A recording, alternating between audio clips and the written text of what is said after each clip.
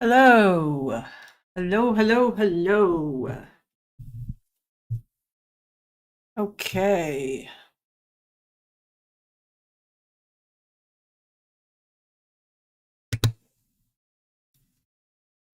Hello there. Wait, why do I have no chat?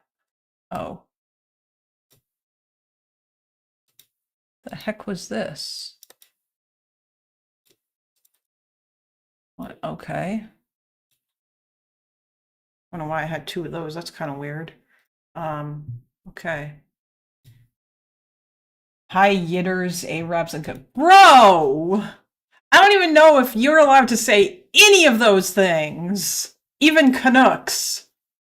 Although I wouldn't call that a slur. I'm sure. I actually don't think there's any slurs for us. It's fine. I don't actually care if you write that, Chase. I'm just kidding. Jeez, you don't need to be so paranoid. Um. Oh no, the Indian government is claiming the protests are influenced by the West. Who would have thought? Oh, the Iranian government. Yeah, well, of course they are. They're going to say that. They're going to say color revolution and all those, and then like the fucking squirrel and all those other dipshits on Twitter are just going to repeat it. Yigas, Jesus Christ, Chase. It's funny because I think Loner came up with that joke. Or rather, I think that he came up with that thing. We have a COG community member in Kazrek. Oh, you mean like a counterpoints person that told us about this going down a few days ago? We haven't heard from him since. Sorry, Iranian. Oh yeah, that sucks. I hope he's okay.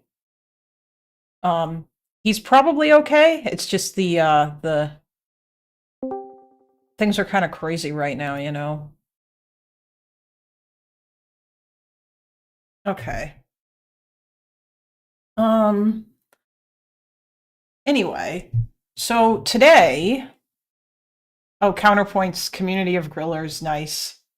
Yeah, so today I'm going to be building a computer for my dad. I've got, well, or rather, I'm going to be taking an old computer that I have laying around and putting it together for him because that I'm not using it. He needs one for the golf simulator that he has in the garage. So this is what I'll be using. This computer is old, but because he demanded it of me, I have to remove the heatsink, or he wants me to redo the thermal paste. So, yay! Because there's nothing I love more than thermal paste application. It's like my favorite part about building a computer, you know? Absolutely my favorite part. There is nothing better than that.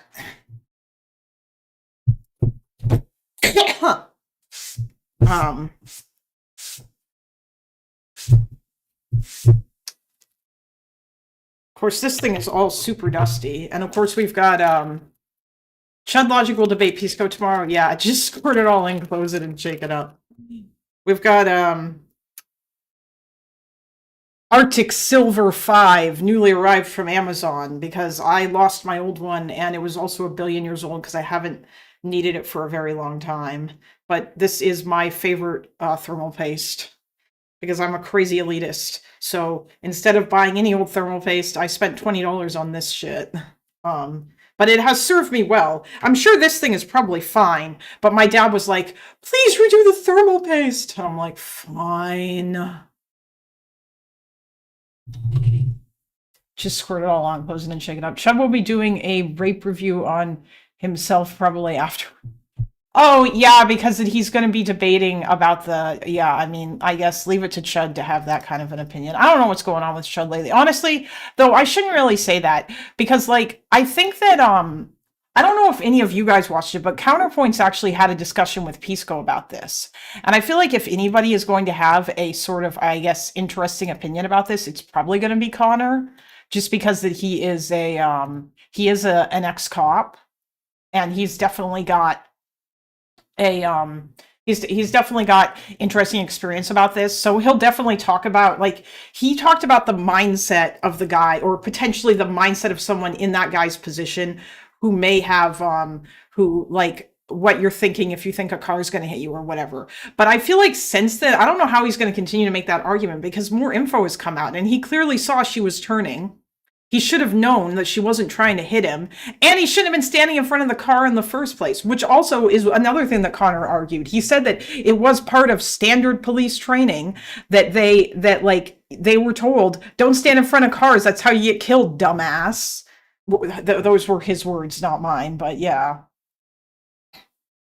The shooting, I haven't heard his thoughts on the extended video that came out that shows the entire prior lead up. Yeah, I know, right? Like, a lot of it's just like bullshit.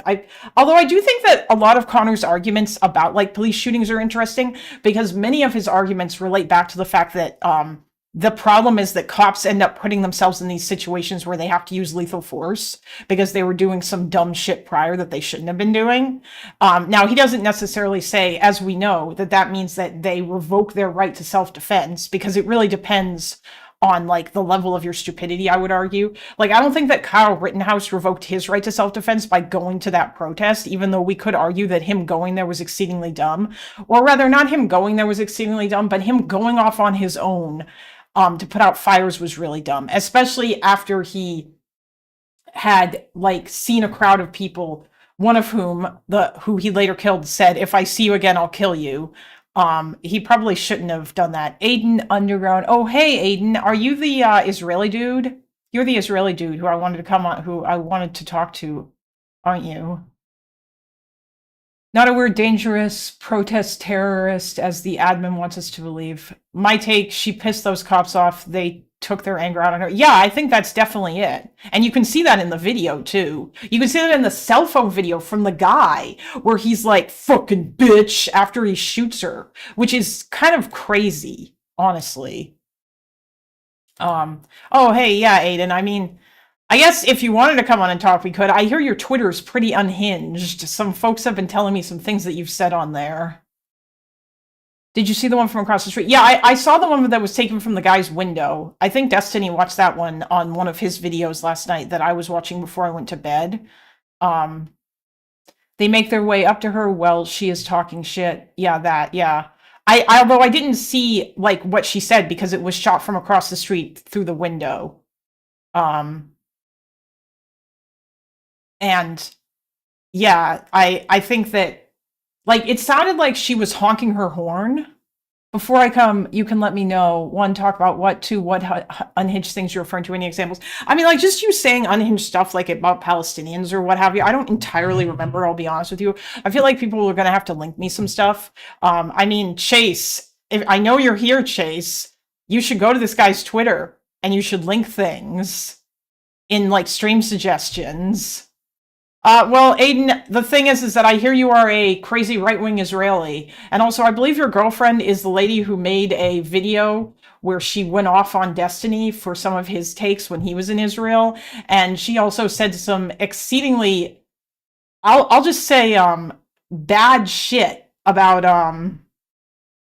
like, the idea that Israelis should, or that, it's fine for Israelis to humiliate Palestinians by doing stuff like putting on like their underwear or whatever, or like parading around in like their clothing, like if it's women's clothing, and filming themselves doing it, which seems kind of nuts to me. I've heard similar takes like that before too, like about how like the Palestinians need to be like humiliated and like defeated thoroughly in ways that I don't really think are necessary, or that's why settlements are justified, or but I don't know what your opinion is on all that. I guess I just wanted to ask you some questions, I suppose. Falling for Destiny trigger bait happens to the best of us. I think she was just talking trash like all the other people were, like go home losers. Oh, yeah. Oh yeah, you were talking about when Destiny was saying so. Yeah, like his speech on the beach to the Israeli people, yeah. I mean, but like I don't know, she was coming at him from the right, you know. Hello, IZ. Oh, I have monetization on Kick now. I just need to set it up. Like I can now get subscribers on Kick, which is awesome. People can like sub to me and give me money. It's fucking based. I just have to set up all my shit so that I actually get that going straight into my bank account. Rebecca Barsef is her name. Yeah, but Chase, I'm not interested in that. I'm interested in I don't want to nail Aiden on things his like girlfriend or wife said. If you find me stuff from this guy's Twitter though, that would help. Before I can speak so we can have an actual substance instead of a shouting match. Oh, I don't want to have a shouting match. I just was going to ask you some questions, but we don't have to talk today. We can do that another time because I still have to build this computer.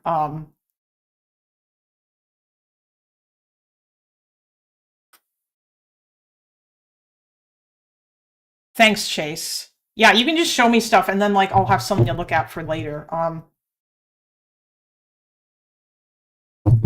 want to talk to yeah, I can talk now, Johan. I messaged Destiny asking if he wanted to talk, but he probably won't respond to me because that guy is he doesn't it's not like he is instantly on lock with his DMs. Tear gas Curtis LeMay the Settlers. What's your Discord? You're in my Discord, Aiden. I invited you to it, did I not?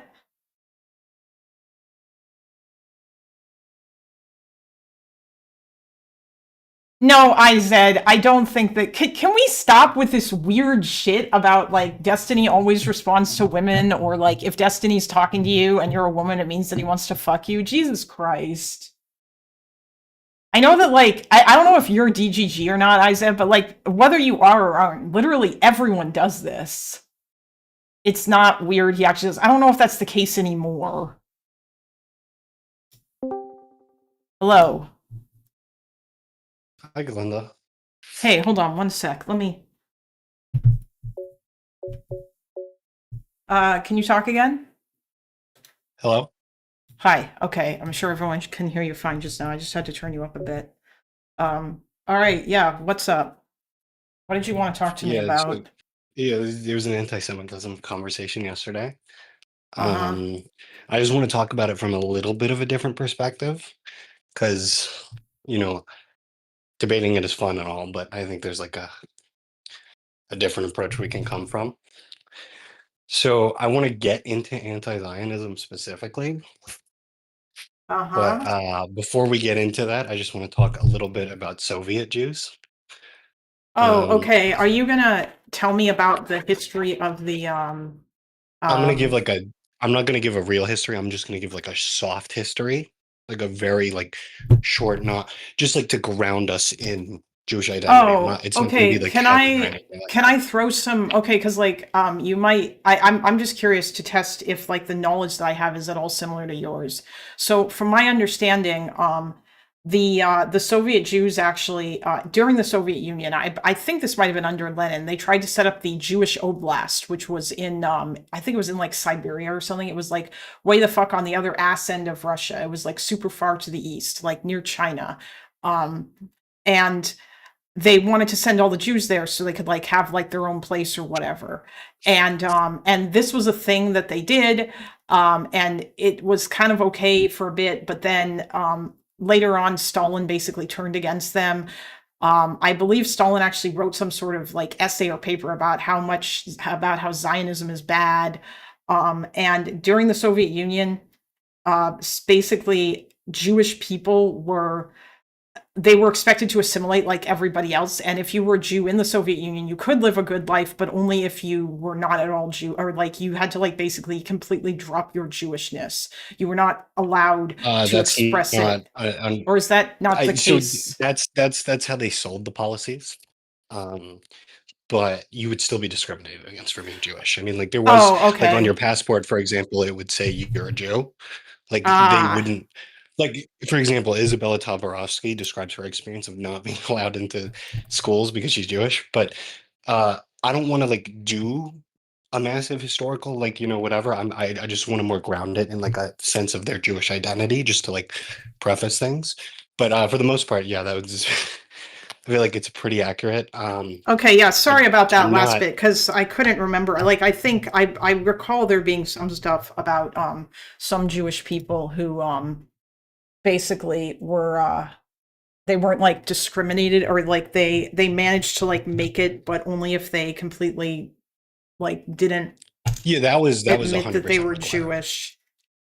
Or well, not admit, but yeah, they had to give up their identity essentially. Like they probably, I would argue, in ways that others maybe didn't have to in the same sense. But yeah, it sounds like from what you're saying as well too, they still got tons of shit, even though they yeah. Yeah, it never worked. Like any example in history where it's like just don't be Jewish and you'll be fine, it never worked. But yeah, that's kind of how they sold it, you know. But what I kind of wanted to more focus on is, you know, obviously you had Stalin, you had whatever, but when we get to the Refuseniks movement, a lot of the movement was, you know, the Refuseniks, by the way, they wanted to leave the Soviet Union, Yeah, yeah, and they yeah, were I know. denied leaving the Soviet Union. I'm just for people listening. Uh, they were denied leaving the Soviet Union, and they like spawned a whole movement of, you know, protests and all that kind of stuff. I don't really want to get into it too much, but the point I want to make is for these Refuseniks, for these Jews, their national Jewish identity is like a very big part of their Jewish identity. It's like almost the whole thing for a lot of them. Mm-hmm. And they view, you know, Zionism, and they view national Jewish identity as a reaffirmation of what it means to be Jewish for themselves. And they find it really important to who they are as people, right? It's not just like this abstract political thing. They are saying, we are Jewish. We're not, you know, we're not going to take this shit anymore. And this is what being Jewish means to us. It's like a very big part of their identity, right? Um, so I just wanted to like say that just because like when we talk about this like in abstract terms, it's a little weird because like we have to like really understand what this means to Jewish people, like what Zionism, what national Jewish identity means, right? Because these people were stripped of their religion, they were stripped of everything. You know, they're not allowed to speak Yiddish or Hebrew, they're not allowed to, you know, whatever.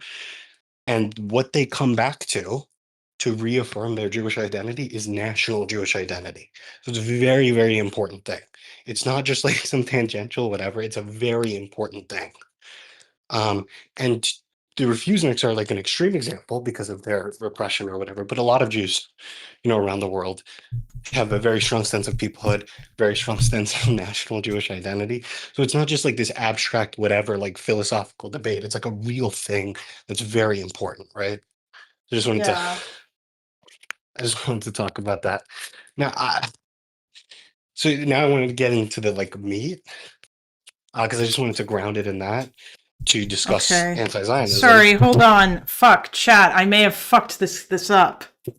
The CPU is stuck on the on the heatsink because it's been on here for so long, and so it's like basically welded on this thermal paste. And so when I pulled this up, it didn't come off the CPU, and the CPU basically got ripped out of the socket. And I think one of the pins might still be in there. In fact, it looks like it is, which is not good. This means that I may have fucked this. Although I don't really know what the hell else I was supposed to do, because there's no other way to get it off. So not good. Anyway, yeah, go ahead. I'm sorry. Welp. It's okay. So can I like just reference like a previous conversation I had with Fire like real quick, so you can like ground ourselves in Okay, like how this can type I of ask stuff. a question about that? Do you know why like Fire seems to think that you are uniquely crazy among all the people in my Discord? You and like that Blarg guy who I don't really know that much about. And I'll be honest, okay, like I'm not like my Discord is a mostly anyone is allowed in there as long as they don't break TOS and as long as Yeah, you're not just there to I be think a I think I can weird drama describe it. farmer. There's like this thing, um, uh, where like there's like these vibes that Jews give off, like, and there's something about left-wing Jews that's like there's like a little bit of a personality difference, right? Like compared to right-wing Mm-hmm. Jews. And while I am very left-wing, I do have like a little personality vibes that are not left-wing, if that makes sense a little bit. So it comes off crazier. And then also, I only really engage in discussions of anti-Semitic. Like I don't know that much about IP. Like just to be honest, like I don't. It's not. You know. So I mostly Okay. engage in like discussions about Yeah, anti-Semitism. I So I'm guess not like. Fire's problem is probably that because in his opinion he feels as though anti-Semitism, like your anti-Semitism, um, doesn't count. And yeah. Wait, sorry, hold on. Jack, what are you talking about? What do you mean? Guess who's on guys? Oh, guys, who's on stream? Oh, that's his name's Johan. He's a guy in my Discord. Actually, wait, hold on. There we go. Now it's proper. Anyway, yeah.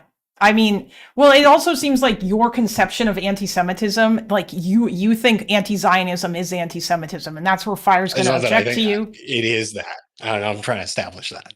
So we'll see if I Okay. can. I do mean, that I successfully. don't necessarily disagree with you. Like, I do want to add the caveat just because I don't know as much about this. I feel like it's probably possible to maybe kind of be. I mean, actually, hold on. Let me ask you a question. Do you? So here's my opinion about the Israel-Palestine conflict.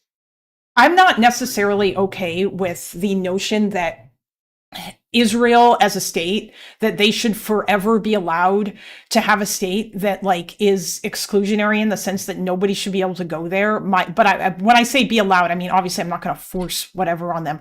But my hope, my long-term goal, or my long-term hope for this whole conflict is that I would like in the future to see the Palestinians and Israelis work out their shit so they can form either some sort of like confederation where like there's like EU style freedom of movement and trade between the two countries, Palestine and Israel, or even like maybe even just like some sort of one state where they all live together. But this would take a lot of like, it would take a long time before such a thing could even happen.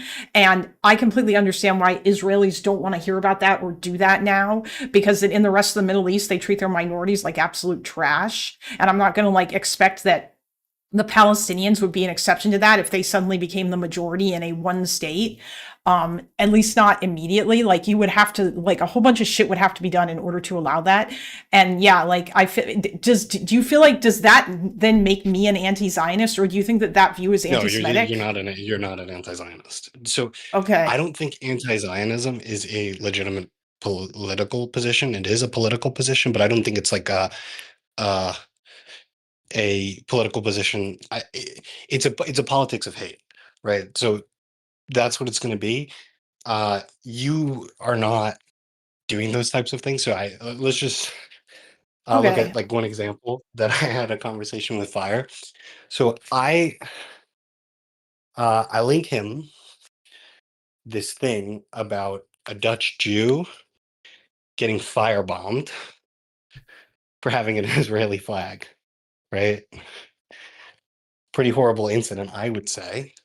Wait, hold on. Sorry, just a sec. I apologize for something. Is that an old bulldozer CPU? If that is one, I will tell you what the pin dose. I mean it's an AMD like it's an AMD like FX something. I don't know if it's a bulldozer or not, but it is an old AMD CPU. Yeah, it's one of those ones that's got an APU in it. I forget exactly which one it is.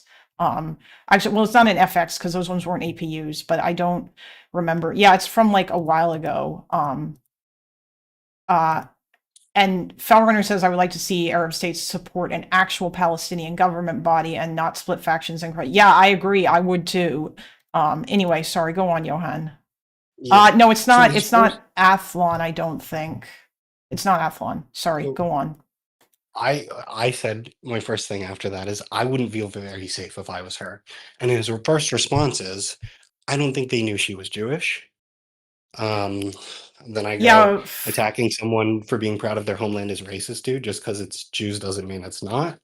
He's like, you can say anti-Israel racism, and then Fire just really doesn't want people to be able to label him or anybody, even though Fire is a two-stater, so I have no fucking idea why he feels the need to like go out of his way. I guess like he's just doing this because he wants to have like the most narrow possible definition of anti-Semitism that doesn't include anything to do with Israel, and he doesn't understand that like Israel or that Zionism is just Jewish nationalism, and he also doesn't understand that the extent to which Israel is bound up in Jewish identity, especially like yeah, modern Jewish yeah. identity. But I don't. Yeah. it's not a factual issue here. Like one of the points I'm trying to make is it's not a factual issue. Okay, So I'll be I'm right gonna back. You can keep talking. I have wireless earbuds in. I'm gonna go see if I can find the manual for this motherboard. I think I got it in my drawer. Keep going.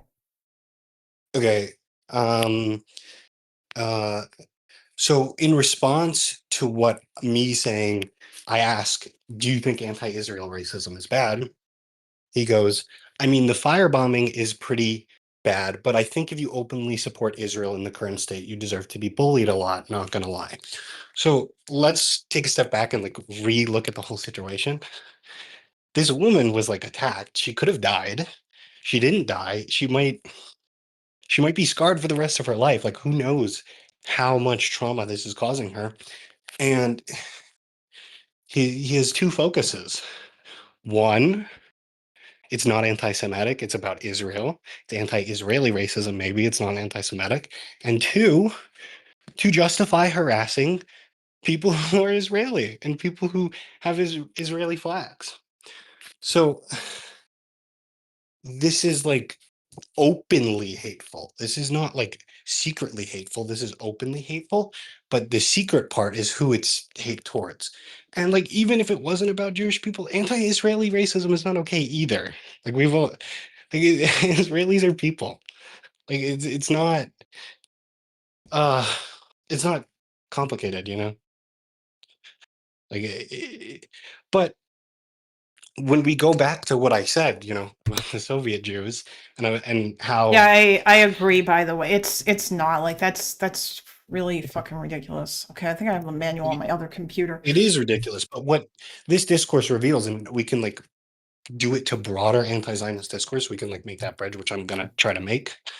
Um, it is openly a politics of hate. It's not hiding hate. It is who do we hate is the problem. You can't say Jews, right? But we should bully this woman. And not only should we bully this woman, but when this woman is literally in fear for her life, we have to bring it up, right? It's that important to bring up that someone, we can't show her any empathy or sympathy or anything like that. We have to say she should have been bullied, Yeah, right? I Like know, that's right? crazy, right? So that's dehumanization for you, right? He Well, may not yeah, I support the don't. actual act.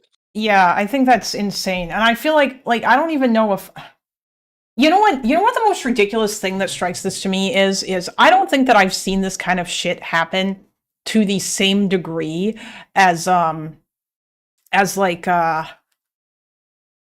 at or like I don't think I've seen this happen to like any other group of people who are doing something that the rest of the world considers bad. Like, do we have instances of Russians crying on social media that they weren't allowed to stay at hotels when they traveled abroad?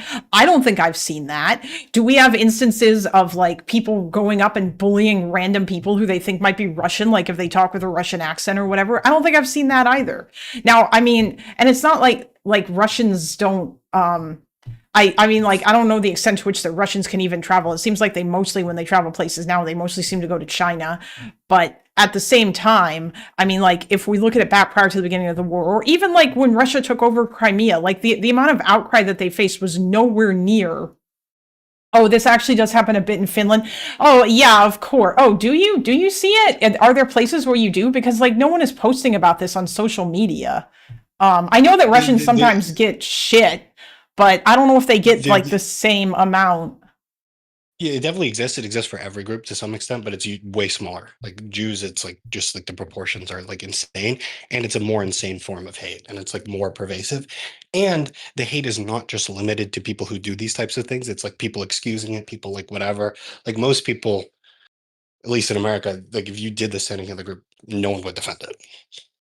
Yeah, like I don't But honestly, the only kind of Russian, like I feel like the only Russian that I think it maybe might be okay to do that kind of shit to is if like they were a Russian and they came into your bed and breakfast and they were wearing a shirt that said like Z and they had like a Z tattoo and they were like fucking like Putin is awesome, hell yeah, like that kind of shit. Not somebody who was just like any old Russian, you know? I feel yeah. like Like that's if you have a yeah. Russian flag, like, and you can talk to people who have Russian flags. Some people are obviously going to support the Russian government, but a lot of people just like are proud of their country. Like they just want, like, it's not just a Yeah. political statement. Like Also, some people like people conservatives complaining about Mexicans having flags is like just ridiculous. Like they just yeah, look at that. Like I relax. Yeah, I know. Also, I think, I don't know if some Russians will do this, but maybe some people will fly the Russian, like the blue and white Russian flag, like the Russian peace flag or whatever, as like a symbol to say, hey, we don't support Putin or something. I don't know exactly what the origin of that flag is. I Duckfinger, don't you know might that know much what I'm about talking about, but as a Finn, I have seen people using slurs for Russian online. Oh no, I'm not talking about like discrimination overall against like Russia as a whole. Obviously, I see that. I see a lot of like anti-Putin stuff, but I was talking more about like individual Russians getting harassed, for example, like when they try to go eat at restaurants or when they try to like stay at hotels or Airbnbs or that kind of shit. And like getting their things denied in the same way as people do it to like Israelis or whatever. Like obviously I have heard stories of people getting shit for being Russian, but not it. I Definitely don't know if happen. it's to It's the just same it's not the degree. same. It's not only that it's not to the same degree, like it's a different thing entirely because of the scale and because of the way it happens. Like it's just not the same thing. But obviously it's not okay anyway. No one should be discriminated against. But um Yeah. Like I anyway, to said, like unless they're like, hell yeah, brother, the special military operation, I mean, base. But even then, that's no one should be firebombed. But oh no, they shouldn't be firebombed. What I meant was is yeah, that well, if I'm just like somebody, tying it back to yeah, the example. oh yeah, no, Um, fuck that, no, that's dumb. You shouldn't like kill anybody we or should probably be yeah, sympathetic towards those people, even if they yeah, have politics we disagree with. But to tie it like to broader anti-Zionist discourse, like I like to use Fire as an example because you just had a conversation with him. Like mm-hmm, that, the way they talk about it is just to deny, and like we're not anti-Semitic. They're not actually concerned about Jewish people. Like as you can tell from like pro-bullying someone just because they have an Israeli flag, after being talked about with a firebomb and saying, and the first response is, how did they know she was even Jewish? Like this is ridiculous, right? This is like a game. This is a yeah. charade. It's not real discourse. It's like all, just like a game to Well, like sanitize it. yeah, he's just trying to run away from like he just wants to deny that anything is like anything that's being done that's anti-Israel. He wants to say, well, no, you're not being like anti-Semitic, and he just doesn't. I mean, like to some Right. extent, like I kind of understand. It's been even hard for me to like wrap my brain around it, but I believe that I understand it now a lot more. But it was harder for me to wrap my brain around it because in my mind, anti-Semitism was always when I thought of it, I always just thought of the kind of like Nazi level, like the kind of anti-Semitism pushed by the Nazis, which was basically just all about Jews. And it was hard for me to see anti-Zionism as anti-Semitism Right. unless it was like Zog shit. But like now, like yeah, I get it because it's just I don't know, like the extent to which that also like the crazy shit that people say, like Teuton on Lonerbox's stream and on my stream, basically saying, like if you're a Zionist, then you should be treated the same as a Nazi and like you should be driven out of Yeah. society All and that all this extra kind stuff. of shit, Yes. which is ridiculous. Because like this assumption that if you're a Zionist, that means that you must believe the most insane shit when there are Well, different either way, like it doesn't categories of matter. yeah. Like I'm not even going to cede that ground. Even if you do believe the most insane shit, like you cannot target people this way. Like it doesn't matter. You can't Oh just say no, don't be not for targeting it. people this way. Not It's not like not Jews are like outwardly inviting these conversations. You can't go around targeting people this way. It doesn't matter what their beliefs are. Like if you pull Muslims on gay, I don't know Muslims' opinions on gay. This is just like something far right people say. If you pull them on gay, maybe they're insane and unhinged. I don't know, but you can't go around harassing Muslims. Like it's not acceptable. Um, well, but yeah, anyway, no, like to that's not quite what I meant. What I was saying though is, I think no, I'm that not disagreeing with you. I'm just like I'm not disagreeing with okay. you. I'm just going farther than you are. I'm like adding to it. I we're on the same page. Well, I mean, kind of. We might not be though. I guess it depends what you mean. Because, like, for example, I feel like if somebody is like a political commentator, or like they have a very active Twitter account that's basically dedicated to politics, That's not a and private citizen, so it's a little okay, if different. you're yeah, if you're talking about private citizens, then yeah, all right, whatever, that's fine. I mean, yeah, sure. Yeah, like if you're talking about not walking up to people and harassing them in the streets, then okay. Although, aren't you a private citizen if you just have like a Twitter account that's got like a few thousand followers, but you don't There are actually certainly like, levels of it, and like we can get into the nuances of that, but yeah. I don't But really I'm think that's not. like the point of this I debate okay. I or do not just debate want to. conversation. I Yeah. do just want to like make a difference, a distinction though. But by the way, when I say this, like So, for example, I think that Candace Owens, some people went up and did some shit to her, and like I don't necessarily care about that. But the thing is that obviously that's not the same thing as firebombing someone. I'm not saying it's okay to No, yeah, firebomb someone. I'm talking about like, yeah, for example, if you see somebody in the street who you recognize as like a Twitter influencer or whatever, and you walk up to them and you put a phone in their face and start asking them questions to try to humiliate them, and they have like crazy beliefs, whether they're like a fucking Kahanist or some other shit. I don't necessarily care about that, but that's not the same thing as like firebombing private citizens. no, definitely Yeah, not. Yeah, like I would have so like I guess a different. scale in terms of, because like to me, like I think people like Ben Gavir and shit, like I those Well, people that's and in people Israel. who, I'm yeah, talking about the well, I diaspora, just know, to break it I down. know that it's in Israel, but there are people in the United States who agree with that shit, like Ben Shapiro and others who I think are like, I think those views are harmful to Israel personally, because I Yeah, don't I think mean, that's good. I'm not But a Ben I, Gavir yeah, fan, if hmm.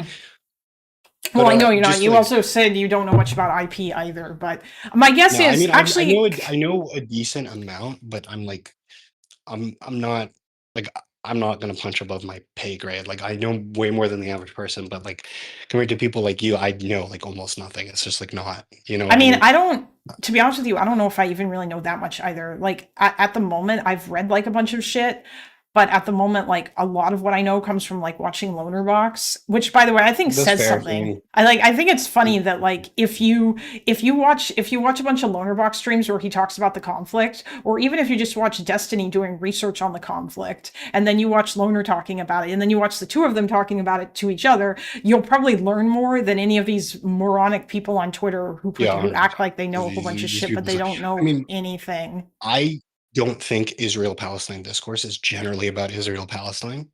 I think it's about not liking Jewish people.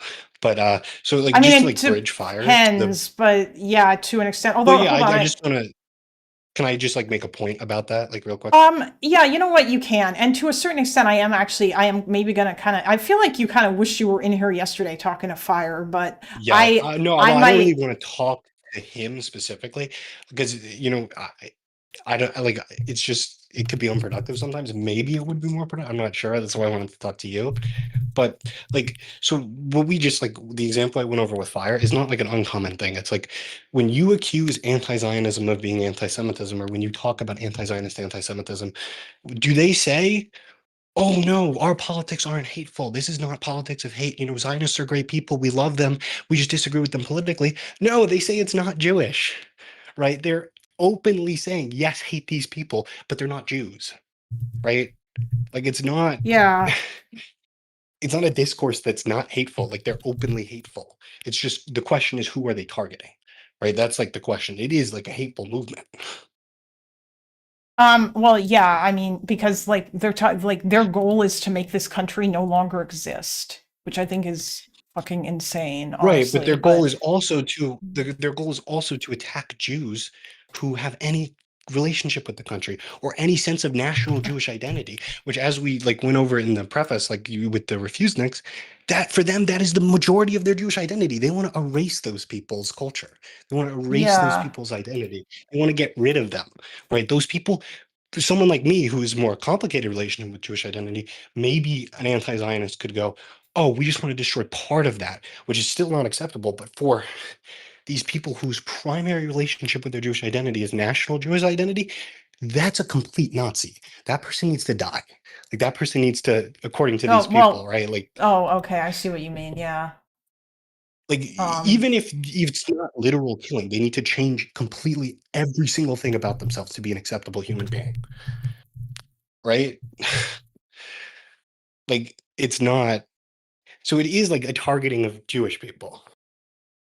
Like it is like a you're not allowed to have Jewish identity. You're not allowed to whatever.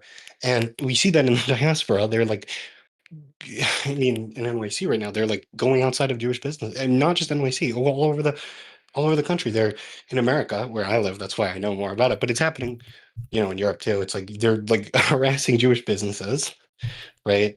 We had a protest recently in NYC where they were like literally giving death threats to the attendees, saying they want to intimidate them, right? Like it's not just an IP thing. It's like very, very real to Jewish people and Jewish people's experiences in the diaspora. Yeah. I This cooler is stuck to CPU. Warm paste is generally easier to unstick. You can also try isopropyl. Jesus Christ, I don't know. I think I broke it. I think this thing is fucked, which makes me feel really bad because that means my dad's not going to get this computer, which ain't good. Um, anyway, okay. I just want to ask you a couple of questions then. So, fuck, what was I gonna say? I'm getting distracted here. What was I going to say about all this? There was some stuff. Because Fire had some things that he had said. Fuck, I completely lost it. Is there other stuff that you wanted to say, and hopefully it'll come back to me? Because I was gonna maybe challenge you, or like I was gonna maybe steel man Fire a bit. Just loosen it with a hair dryer. Yeah, you know what? I might try that I mean, actually. I don't think it can be steelmanned because, like, yes, you can make a better argument, but like we showed how, like, I don't think anti-Semitism is a belief thing. I don't think it's sometimes it is, right? Sometimes people have belief, but I think it's much more telling.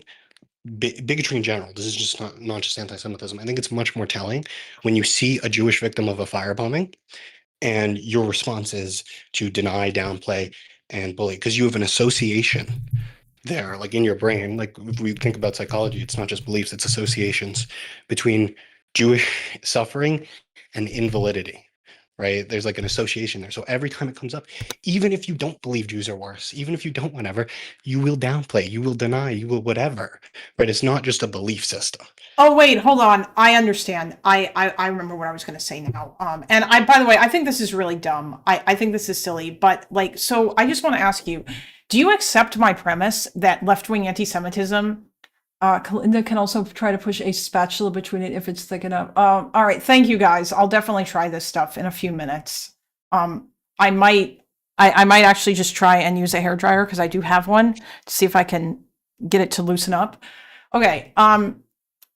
Anyway, so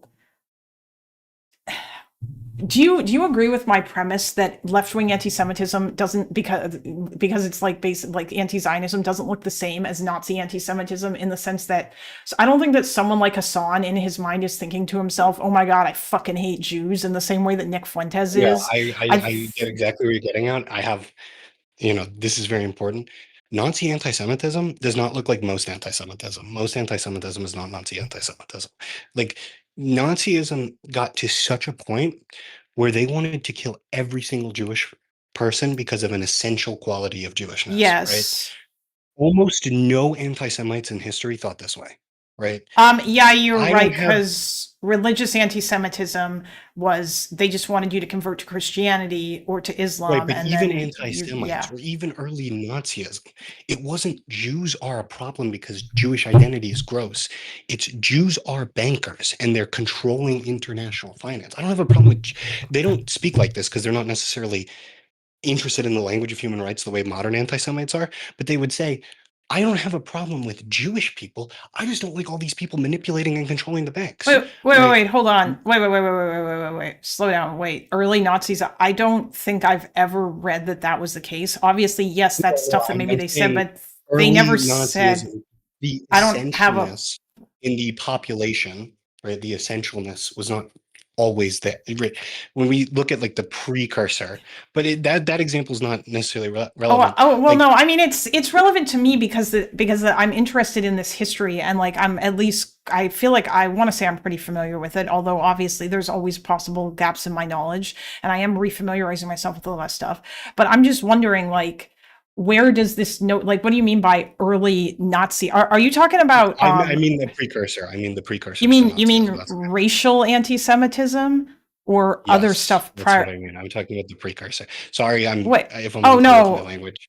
I don't think you're talking Um, about racial anti-Semitism then, because racial anti-Semitism, the entire point was you're always a Jew no matter what, and that was. But if you're talking yes, about like but the that's not stuff how it that, that's not essential to how it functions in the discourse. That's not essential to how it functions in whatever. Like there's this ideal we have of the term, right? But there are plenty of people who buy into anti-Semitism, this racial anti-Semitism, who would think of things, they wouldn't think of Jews just because they're Jews. They would think of a banker. They would have these associations, right? So it's Oh not like yeah. it does not function just as the dictionary definition, right? Like how it functions in the real Oh world. yeah, yeah, I know. Though, But I mean like they would still find that like the weird thing about, and like obviously I'm deferring back to like the Nazis here, but the thing is that most of Nazi anti-Semitism wasn't original. It was shit that they got that they had heard in other places or that they stole from other things prior to them or whatever. Like all of that eugenic stuff, they didn't come up with that. Most of the stuff that they had, like they didn't necessarily come up with it. But the racist like the funny thing about it was that it was kind of like twofold. On the one hand, it was like the enemy is both strong and weak shit. Because on the one hand, it was like, oh, you know, here are the Jews who control the world with their with like their banking and like the international finance and all this shit. And also, they made Bolshevism happen because they just want to spread chaos everywhere. But oh, look, let's go to the Warsaw Ghetto, and here also are the Jews as they are mired in filth and like lice and disgusting shit. And this is what Jews look like. And it was like it didn't really make any sense if you thought about it for 5 minutes because it's like, yeah, it's oh, all of incoherent. these things are Jews, you know, like it was just it was really stupid. But I mean, yeah, I don't think like obviously maybe I think people will often say too that one of the things that made it really shitty if you were Jewish and you as a target of the Holocaust is that some other targets of the Holocaust, for example, like homosexuals, they could escape persecution by just like by pretending to be straight, as long as like they didn't get caught. Whereas like if you were a Jew, you were always a Jew. Converting to Christianity did not save you, and unless you managed to run Yeah. away and assume a false identity, then you were like yeah, like you were fucked basically.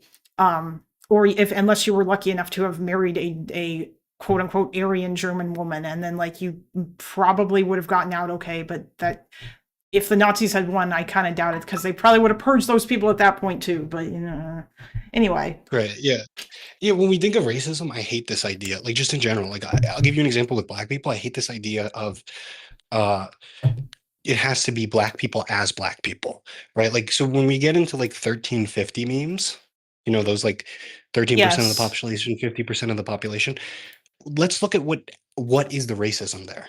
And it's not this belief that black people are inherently uh subhuman or anything like that. The racism there is an association between blackness and criminality, right? yeah, So you don't it's have a problem with black people, you have a problem with criminals, and black people just happen to be criminals, well, right? no. I don't think I would agree with that because that a lot of these same people, when you test them on it, they don't care about white criminals to the same extent. They don't want to deport Right. Well, you know, all the yeah, white exactly. But people who that's are what racism criminals. is, though, because it's the association with between blackness and criminality, right? It's not that they would apply it evenly. Racists will not apply it evenly. But when you think it's like a Donald Trump voter, right? They hate corruption. You show them Donald Trump being corrupt, they don't think of corruption.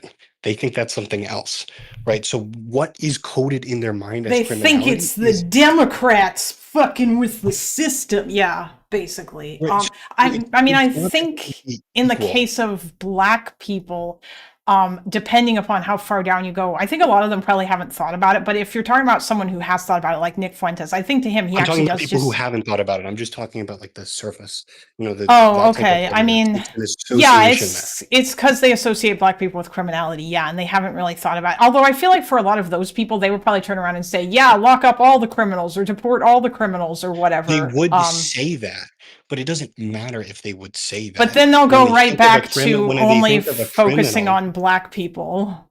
right? And when they think of a criminal, they imagine a black person. Like that's their archetypal Yes. ideal of a criminal, right? So it's not just a belief. Like you can have these people who believe this 1350 stuff, but do also support equal rights for black people, and they will tell you that. But racism is complicated. It's not just like a a belief. Like prejudices are complicated. They exist in our brains in like weird ways, right? That we can't even like like.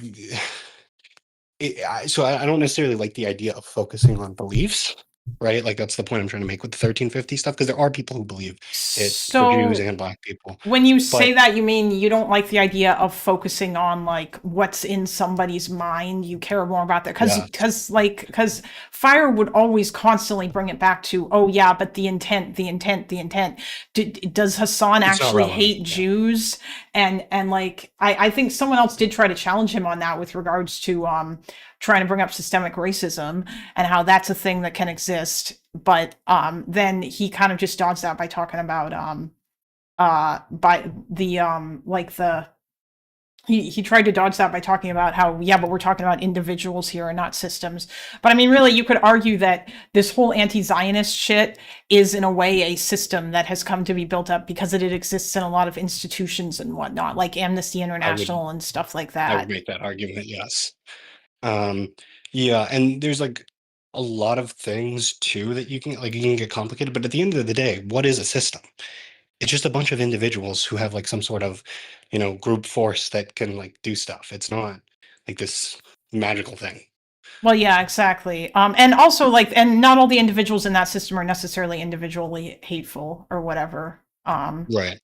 Yeah, and then I just want to be careful because you probably understand, but when we use hateful, we don't literally mean hateful. We mean any type of bigotry. It's used as like a proxy for that, typically. I've had Yeah, conversations where I use the word hateful, and then people are like, "Okay, but what if it's not hate? It's disgust." And I'm like, you know, I kind of meant that too, but okay. yeah. Yeah, so I do think, and I think when you look at what anti-Zionism does, right? What it does is not like what it does is it targets Jewish people. Like that's what it does. That's how it behaves. Like you can look at I don't know if you saw them. Maybe I can link it in stream suggestions or whatever, but like they're literally like at these protests, they're calling for the genocide of Jewish people, and then they're like called up to Congress to be asked about if that violates their policies. And they're like, no, it depends on the context. Like, what? Depends on the context?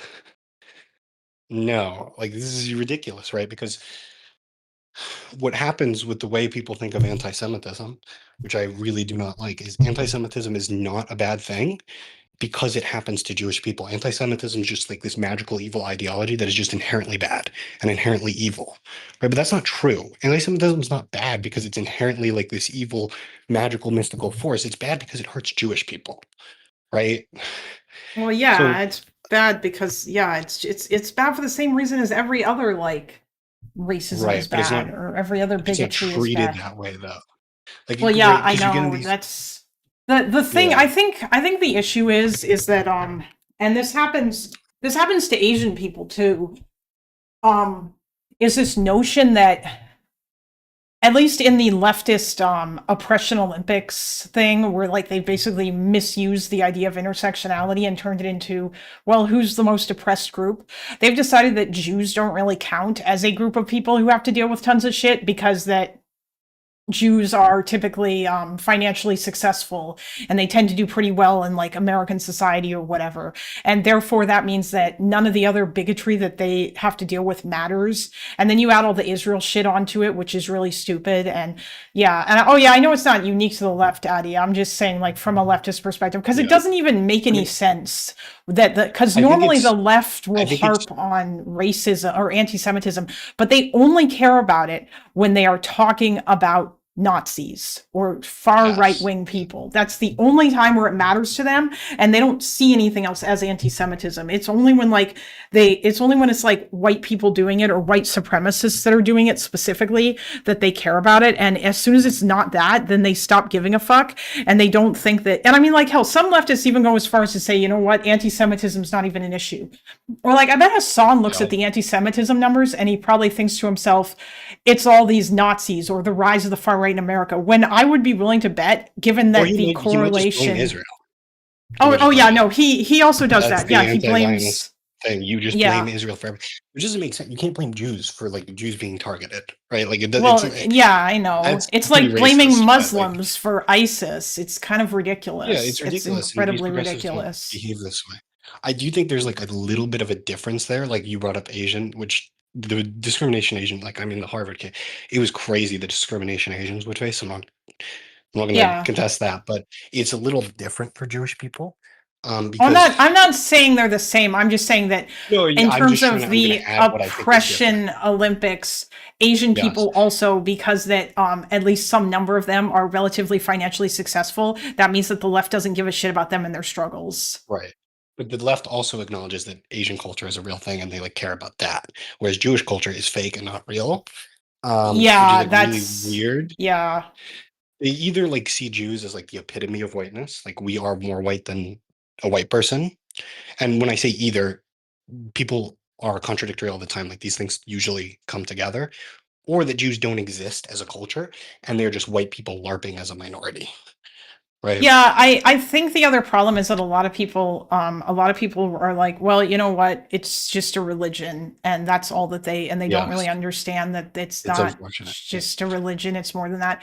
And then there's like other such shit too about I mean, I wouldn't necessarily say this, but obviously, like white nationalists will say that Jews are not white in order to exclude them. When I mean, I don't even Yeah, know, like, whiteness is a dumb thing anyway, that largely yeah, it's so is a stupid. paradigm that Americans came up with. Like in Europe, that's not how people see things. Although maybe And even in, Nazis, but yeah, actually, they don't even, yeah. I would say the whiteness paradigm does not map onto America properly either. And you can see this like if you really study like Irish discrimination, like when they first got here. Oh no, it Um, doesn't. yeah, It's a fairly modern thing, is what I'm saying. The which is whiteness ridiculous because paradigm is a fairly yeah, modern it notion in presents itself America. it presents itself as actual civil rights. Like there were people like MLK doing civil rights before this stuff existed. This is like ridiculous to present this as what civil rights is, but they like they conflate the Wait, two. hold on. But What do you mean Zoniacs? This is getting soy now. Is it because but I'm using like somewhat leftist language? I don't know what yeah. Yeah, no one cares about anti-Semitism until it's useful to their agenda. Yeah, that's true. Honestly, I that might even be. Do you feel like that's also the case for Bibi, Addie? Do you feel like Bibi also? Because to some extent, I feel like the Israeli right, like I think the Israeli right love people like Hassan and Bad Empanada.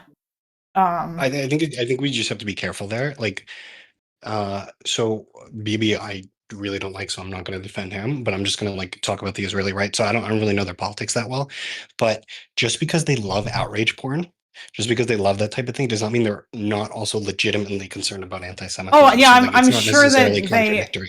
are. Although the issue that I have is the extent to which that they will label literally any criticism whatsoever of Israel as anti-Semitic, which I think is kind of Yeah, crazy. I would say that's not necessarily a good thing, but it's also very normal. Like that happens with black people in America too. Yeah, It's we I don't know, we I don't know. stop taking that shit seriously. Like racism is a huge problem in America. Like you just because there's a Yeah, lot of false accusations doesn't mean you don't take it seriously. And progressives know this and they implicitly believe everything except accusations of anti-Semitism. And sometimes what you'll find is there are situations where someone is accused of anti-Semitism. It is proven, and people will agree that it's proven, but it's still bad because it's an attempt to silence discourse, which yeah, is disgusting. yeah, Addie, if you want to come in, you can explain it. Although I do think I understand what you're getting at, because obviously, yeah, BB obviously cares about anti-Semitism. He does just weaponize it. Like I was trying to think of examples. I feel like it's kind of insane that, for example, God damn it, did he? Actually, yeah, it's a bit different in Israeli society too. Like I hear, for example, that far right Israelis will call like more left wing Israelis like Amalek and stuff, and they'll kind of do this thing where like it kind of reminds me of the American terrorism, or like America after 9/11, where if you didn't support the Bush administration and everything they did, you were accused of being pro terrorism, and this is a label that got slapped on the Democrats by Fox News. And yeah, listen, Zoniax, if you want to hop in and clarify stuff with Johan, you can. In fact, what I might do is if other people want to talk to Johan, if you're down to talk to some other people, you can. I promise I I'm won't down. let it. I'm down for questions. I don't want a full on debate. So if we want to like Okay. discuss a couple things, I also like I Yeah. do have to go soon, so I'm not going to be here for forever. But Okay, that's yeah, so fine. if you want a couple questions, Okay. like yeah, you can come in and ask some questions. Okay. Yeah, well, he's here, so I'll let him in, and then I'm going to mute my microphone and I'm going to turn on the dryer. So, yeah, you guys talk. Yes. Uh, I think maybe I just misunderstood what you were saying earlier. That's why I I kind of said that it got a little bit soy for me. I think you said something along the lines of like uh, anti-Semitism is different than these other types of discrimination because No, well, what I said, I can can I just actually finish my you finish. question? I can clarify later. All good, all good. Uh, it's different than these other types of discrimination because they are about, like for instance, with Black people, it's about associating them with No. criminality Sorry, rather I than have to their cut you off. blackness. I'm saying all And with bigotry is like that. anti-Semitism, it's about their Jewishness. And I'm just not No, I entirely sure said that's explicitly true. the opposite. I said explicitly the opposite. So I understand why Okay, you think it's soy. I don't know. Association is like one of the most important concepts in bigotry, just in general. okay, Um, so like to tie it to a Jewish example, because I talked about it with Black people, there are these types of people who believe Jews deserve equal rights.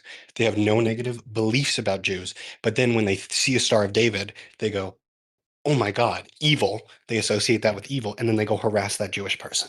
That is still yeah, bigotry. You don't need a belief there. So it's not that they're different. I just wanted to use Black people to illustrate a general concept. okay. Does Because that I make would say it's quite similar, right? Like it's Yes. like especially on the left, right? They associate it with like they see a Star of David, they think, oh, that's genocide, and therefore therefore I feel icky towards that, right? That's the logic in their head. Yes, I'm yeah, assuming. exactly. Um, So yeah, just to reclaim, it's not different. yeah. It's the opposite of what I was trying to say. I was just, All right, I got you. Then I don't have a single problem with what you're saying. I think it's okay. entirely true. All good. Well, shit. Now it's just you and me. Does anybody else want to say anything to Johan? Um, Yeah, I mean, I do have one last thing to maybe get in, and then someone can come in afterward. Um, I do want to like take on this idea that anti-Zionism crosses into anti-Semitism. Because I think I find it a little bit ridiculous. Like, hatred doesn't cross, like, legitimate politics doesn't cross into hatred. Like, that doesn't really work that way, right? Like, when we think about other stuff, like the KKK, for example, the KKK is not legitimate politics when it's talking about Christian values, and then it crosses into hate when it's burning crosses, like black people's crosses. The KKK is not legitimate when it's doing community organizing and doing things that we would have no problem with. The whole politics is a politics of hate, even when they're doing stuff that we might not necessarily want to like classify that way. You cannot cross into hate in that kind of way. That's not really how hate works. Like, it comes from somewhere in your brain. It's not like, oh, you criticize Israel too far, you're anti-Semitic. Like, no, it's a completely different type of thing, you know? oh, yeah, of course. Yes, Zoni. Yes, I'm aware that I need to wipe it down before I use it. I'm just gonna go get some isopropyl alcohol. Hello, Aiden. Did you, or is it Adan? It's Adan, isn't it? Is that how you pronounce your name?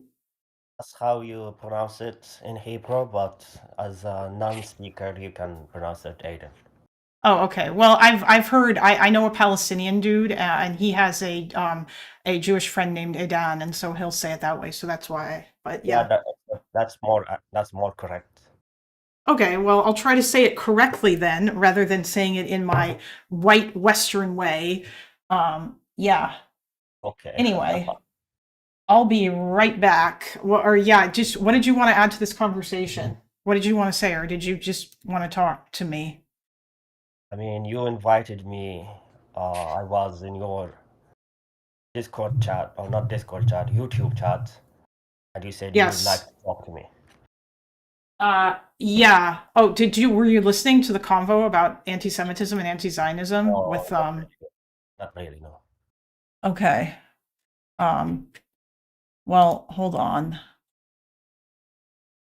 Chase, why are you in the waiting room? Oh, it's cuz he sent me his tweets. Oh. Okay, If you Johan, guys want did to you move, Hmm? if you guys want to move on, I guess I can like, I, I guess I just want to like re-emphasize before I go. Uh, Yes. like hatred is not, and bigotry is not like looking at people to find this one aha mask off belief moment where like, oh, you said something about Jews, oh, you said this thing that leads to this thing about right. It's like like it's like a thing you can like actively measure and study, and you can see how it works, right? So like the firebombing example I brought up, that is like dehumanization in real time, right? None of the beliefs he said, I mean, I guess except bullying Israeli people, but that's not the worst part of it. Like the bullying Israeli people, bullying people with Israel is not the worst part of that. It is objectively, you know, like it is definitely hateful, but the worst part of it is when you see a Jewish woman, right? And you go, how did they know she was Jewish? Like you're instantly thinking of why this is not legitimate, right? You're instantly like, that's the type of dehumanization. So when we look at people, you know, it's not worth like this. Not that it's not worth. You do have to have conversations with people, but it's not about like examining this belief or that belief or that belief. It's like when you see someone react this way to this type of information, it's very dehumanizing, and that's what bigotry is. It's not the bad beliefs. It often comes out in bad beliefs, but the dehumanization is what we should look for. We shouldn't look for like this aha gotcha movement, because it's much, much more, you know, worse than that. And then when we do that, we only target the most extreme examples. We have to target it at its root. We can't target the consequences of the bigotry, which is the bad beliefs. We have to target the associations and dehumanization and that type of stuff. Okay. Okay. Yeah, I mean, I agree. Anyway, yeah, if All right, you're I'll let good you to guys. go. Yeah, we're good to go. I'll let you guys talk. Thanks. Bye. Yeah, you're welcome. Thanks. Bye. Okay, Adan, what can you define Palestinianism for me?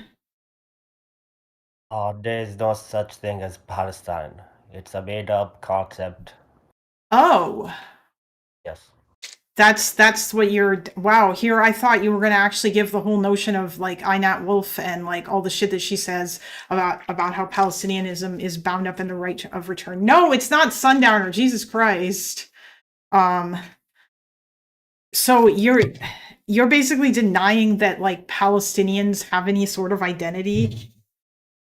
I mean, identity may be in their head, but I don't think there is identity. There is a race or ethnicity that says Palestinian. You know, if you do the genetic test, it will come up as Syrian, Jordanian, or something like that.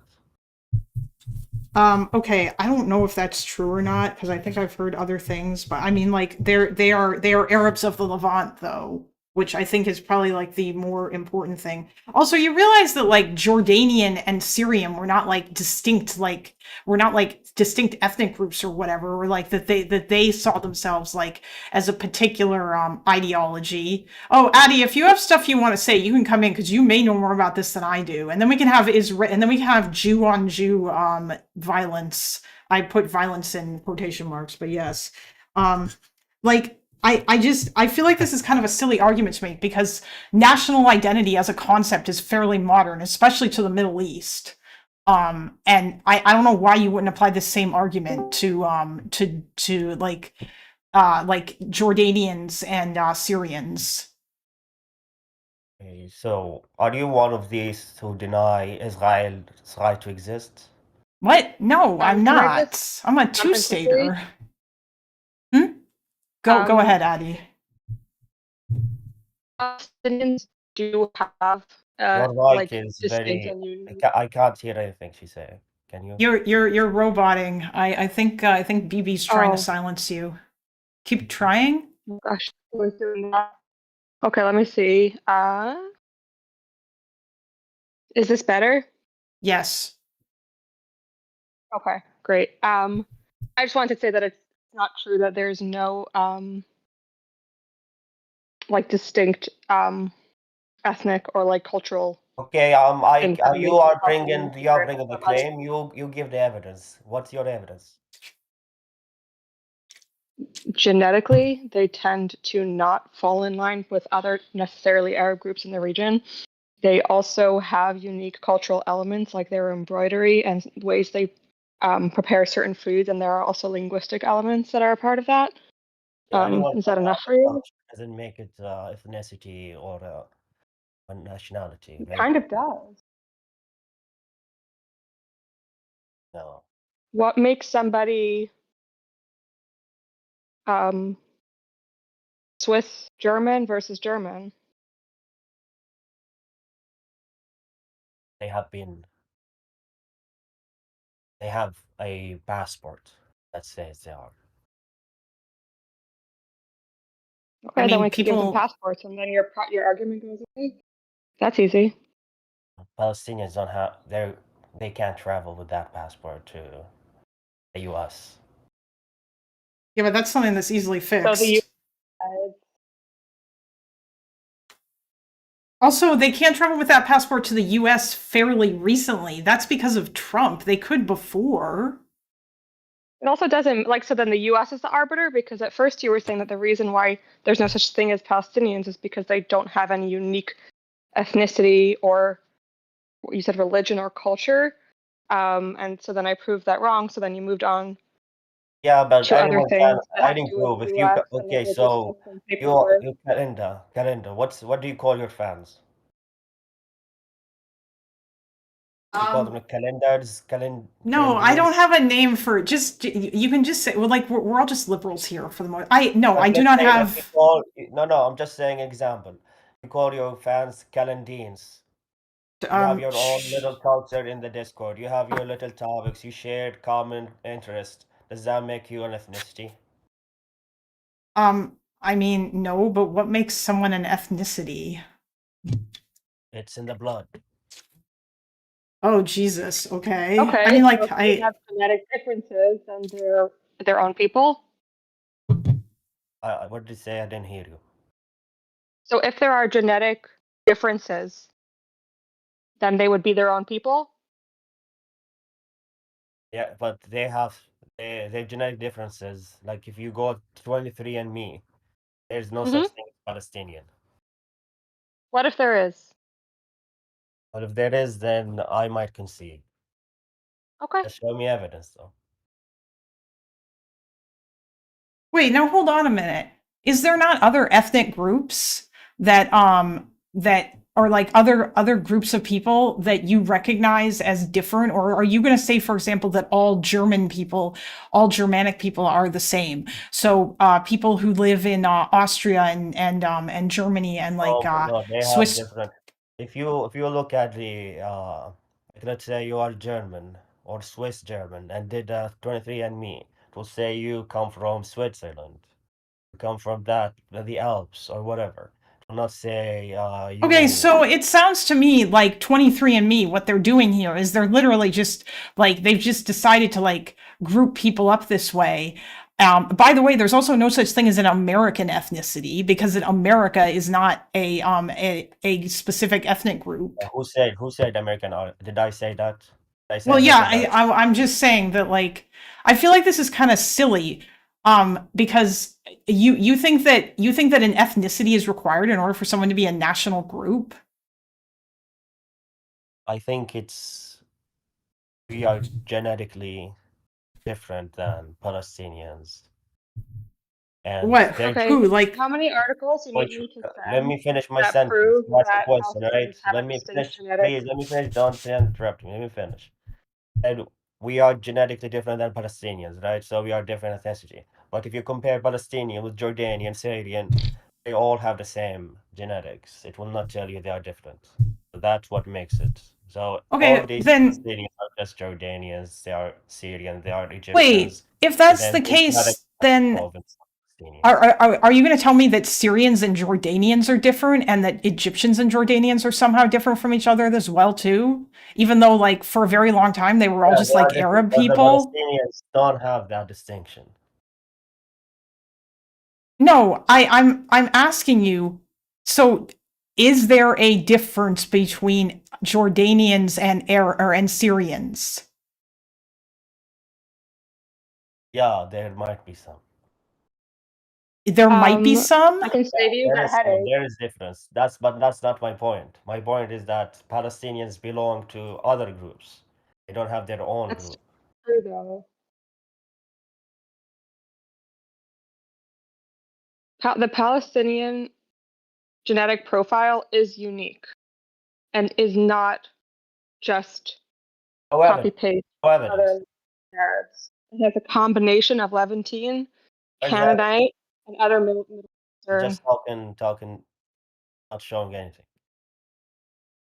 I can send you research papers if you want. That's not a problem. No, but I I'm just trying to make don't my need to point send it. that the people who Because are I know you say watching I and sent listening you, and then you pretend understand for this the as fact you well. say, "Oh, I Guys, sent it." stop Like, stop talking over can each you show other. it on screen, please? Can you show it on screen? Any evidence on screen only?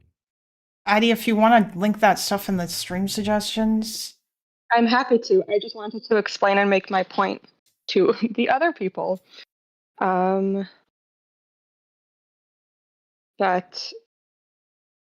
That's all. Sorry, I Okay. don't feel like I need to prove my point. Well, and I'll send you some links. So. What'd you say? I don't think I need to prove my point any further. I'm just gonna send you some links, but I'm gonna dip out. Okay.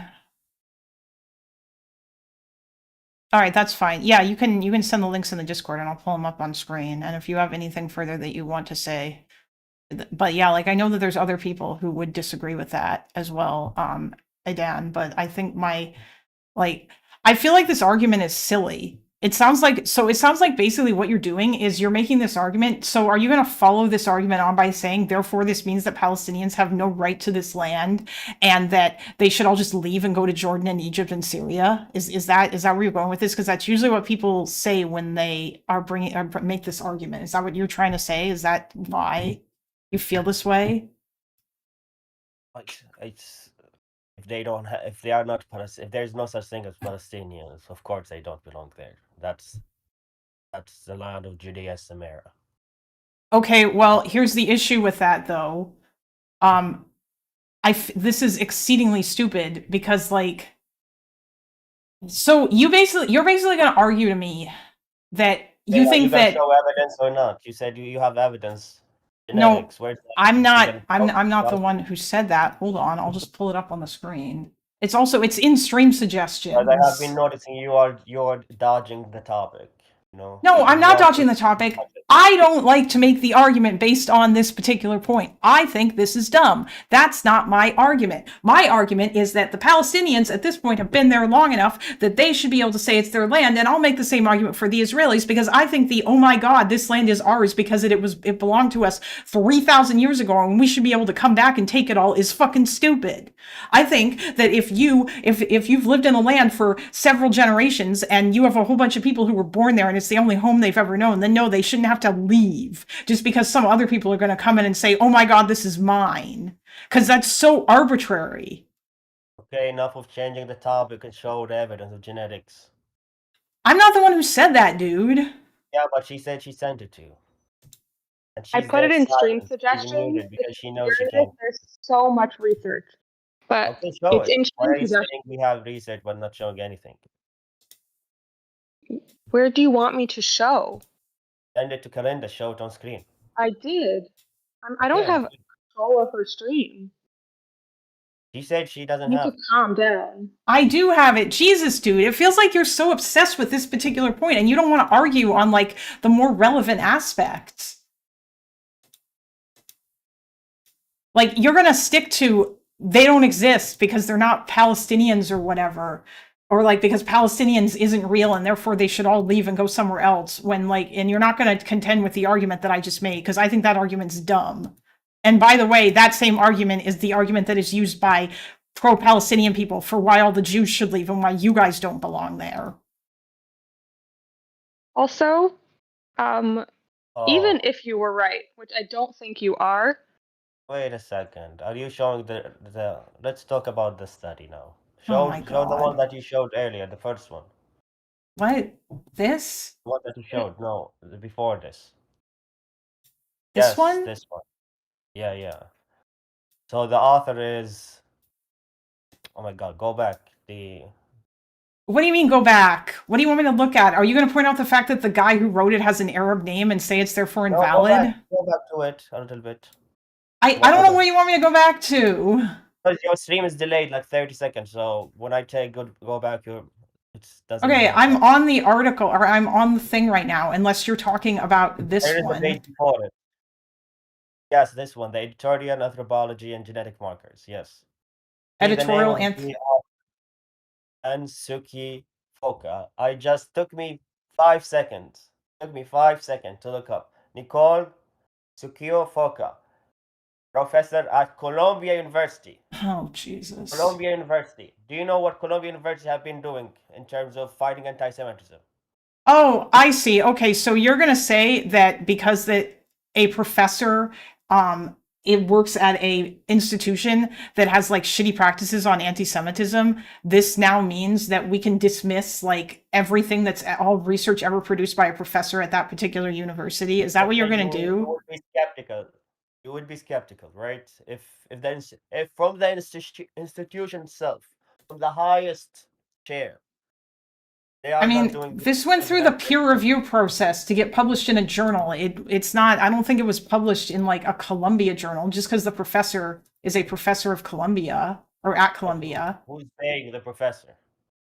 You're the one Columbia who's saying the professor. You're like, this guy's a professor at Columbia. That means that this is bad because Yeah, I'm Columbia saying is bad. you said this is published, so it doesn't matter if it's not published in Columbia itself. It's published in another journal, but it doesn't matter because the professor is from Columbia. He's getting paid by Columbia. Oh, University. okay. And you think know every single Columbia- I professor, know Columbia University. do you think Oh, every see- professor who works at Columbia is like an anti-Semitic Jew hater? Is that what we're gonna do now? But if I'm not saying everyone, maybe like in physics, maybe in math, they don't talk about this, so it doesn't matter. But when you are talking about Jews, you're publishing papers about Jews, and you are in Columbia University, the world known anti-Semitic university, I will be skeptical. Okay, well, you're going to say that about literally every single paper that she links then. And so there's no point in having this discussion because all you're going to do is you're not going to engage with the... University. They don't like Israel. They hate Israel. Yeah, I get what you're saying, dude, but the problem is that this is stupid because it means that you're just going to use it as an excuse to dismiss the evidence and you're not actually going to engage with the paper itself. On something I haven't done yet. Hmm? You are assuming what I will say. You literally just did it. You're like, this paper comes from a Columbia professor. For other papers, what I will say. I already debunked one of your papers that you gave me paper. I already debunked. Took me 5 seconds to debunk it. Next. Wait, what? Hold on. Can I ask you a question, Adine? Yes. Okay. Even if your claim was correct, right? That there's no such thing as Palestinians. Which I disagree with, just for the record. But even if I were to buy your point, then what? Okay, we're imagining it. They're imagining it. Now what?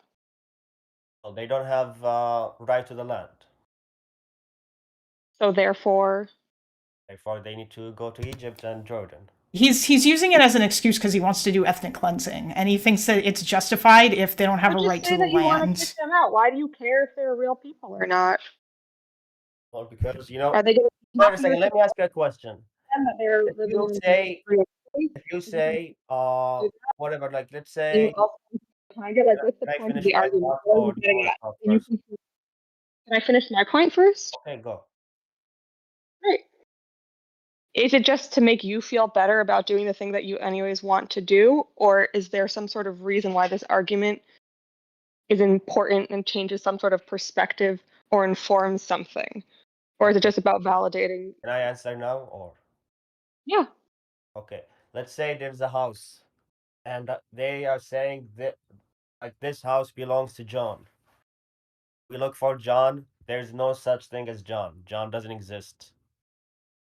Do you think whose the house belongs to now? That doesn't make any sense, but I don't know. Does it belong to John? Yes or no? no, that doesn't make any sense because that there are actual people living there, and these people live in houses right now, and you want to kick them out. Wait, I'm not saying because like let's say they're labeling them. They say, okay, here's a better example. Native Americans, they have reservations, right? They have right to some land, right? What if we find out that this tribe are actually just Mexican people lying, saying, "Oh, we are Native Americans"? Do you think they still deserve that reservation? Have they? How long have they lived there for? Have they been there for like hundreds and hundreds of? Have they been there for a long time? Are they descended from the people who were there when 50 years. in 50 years, Mexicans Why do you who care? scammed Why the would you government. want to kick Let me them finish. out? Why do you want the land? Let's say a group of Mexicans scammed the government, lied to them, said we are Native Americans, and took reservation, took land, and they're receiving benefits. And then they found out they are actually Mexicans. Do you think they deserve to keep it? I reject Yes. this analogy because well, yeah, I mean, you know what? I will say, Now I we will, can't do analogy. I reject this analogy because it does not map on. You're talking about kicking a group of It's a people. stupid analogy. But also, yes, if this is an agreement and this is something that's been going on for a long enough time, you have to have a very good reason for changing that agreement. And finding out that their Well, a great good great reason great is if you grandpa made lied. up a lie If you lied once, in the not agreement, a it's a good good reason, reason. of course. No, that's not a That's good like reason. how they're lying. They To say cut we are off funding Palestinian, and we have to been living here for destroy thousands of communities and evict a bunch of people because their This great great great grandpa analogy, did something shitty. this analogy only It's works just if not we true. assume that Native Americans never existed in the first place and that they were all just secretly Mexicans who like lied and said they had a different identity, which is what you're claiming about the Palestinians. And yeah, like I'm then just what giving Addie an example. says. You don't have to examine the example or the analogy. You have to respond to the point of the example. Yeah, but you're You trying to don't you're have trying to respond make the us point. accept something that's not true and doesn't map on because you don't want to engage with the actual true point, which is that you want to kick a bunch of people out of land that they have lived on for generations. Okay, show me one evidence in the Bible or in the Torah. You are Christian or you are Jewish, right? Is the Torah a historical document? It mentioned Israelis, right? Is it a historical document? I don't. That's not my point. I mean, it is. If you're going to use it as proof of something, then it better Okay, be we like forget about it. accurate and not like a fantasy story. Chat, let me know if my volume's better. Did you call it fantasy? What? You call it fantasy. Yeah, it's not an accurate Are you historical document. Yeah, And you call Torah fantasy. yeah. Okay, I guess you're a secular Jew. Oh no. You are not practicing, are you?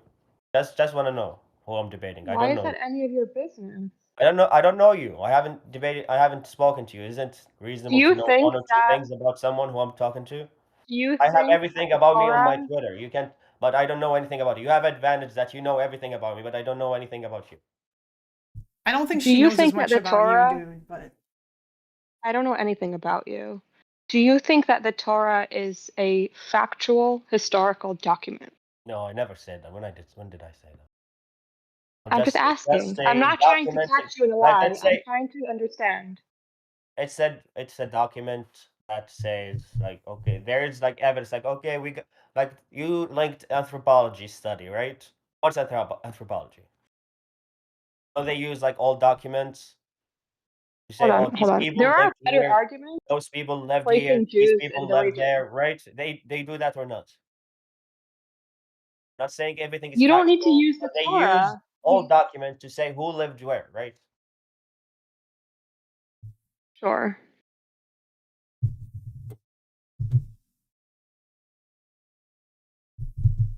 You're silent now. I said sure. Okay, then why are you trying to disagree? So what if I have a document that says that this other group of people has been here for 800 years? That's also true. Okay. What then what? You can do F and F and F. Unless I see it, F doesn't work. Unless you see it and it's from a source that you are okay with, regardless of the validity of the information, and probably some other things that we'll find out soon. But at the end of the day, it doesn't really matter. Oh, okay. Even Now you're all of your dodging. You points are say you can't show it to me. Show it to me. no, because it Even doesn't if all of your matter. points- Are you Even pro if- Israel or Can I finish anti? my sentence, Adine? Can I finish my sentence? Oh, she will not answer because she Even knows if- the answer will defeat every argument she says. Even if Are you anti-Israel or no? No, she's not. What the fuck? Neither of us are. Cutting me off? Okay, what's wrong with the question? When you ask me a question, I answer. But when I ask a You question, cut me you're off very like 7 defensive. times. I'm in the middle of a statement. Do you mind? I'll answer your question after, I Because promise. your mic go very low. I don't know. I didn't even know that you were speaking. Okay, I'm speaking now. You got it? Hey, do you need my permission to speak? Go ahead. Apparently. Okay. Here's the thing. Even if what you're saying is true, right? Let's say all of your claims are correct. And 100 years ago, a bunch of Egyptians and Jordanians and Syrians spread all over the land and made up this fanciful story about themselves, right? They've been here for over 100 years now. And these are kids and grandkids and great grandkids that have been born here that only ever have known this place and only know this culture. So what are you going to do about that? Okay. You say the Egyptians, right? Egyptians have their pyramids. They can say, we were here, see the pyramids. Jordanians have Petra. Say, see Petra, we were here. What do Palestinians have? He's not going to engage with anything you're saying, Addy, because he's What do just going to Palestinians have? circle back to Prove that no. they're the All same he's going to this is like debating like fucking Darth Dawkins on whether or not God exists. All you're going to do is go, oh my God, show me proof that like Palestinians have something that ties them to this land. Show me proof, and no other argument will What be if suffice. they're Like land this.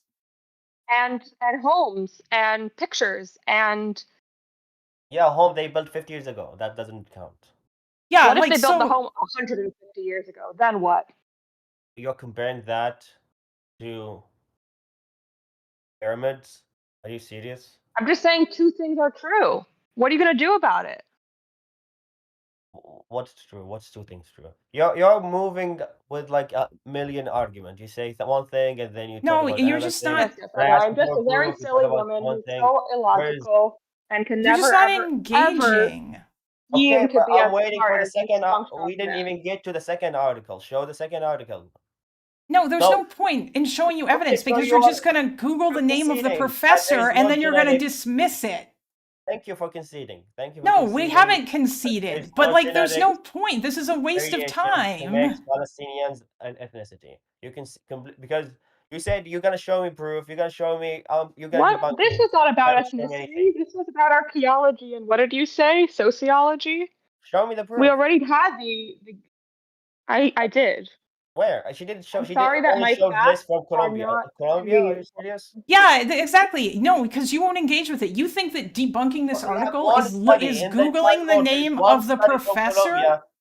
There's one You study think from Colombia that you says think Engage Palestinians with are. the content. Engage with the content, please. Okay, I am trying to engage, but you guys are not showing. No, but you're not engaging with the content though. You looked at it, you Googled the name of the professor, and you were like, no, this doesn't count because this guy's from Colombia. Yeah, like you show me a study by Hitler.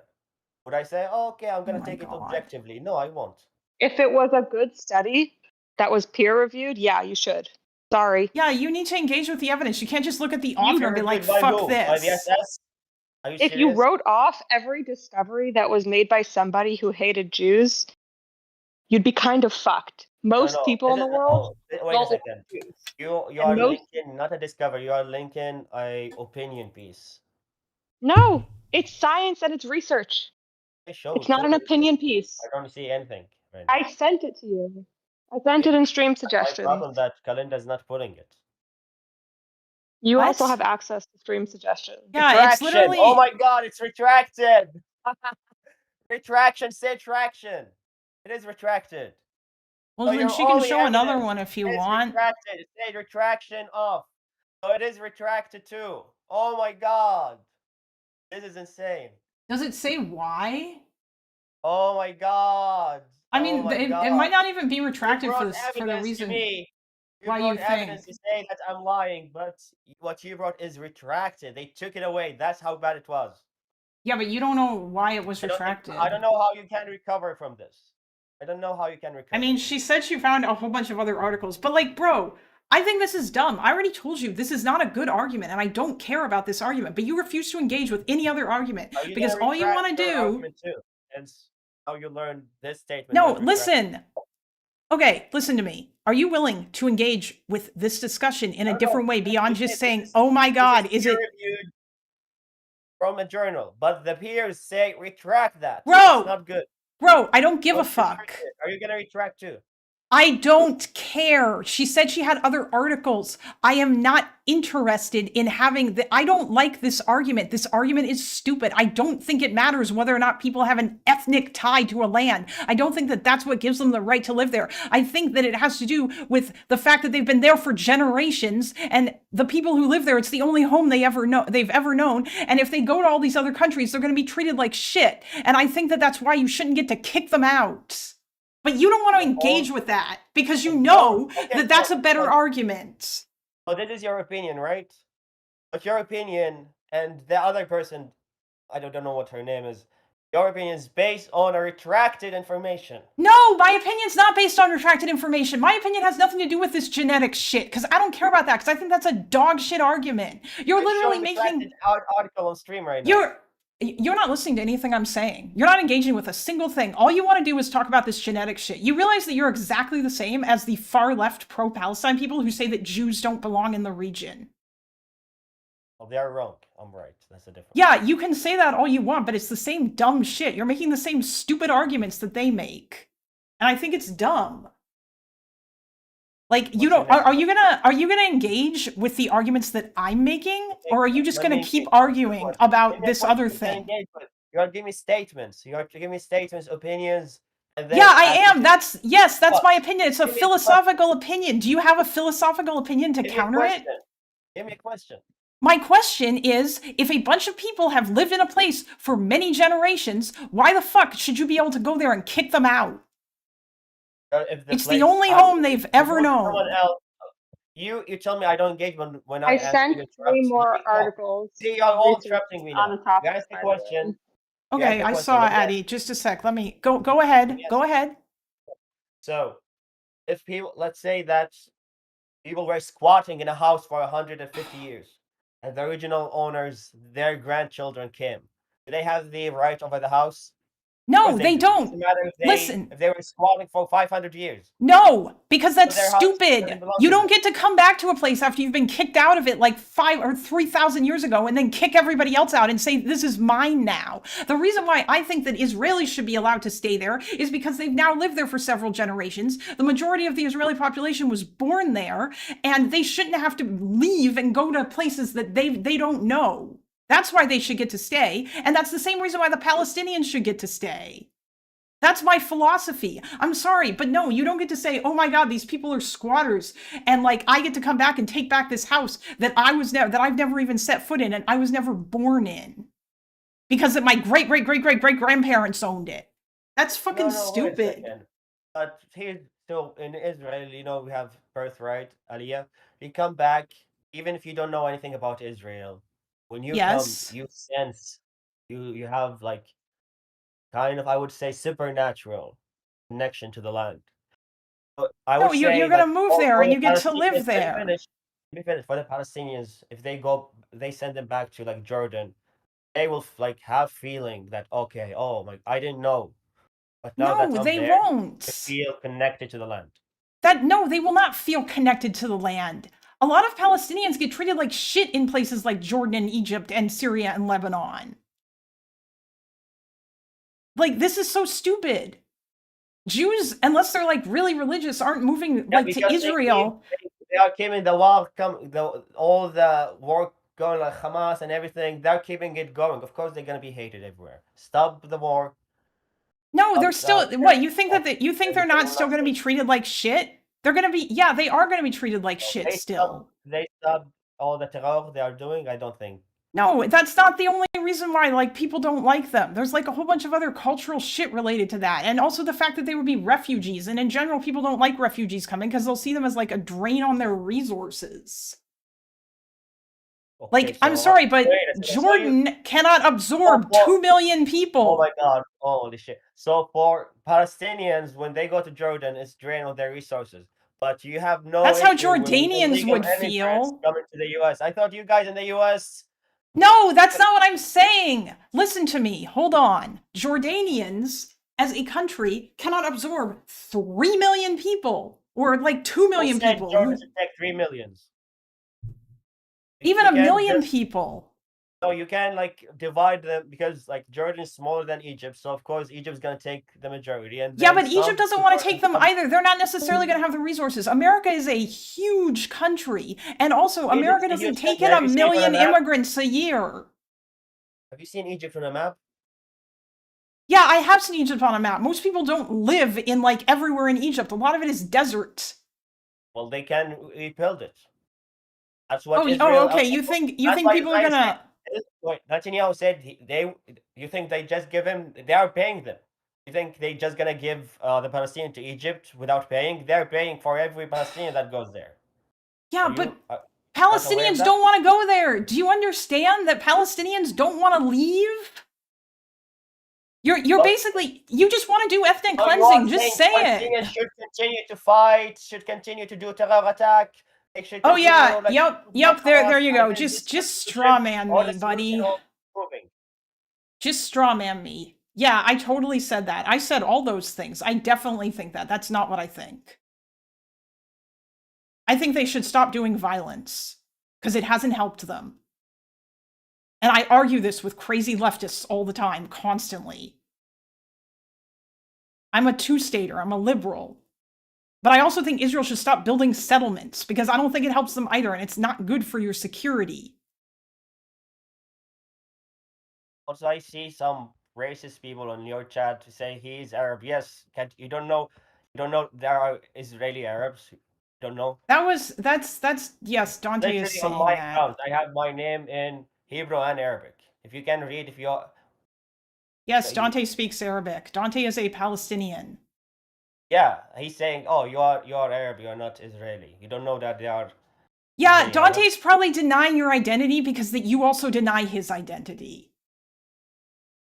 Okay, Obviously like not. yeah, there are people in my chat who are probably going to be mad at you, but it sounds like can you like not read chat and just talk to me? Dante also doesn't think Israel should be destroyed, by the way. Dante wants 2 states. Is he in Palestine? He lives in Canada, but he's been in Palestine. He spent a People- bunch of time in the West People who Bank. live abroad love to give their takes on other places. Live here and Oh. then give your take. Oh, okay. Do you think that I shouldn't give my take then? Why the fuck are you talking to me? Why you talk to Lonerbox? Lonerbox At doesn't least live you're in the Jewish, region. right? What? At least you're Jewish. No, I'm not Jewish. Lonerbox isn't not Jewish Jewish? either.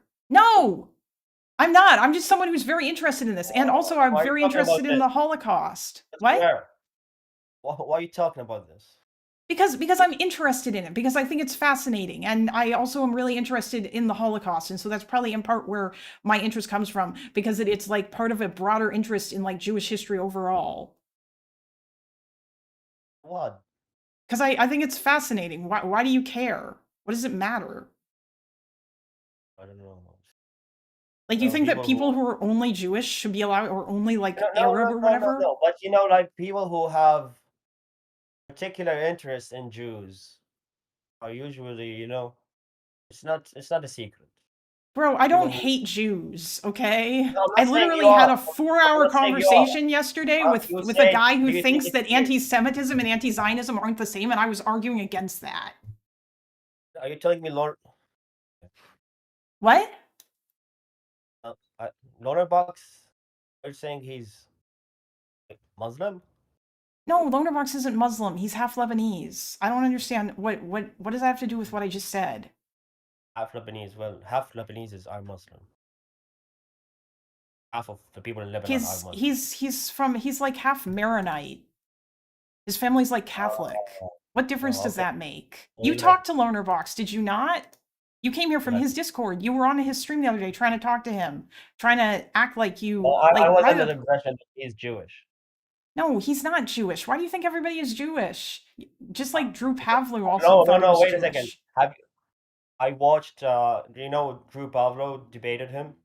Yeah, I saw that. That was an embarrassment for Drew Pavlou, but yes. Yeah, he said he's Jewish. No, Loner did not say that he was Jewish. Loner said Not that he Loner. wasn't Jewish, I don't and remember Drew if was Loner like, said it, but maybe bro. Drew Pavlo said you are Jewish. But I don't know. If I he think- said that, he was making fun of him because Drew thought that he was Jewish, and that's why he was spending all this time like defending Israel or whatever. Or actually, Drew also thought that Lerner was Israeli, which was really weird. And he was like, "You should thank me for defending your country so much." well, But he thinks can he's can Jewish, we uh, can we go wait, back to the wait, you conversation? don't believe that Israel is a homeland for Jews? I mean, yeah, it is. It's a country that was Okay, that so was founded for Alvin Jewish didn't say people. anything wrong when he said, "I'm defending your country," because like every Jew sees Israel as a second country. I mean, yeah, there are a lot of Jews who see Israel that way. That's fine. I'll say the majority. You know, like there's 90% Yes, of yes, the all Jews majority. are- Yes, the majority of Jews are Zionists. I know the majority of Jews see Israel as like, and a lot of them will go to Israel even if they aren't going to live there as its citizens. Okay, well, That guy doesn't I'm exist. just saying. Donated like, Pablo $10. might have meant that. Gamer fund. Thanks for the $10. That's very kind of So you, what's and I'm your so question? glad the notification Yeah, worked. so- I mean, you heard my question before. What I was saying is that it sounds like you just want to do ethnic cleansing. And then when I told you that I was a two-stater and that I don't support Palestinian violence, you got all quiet, and then you started asking me other random questions. Did like that take No, the I already wind out of answered your that. sails? I already answered the question. Give me a second. You said you have many questions for me.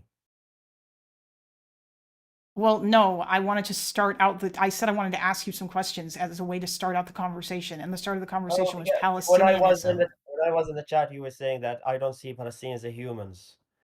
You should put a underwear on their head or whatever you were saying. What were No, you that saying? was what your girlfriend was saying, and it wasn't. No, I didn't Am I say that. responsible for what my girlfriend's saying? No, you're not responsible for that. I just was saying that it seemed really yikesy was all. And then I heard that you had said other Okay, yikesy things. Talk to her.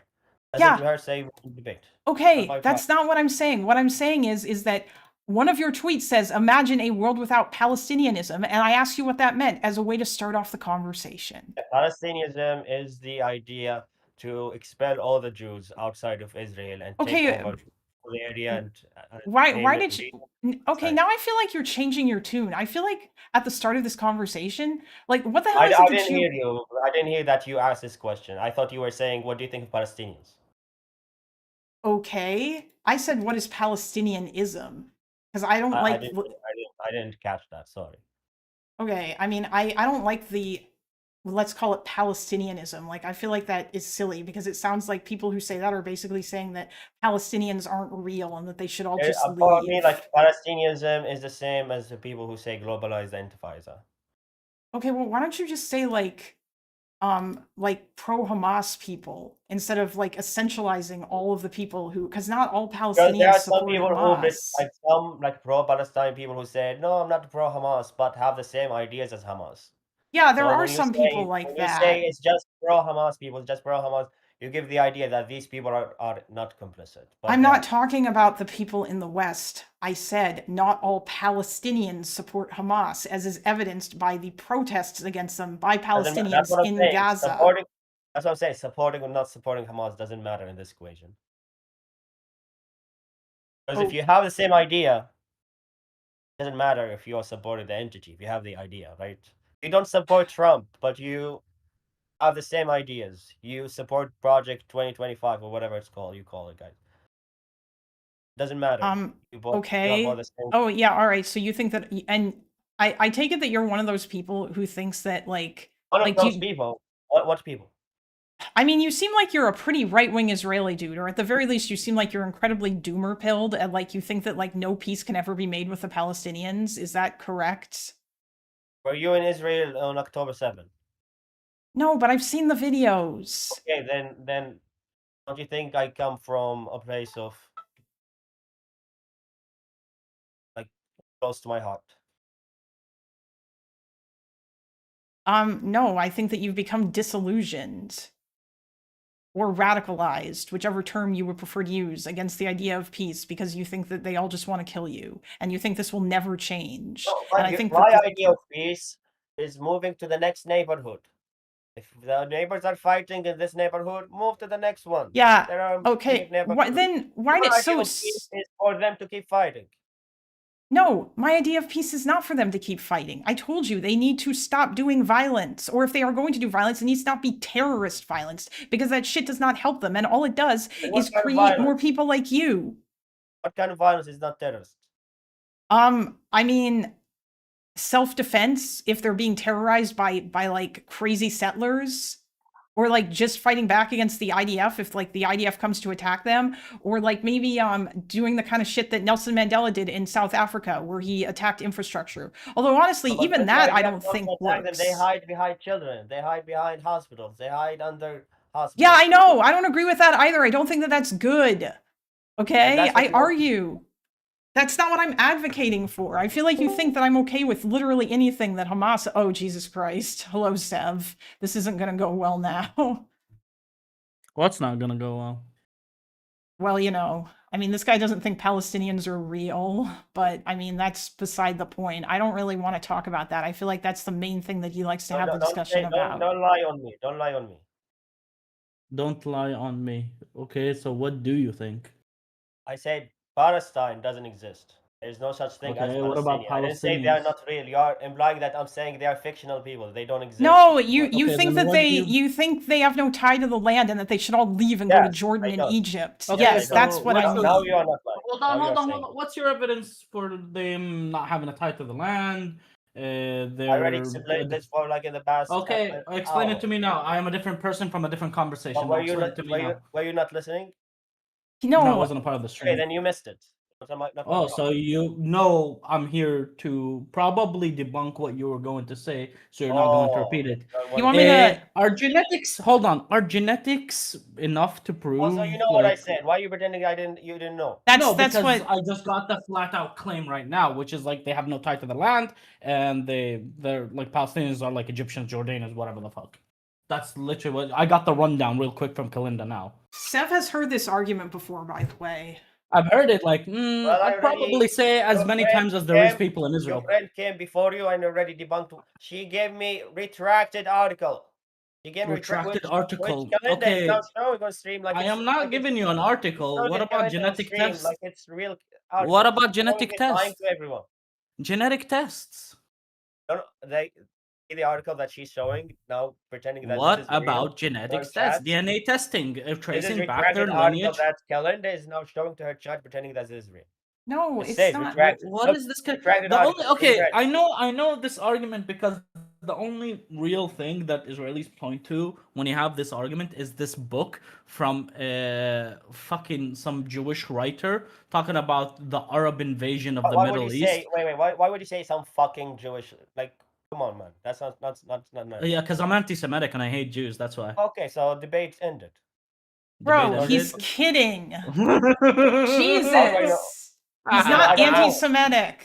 No, I don't know. Kalinda, this expect guy's people watched listening or Loner he's Box. This guy's watched Loner Yeah, like Box. He's people- seen me on the stream. He these knows I day will and age, you probably would say they are stomp anti-Semitic everything he very says freely. because I've They stomped don't it not before. ashamed of it So anymore. he's trying to find any excuse to No, but scoot away And from the do you conversation. disagree that people now these are like they say they're anti-Semitic, they are not ashamed of it? A lot of people say that.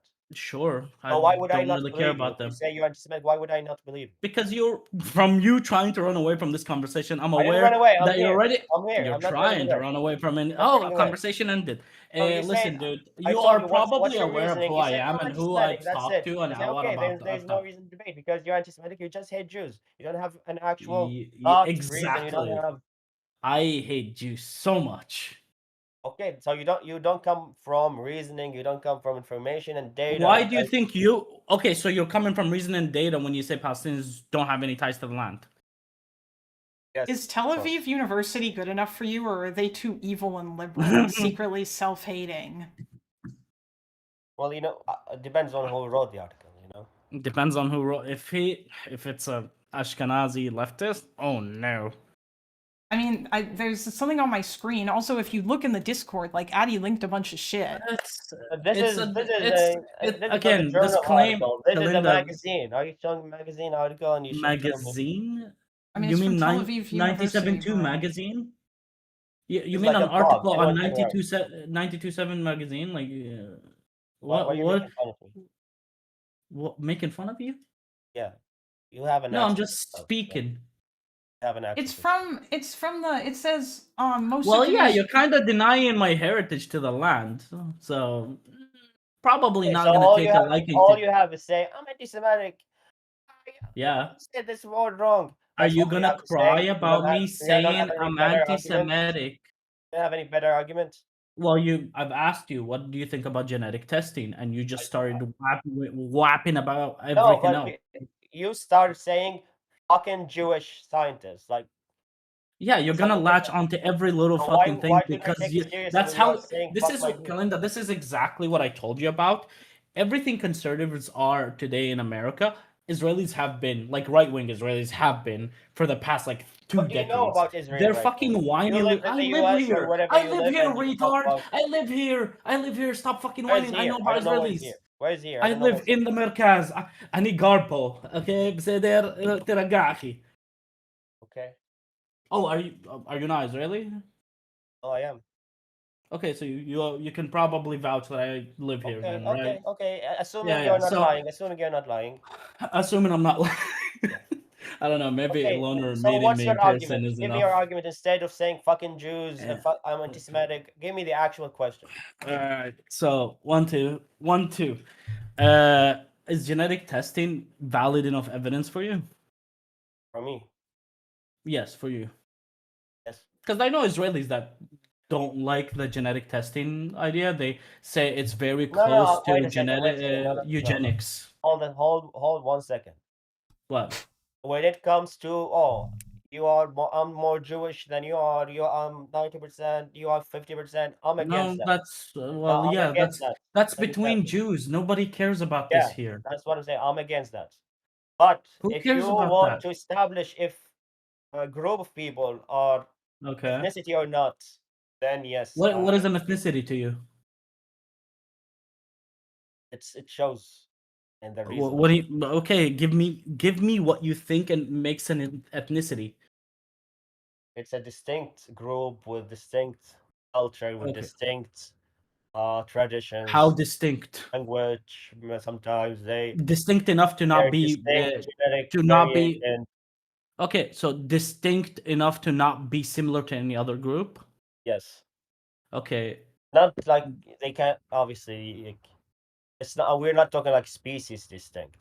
well, no, not species. So do you not know the differences in dialects, the differences in, well, obviously genetics exist there. Palestinians are closer to Syrians and Lebanese in genetics than they are to Jordanians and Arabs from the Gulf and Egyptians. They're closer to the groups in the Levant rather than anyone else. But they also still have their group of DNA is distinct enough to be viewed as different than other groups. Like they are distinct enough to be viewed differently than other groups to the point where they're one of the only people Arab populations in the Levant that have quite a bit of relation to Israeli, not Israeli Jews, but Jews in general. Jews' genetic pool is Palestinians. They're one of the only Arab populations that have that. Some Lebanese populations, I believe Maronites have a good chunk of it, but everyone else doesn't.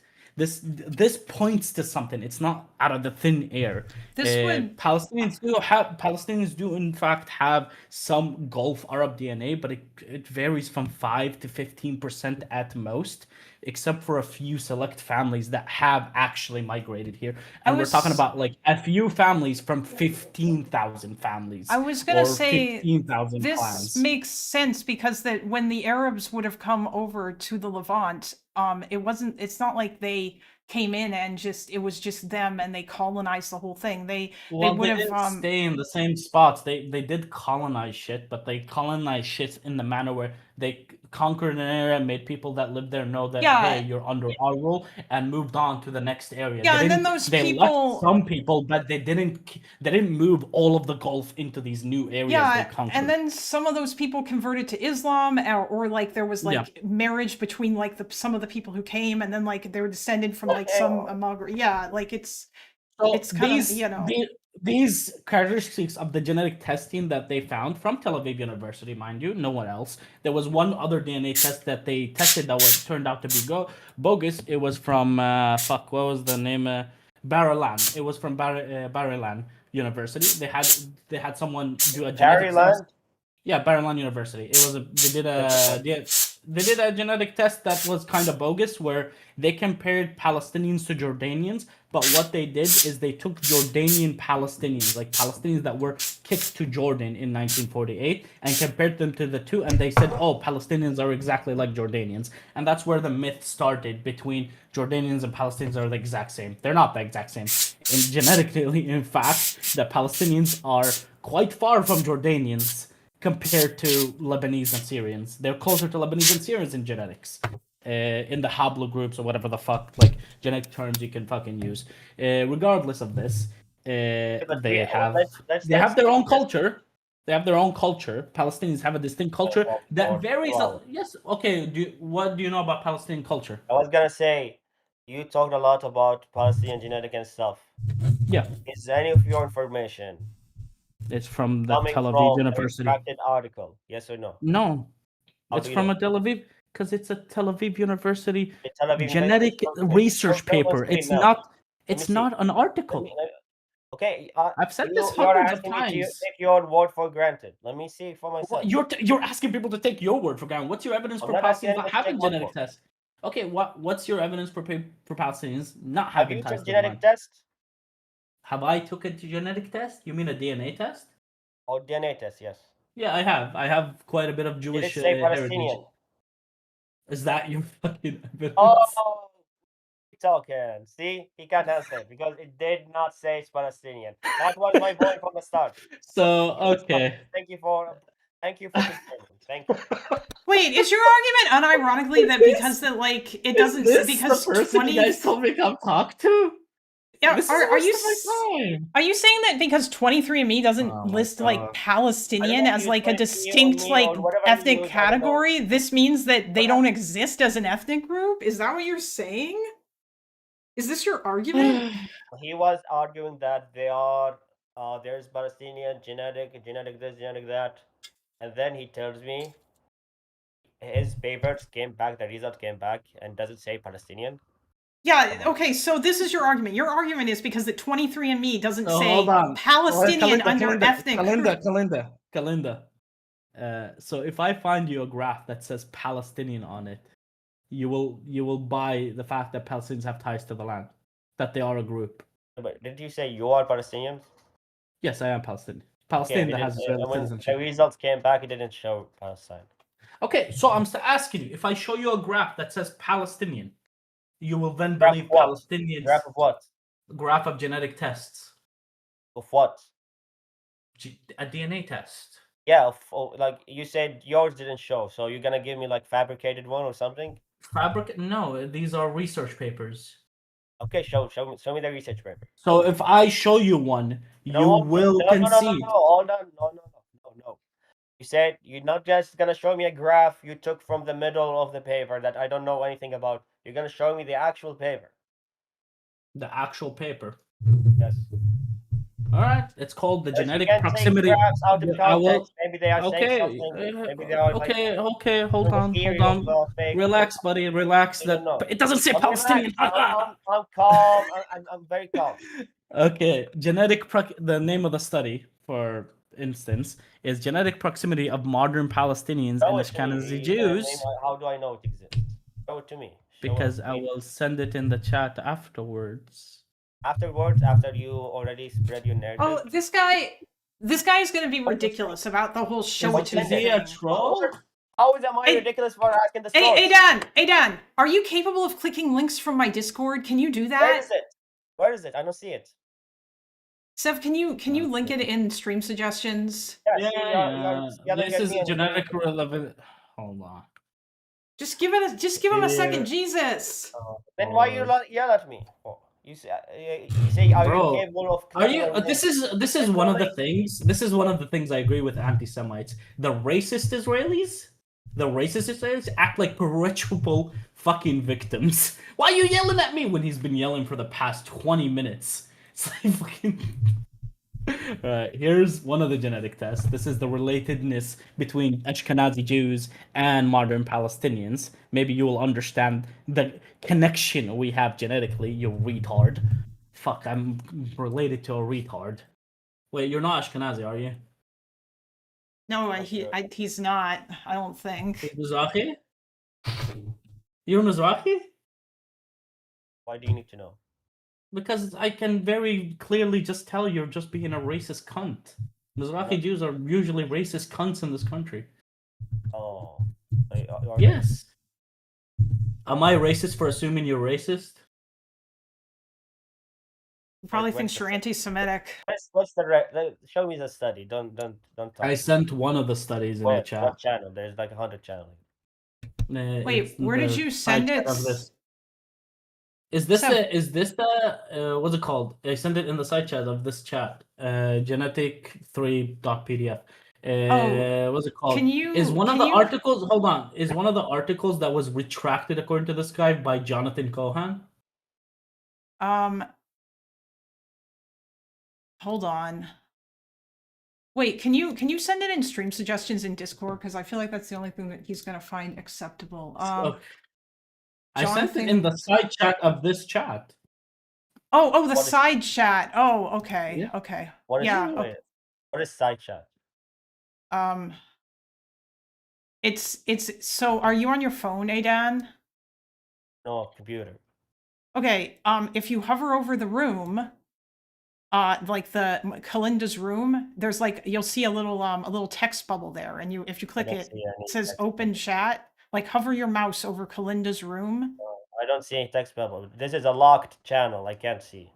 Oh shit! Okay, you Can can't. not see it? No, Okay, no, hold he on, can't. He can't see the Let me just send it. Which channel would he say? Let's stream see, the, like, suggestions.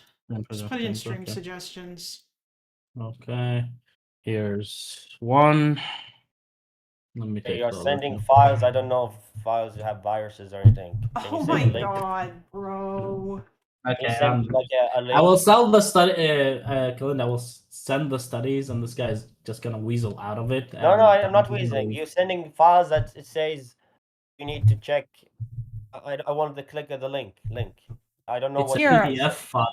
I'll just- open the PDF file because I'm running Linux, so I'm not gonna have viruses. Well, I'm being careful. I don't open. I don't. You're just being download careful. Discord. Are you? Download things on Discord. You're virus. as careful. You're being so careful. Just like the Why idea did you is with download this? Palestinian Can't lives. you just send the URL? How do I know you didn't change the text in this? Because it's a PDF file. How do I know you didn't PDF. change the text? How I didn't Okay. change the text? Because it's a Yeah, PDF. give me the source. Give me the original URL. Otherwise, I don't know if you. Okay. Do you want to download it? In the text, I don't know. I'm not gonna. Well, one, I will not download because. By the way, before you say anything, Adi, Number two, I can you don't know if understand my you can- hatred for majority of Israelis now? What? I feel the same way as you when it comes to these things. Like they, I just wanted to say that I can One sec, vouch before you for continue, Seth that he's are they not a not- fat Iranian child. Are they not one for one how conservatives in America currently act? 1,000%. I've been trying to convince people that, like, they think like, oh my God, Israel's taking after America, and I'm like, no. This has been happening America's in taking after Israel. Israel for. Here's the URL, bro. Here's one of them here, like the one that had a file in it. It's a file because I had to download the PDF. Oh, look. A security check. Okay, we got there inside. What? I can personally vouch that he's not gonna an kill Iranian child who's myself. trying to recruit you. Here, let me. There's let plenty me- of it. Sev's not planning to infect your computer with a virus, bro. I do not care enough. I don't know him. I That would don't be know. too much effort. You click on spam emails and click on the link. Listen, I don't have to infect your computer with a virus because your brain's already been infected by a fucking retarded virus. Okay, you're fine. You're infected with Hamas propaganda that you send to every day. Why am I Hamas? Because I'm Arab. I don't know. Well, I don't know. Am I Hamas because I'm You seem like Palestinian? Like, so I don't know. why am I Hamas? You said I'm infected with Hamas. Why am I Hamas? I didn't say you are Hamas. I said you are infected. Infected with the Hamas what? Virus? Ideals? Ideas. Ideas. I'm infected with Hamas ideas. What made you think that? You want me to read the paper or respond to you? I can do. I want you to respond. Okay, let me. Yeah. I'm reading. Give me time. So he did what you didn't ask. Oh. This is funny. Here's another graph. Oh my god! Here we go again. Okay, let me show you something. You Okay. this like these, because I know these people like do this all the time. They're okay. So I already went through the first page and What do you already mean by found these people? mistakes. That's Let me what do you finish. mean by these people? The Arabian. No, Italian no. I thought people, we the agreed that we're Italian not dialect. using language Can like I that. finish or not? No. If they can't say No, these one- people no to one you, you responds. can't say these No one people to responds. them. You know what? This is what these Let me- Jews You gave do me a all the study. time. I'm gonna respond to your point. Do you want me to respond or not? Yeah. Kalinda. Go on. What? Okay. And don't. She said you're not supposed to respond. Hold on, can I Okay. just a second? Wait a minute. Can I just want to pause the conversation here. Adin, can you like or Adan, can you speak some Hebrew to like Addy or something? I'm sorry, I'm getting like accusations that you're an alt of some other person and that you're not actually really who you say you are. I'm not like trying to be racist or whatever. I just want to double check. I don't think that that's true, but yeah. It's not the Adin. It's not the Adin that was on Twitter that was like retardedly pro raping Palestinians. It's not mean, the same that- Adin at least. Wait, who do you think? No, No, there was a I'm- different Adin who was pro rape. Wait, are you pro raping Palestinians? You could be. I don't know. No, I'm not. What What do you would think say about? that? What do you think about the 4 soldiers that were caught on camera raping a Palestinian prisoner with a rod? One that was released by the traitor. wait. He Wait. said the one that was released by Wow, the traitor. Yes. But what do you think The about study the, said, wait a the rape that second. they Finish did? this because I know Okay, you're, what do you think? you've been Okay, dodging. yeah. He's a Genetic traitor. proximity Hold on, of he's modern a Palestinians. Wait, let traitor. me finish. He's a traitor. Number He's a one, traitor. it says I he's want you to independent continue what you were researcher. saying. He's not even affiliated with any university. So how can we trust him? Independent researcher, not affiliated with any university. Number two, if you look up his name, This is all this guy's gonna do, Sev. He's not gonna engage with any of the evidence. He's just gonna. Indonesia is a Muslim country. Of course, they're gonna defend. Yeah, all he's gonna do is he's gonna like attack the source and not engage with anything that is written. Like nothing will.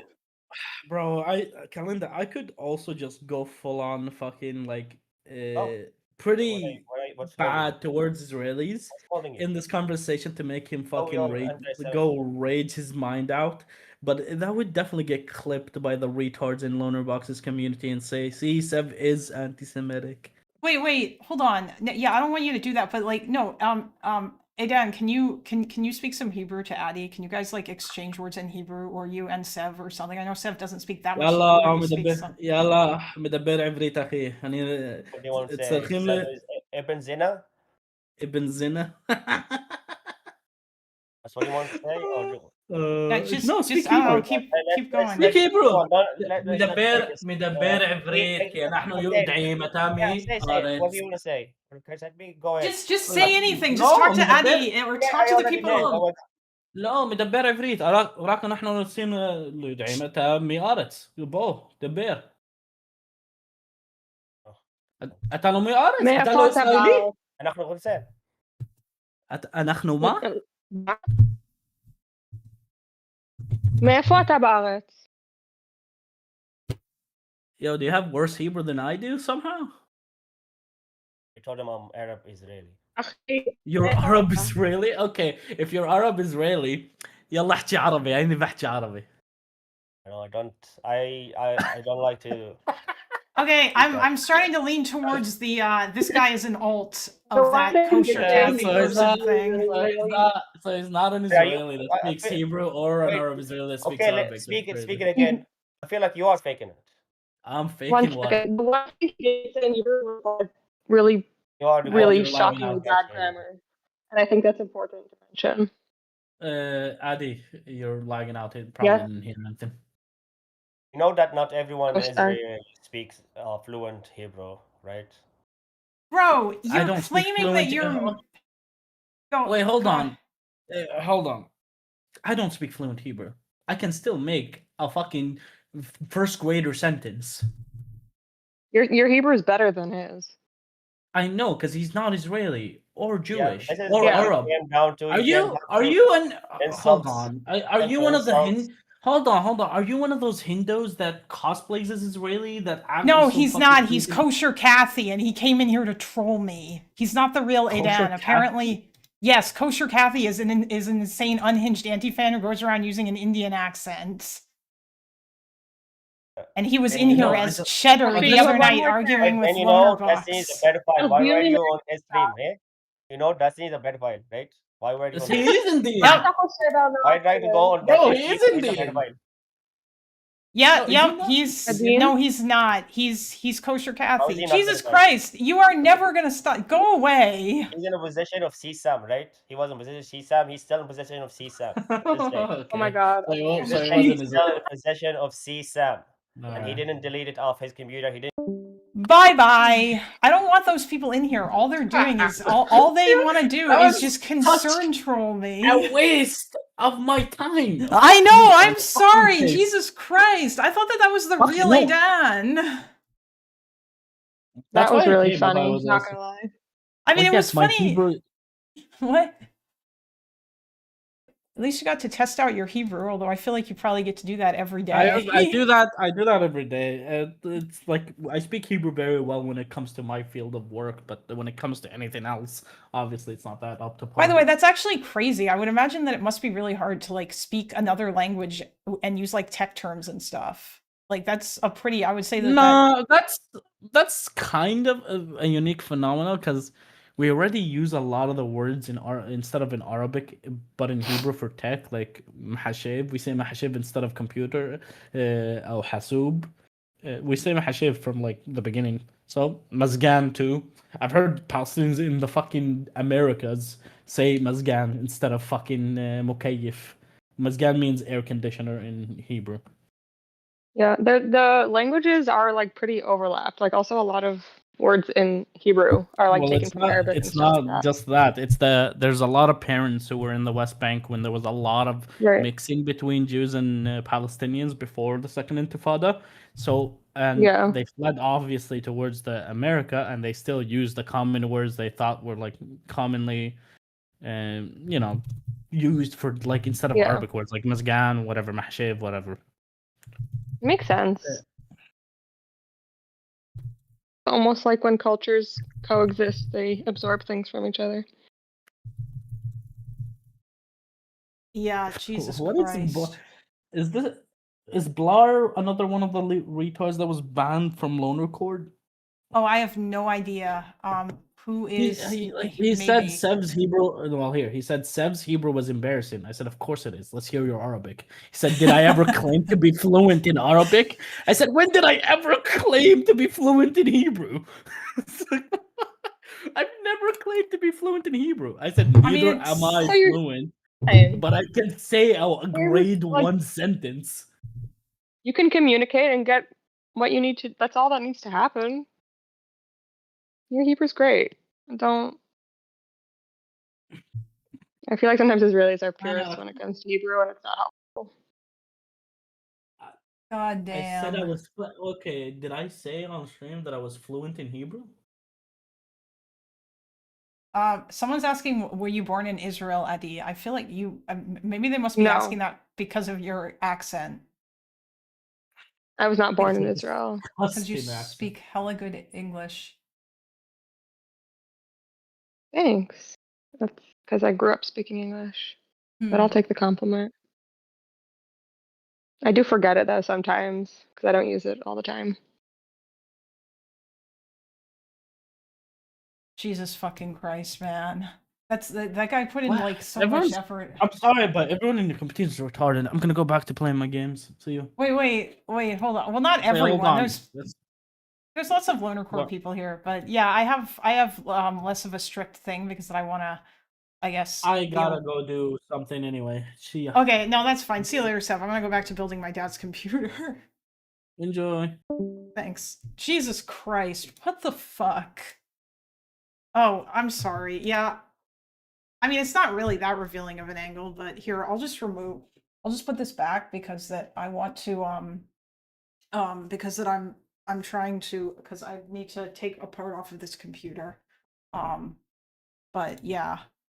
No, thanks, Toby. It's fine. I mean, I'm probably going to It gets really hot in this room. There's not a great airflow. He didn't put in that much effort. He didn't have Israeli accent. Yeah, that's my fault because I haven't talked to enough. Like, I feel like I should have talked to enough Israelis at this point to realize that his accent was not Israeli at all. And they just sounded Indian. Like, I don't know. But I mean, Addy, you didn't realize that either, right? Like, you didn't see it. You didn't think, hey, this guy doesn't sound very Well- Israeli. He didn't sound very Israeli, but there's a lot of people who like live in Israel from different places. So there's a whole range of accents that exist here that would make sense for people to have like perspectives Yeah. like that.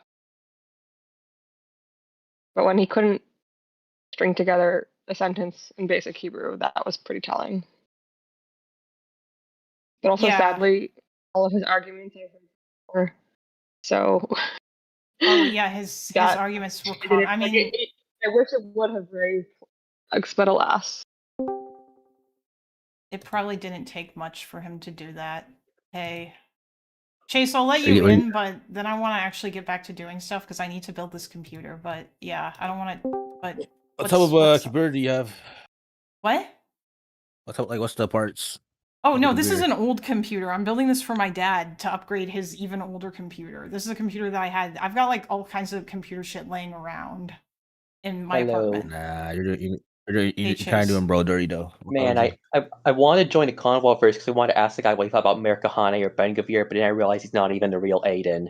So No, he's not. I should have checked his username. I guess like I've been told that apparently Kosher Kathy likes to like impersonate other internet figures and make names similar to them and then join discords and shit pretending to be them or going around like in people's chats and making similar claims. man, that's a great level of commitment. He could work with the CIA with those skills. That's some like Mossad propaganda. Bro. Like, Yeah. Actually he was in the chat. I hope a the while Mossad ago. does a better job. Oh yeah, probably. What'd you say, Eddie? I didn't hear you. I hope that the Mossad would do a better job. I mean the Mossad Oh, at least yeah. gets actual Arabic speakers, you know, like Poor Sev. I sent a DM to Sev telling him, hey, Klinda's debating this racist guy who doesn't think Palestinians are distinct people. Sev comes in, but turns out it was all just a big troll, and he basically had to waste all of his time on this. yeah. Ugh. Although, wait, Addie, is this what people do when it comes to like studies and shit? Do they like far right people? Do they just dismiss all studies based on like shit that who wrote it? Is that a thing that you've seen happen? Because it wouldn't surprise me, but I think in every like group, like when you have extremists that are like much more like the ideology comes first and then like the proof and evidence and reasons for it are kind of just backed up after, like there's always going to be that sort of thing. You know what I mean? Like I don't think that's unique to Israel. I think every sort of like the more extreme you go and the more like dogmatic their like viewpoints are, like they're not really going to let facts get in the way of their feelings. Mm. yeah, Spider, you said. sounds about right. Go ahead. I mean, it's Spider, the same you- thing with like people who want to demonize Israelis. You know what I mean? Spider, you said that. Well, sorry. I'm sorry. It's hard to tell when you're not interrupting someone because everyone's just talking. You can't see who's talking first. You can't see the lips moving, so it's kind of hard to not interrupt people. My bad. Do you have? I'll let you finish what you were saying first. No, I finished. Go ahead. Okay. The Spider, you said in the chat that Trump was considering bombing Iran again 52 minutes ago. I mean, doesn't he do it literally every day now? it was like breaking 911 though. It was like from like a golden badge from Twitter. So I mean, as Kalinda says, it says it's from the Insider Wire just right now. It said Trump decides to take action in support of Iranian protesters. Does it hold on? Does We it should- link to anything? Sorry, I'm like incredibly picky now because Twitter is a dog shit website full of like bots, and I automatically, unless I'll it's from try like this. an actual news source, I just don't believe it if it came from Twitter. Like I don't know what the fuck Newswire is. I think I've maybe seen it before, but if they link What about to a CNN? yeah, like I'm gonna go to CNN. It's time to check in on the Iran protests, guys. Oh yeah, Trump was in. It's pretty fresh as right now, but there's like it's not really popping up on any other news sources besides like the couple of You know. Yes, guy in chat. If you could link that AP article talking about the death toll in Iran, that would be helpful for the stream. Thank you. There's like a new video that came out. It was like hundreds of bodies and like body bags and shit. Apparently Yeah. it's from the Iranian protests or something. And apparently the government's trying to cover up the death toll, so they aren't letting them like bury these people properly or something like that. Like real dystopian. Yeah. This is more. How many people died in the Iran Revolution in 1979? I know there was like some gun battles during that, but I don't think it was like a huge. I don't think it was really that many. It wasn't that bloody. I don't think. It was more of like a Apparently, Go ahead. no, so apparently Iran just declared 3 days of national mourning for the members of the security forces that were killed in the protests. Oh, hand over your heart for the Gestapo totalitarian secret police. That's I'm so funny. They're just like it's so. They're so like it. It's like they live in another world or something. I don't know. Like they're so out of touch with literally everything. It's very, If I remember very correctly, funny. If I remember correctly, in 1979 or the 1978 to 79 revolution, there were a few battles in the street. There was a few massacres by the army, but I'm pretty sure the military just kind of ended up giving up and just either left or joined the protesters, and that's what kind of doomed the Shah's regime. In this case, however, there's actual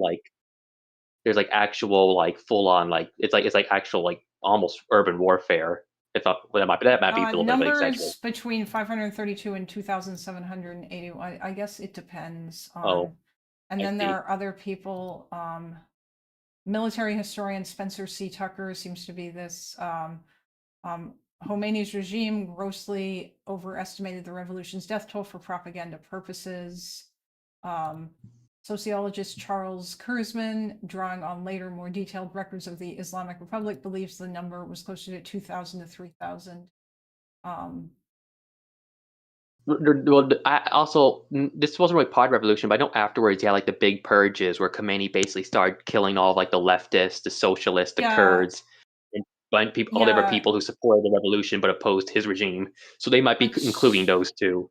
No. This is in the period between 1980 and 1985. Between 25,000 and 40,000 Iranians were arrested. 15,000 Iranians were tried, and 8,000 to 9,500 were executed. Or 8,000 to 9,500 Iranians were executed. Yeah, so no, they did kill a whole bunch of people afterwards. But this is between 1980 and 1985. So yeah, there was a purge. The 1985, that was after revolution. That was like when he was like, that's what Ayatollah was like concentrating his power. During like the revolution itself, though, the death toll was probably not as. I mean, there a lot of people still died, but it wasn't the same as. Yeah, Iran enters fourth day of internet blackout. Damn. More than 10,000 people arrested during Iran protests. Demonstrators rally in Europe. Protester death toll is at least 420. US-based HRANA says. Pope says prayer for Iran.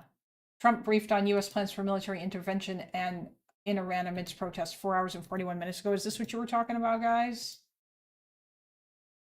Trump is weighing a series of potential military actions. Yeah, well, he's been saying that for a while at this point.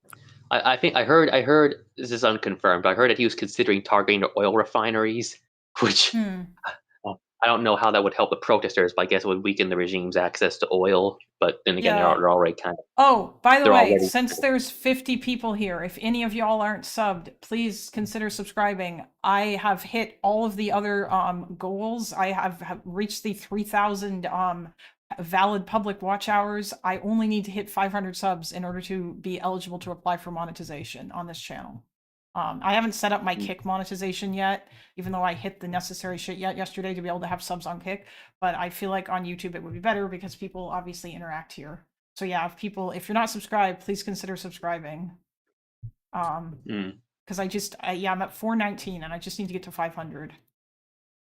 Anyway, This This is interesting though. It is crazy how it only took like what? Like when these protests first start, like right before New Year's, and like now we're on like January 11th, and like the whole country is basically almost on like the brink of civil war. It looks like. Well, there's So millions of people are out in the streets protesting, right? honestly, I know it was started by financial stuff, but also I can't imagine. I can't help but I can't deny that the water crisis has probably played a big role in this too, because I isn't mean, Tehran? yeah, probably. Yes, Tehran, or I don't know if it was just Tehran, but yeah, they're having problems with water. Hello. Aww. Is that Stewart? Yes.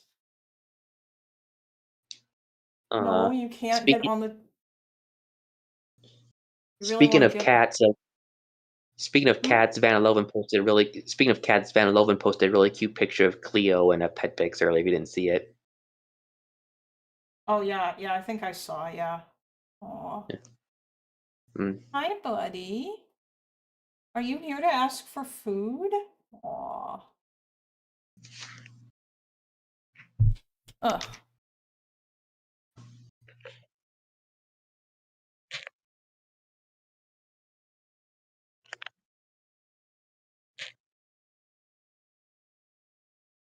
Hi. Van Loven's saying you're sounding unimpressed. Yes, both of Van Leeuwen's cats are really adorable. Wow, way to sound unimpressed. Oh, well, I mean, yes? This kind of unrelated topic, but also related to anti-Semitism. I don't know if you heard, Clint, but apparently a synagogue in Mississippi was burned down, or there was a no, fire. I did not hear that. That's crazy. Look, chat. Oh, wait, hold on.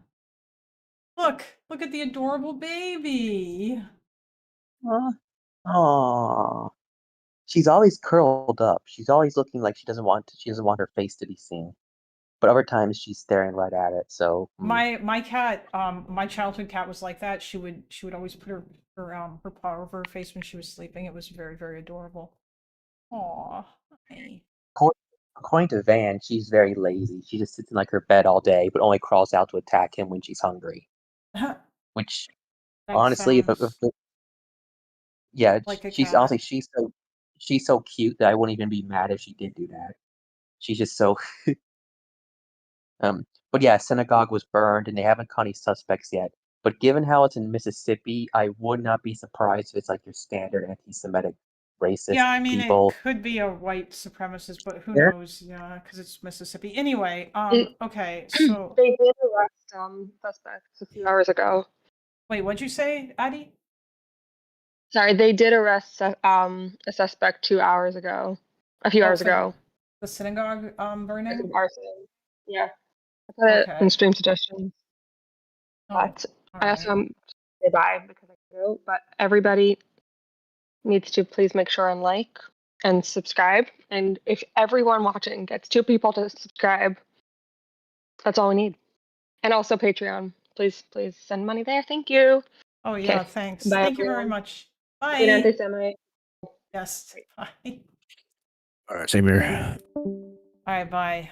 Chase, do you have anything else for me, or I'm probably gonna head out.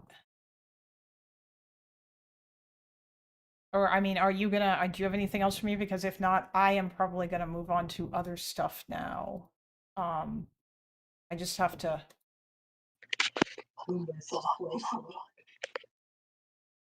Hello, Chase, are you still there? Once you have 500 subs, yes, Con Radical. Once I have 500 subs, then yes, I can get channel memberships, yes, and super chats.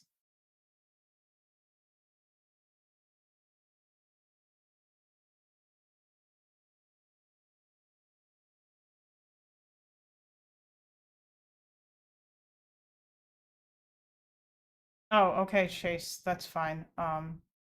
Yeah, I know it used to be 1K, Spider. I still have to get to 1K if I want to monetize with ads, but that's a separate thing. I'm glad that they lowered the requirements, especially since it's incredibly easy to get monetized on Kick. Okay, sorry, I'm back. Okay, did Sorry. you need anything else? Sorry, my mom interrupted me. But Uh-huh. just saying, just don't forget, there's that Ukraine video. Yeah, Uh, yeah, I right. know. I'm probably gonna get to that. I need to finish the computer though. And I've been getting Okay, word. distracted, so Yeah. I'll probably listen to something while I do that. Probably not the Ukraine video because I want to make notes on that potentially. But yeah, okay. I'll see you later though. All right. I'll have to check and see like what other or like I might have to start checking to see what people's when people's accounts were made on Discord when they join. Although I don't know, I'm assuming that that person probably has 3,000 different alts and they probably made them a long time ago. Because like you were saying, Duckburner, they are like the final boss of being unemployed. And they probably don't do much of anything. Okay. I need to watch something while I finish building this computer, like listen to something. I wonder what I should listen to. Is there something in particular that people might be interested in me listening to? I will like react to it and stuff. And please do not, it's not going to be dumb leftist slop that where they repeat the same shit over and over again, because that is so boring. Raj, just listen to for the Indian accent. Oh yeah, I know. I mean, like, I will. It's just annoying, you know? No, I'm not gonna watch the Kirkinator thing. I mean, I kind of already watched that, but those videos are really short. I meant, like, is there, like, a debate or whatever? I mean, I know that Destiny debated, Enrique Tarrio, but I'm mad I didn't call out the accident immediately. Yeah, I feel silly for not knowing that. Which Pisco debate? Oh 40 to 60 minutes of dry national security discourse. Unless you are a Jew in Montreal and Toronto, then you have way more pros and cons concealing your Jewish. The Destiny Tario debate was a shit show. Yeah, I know it was a shit show. Whoops. I did not mean to click on that. I'm fully aware that it was a shit show. I haven't watched Destiny since the Naz bullshit, but I'm down for whatever. During that debate, Gavin McGinnis randomly appeared behind Tario for a minute. I never saw that. Did he upload it to his channel? Jesus, August is so slow with the updates lately. I feel like he's not uploading as quick. Is it because he's not getting paid right now? Oh yeah, it's on Wick's channel, that's true. I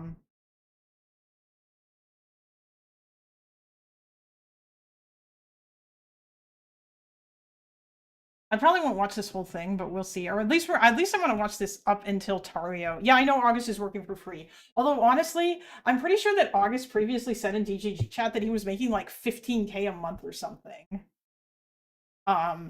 And so I'm pretty sure he can probably afford to work for free because that's an insanely like not much money. Oh, you don't need to say the time when Gavin appears, but Tario's not in this entire thing. And I think it would be more interesting to just listen for when Tario shows up. Or for, like, to just go to the point where he's there. He's working for free because Destiny's YouTube got demonetized. Probably because people got spam reporting him after he made comments about conservatives after Charlie Kirk's death. But he's like, hopefully his YouTube gets remonetized. Because love him or hate him, ultimately, I do think that he does generally good work with regards to the like when it comes to fighting conservatives. How'd it go with Fire, by the way? I mean, it went exactly as you would expect it to go. It was basically just him insisting that you can only be anti-Semitic if you, in your mind, hate Jews, and that in order for bigotry to be a thing, like or like individually, then the intent has to be there. Otherwise, it doesn't count. And yeah, like he basically just wanted to dismiss anything. Otherwise, yeah, it's silly. Anyway, I'm gonna start this because I'm gonna go feed him. Hold on.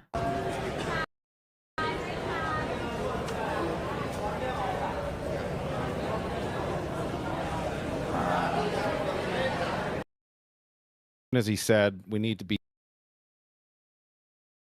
were accurate or not, and we have a whole host of people to talk about it with us, including Enrique Tario, Gibbs, we got Grid, we got Kung Fu Joe, all sorts of people. We're going to get into it. I guess, yeah, that's the first question for you guys, and we'll just kind of get into it. Was the White House's portrayal of January 6th on their website accurate? Why or why not? Anyone can start. Go ahead. I guess just on some basic language stuff, can we all agree that Trump never, in any part of that ellipse speech, he never called for peace or told people to be peaceful. He never said any of those words because he used explicitly at least once, and he never explicitly said, "You guys need to be peaceful. You need to but like go Twitter march." did stop him from saying be peaceful. As soon as he said we need to be peaceful, then they deleted his tweet, canceled his account. What the fuck? Does this guy just think that nobody knows? Like, this whole conversation was infuriating to listen to in the first run, by the way.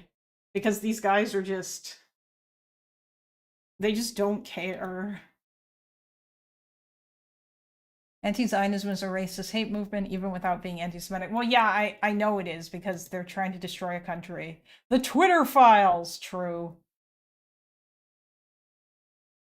Like, that's not even accurate. I don't think that Trump's Twitter account was banned until, like, the day after J6. I don't think that it was even on that day, because he was tweeting all throughout the whole thing.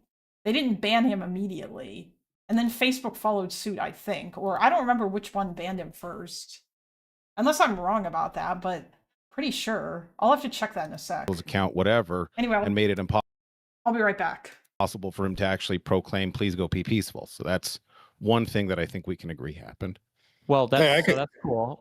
So I'm going to ask my question again. So on the speech in the ellipse, the hour speech or whatever, he never told people to be peaceful. That was never a command he gave. That was never a thing that he explicitly said ever. That was just never a thing that was said. But for some reason, people repeat this. I just want to make sure we all agree on that at the ellipse speech, he never told people you need to be peaceful. You guys should be peaceful. He never said anything. He didn't say that. Yeah, you're being really narrow with that. Yep, that's true. Well, I mean, like afterwards, people went to the Capitol and they, at the very least, rioted, so they weren't peaceful. So yeah, I would like to. I think if we're going to make a well, you're talking about his rhetoric, though. Website, You're changing the where we're looking.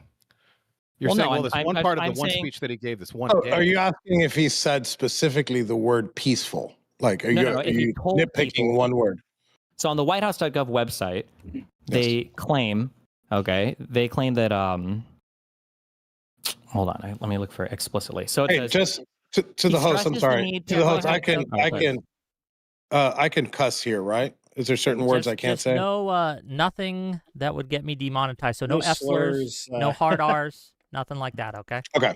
Cool. Okay. Other than that, he's called retard, fuck, all that shit. So yeah. Okay. Cool.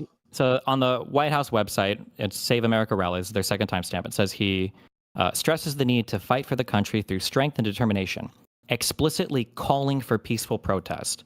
I just want to be clear, that never happened. That part is a lie on the side. At the very least, we can agree that that's a lie. So he never said the words peacefully and patriotically during that speech.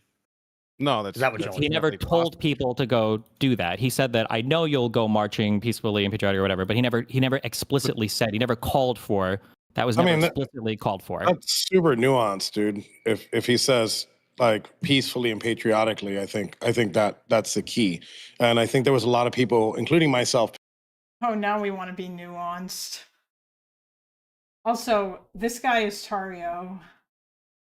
This guy right here. I don't know what the fuck is up with his with like why it is that he has a is this a green screen or is he literally broadcasting from inside of a community center? I'm actually kind of confused about that. I don't actually know.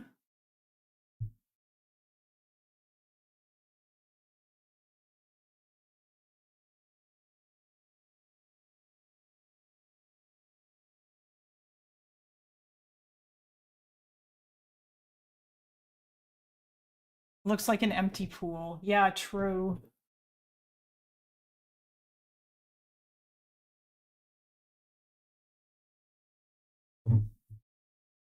Anyway, I'm just gonna finish the computer and then I'll move on to other stuff. How to wicked these guys on a panel and press.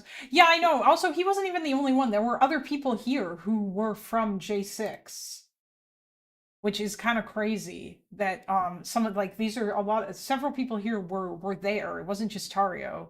It's actually kind of crazy. And then of course he had to get Admiral Gibbs, which I don't know why. Oh, thank you, Bomber of Doom. Myself pissed off that day.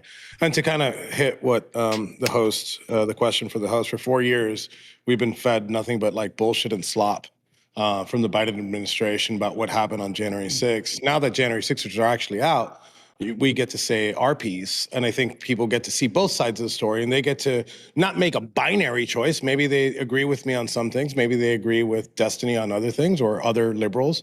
And I find it fascinating now that like we're nitpicking words when he's explicitly said that peacefully and patriotically make your way over to the Capitol. And then on top of that, He didn't say that. So somebody what you else, just said, you somebody used the else word went ahead. explicitly. I don't know if you Hold know on what one explicitly second. means, but And what he said, one fact at a Jesus time. Christ. Just one fact So- at a time. So right? he goes ahead and on top of that, his tweets got deleted and you silenced the president of the United States right after that.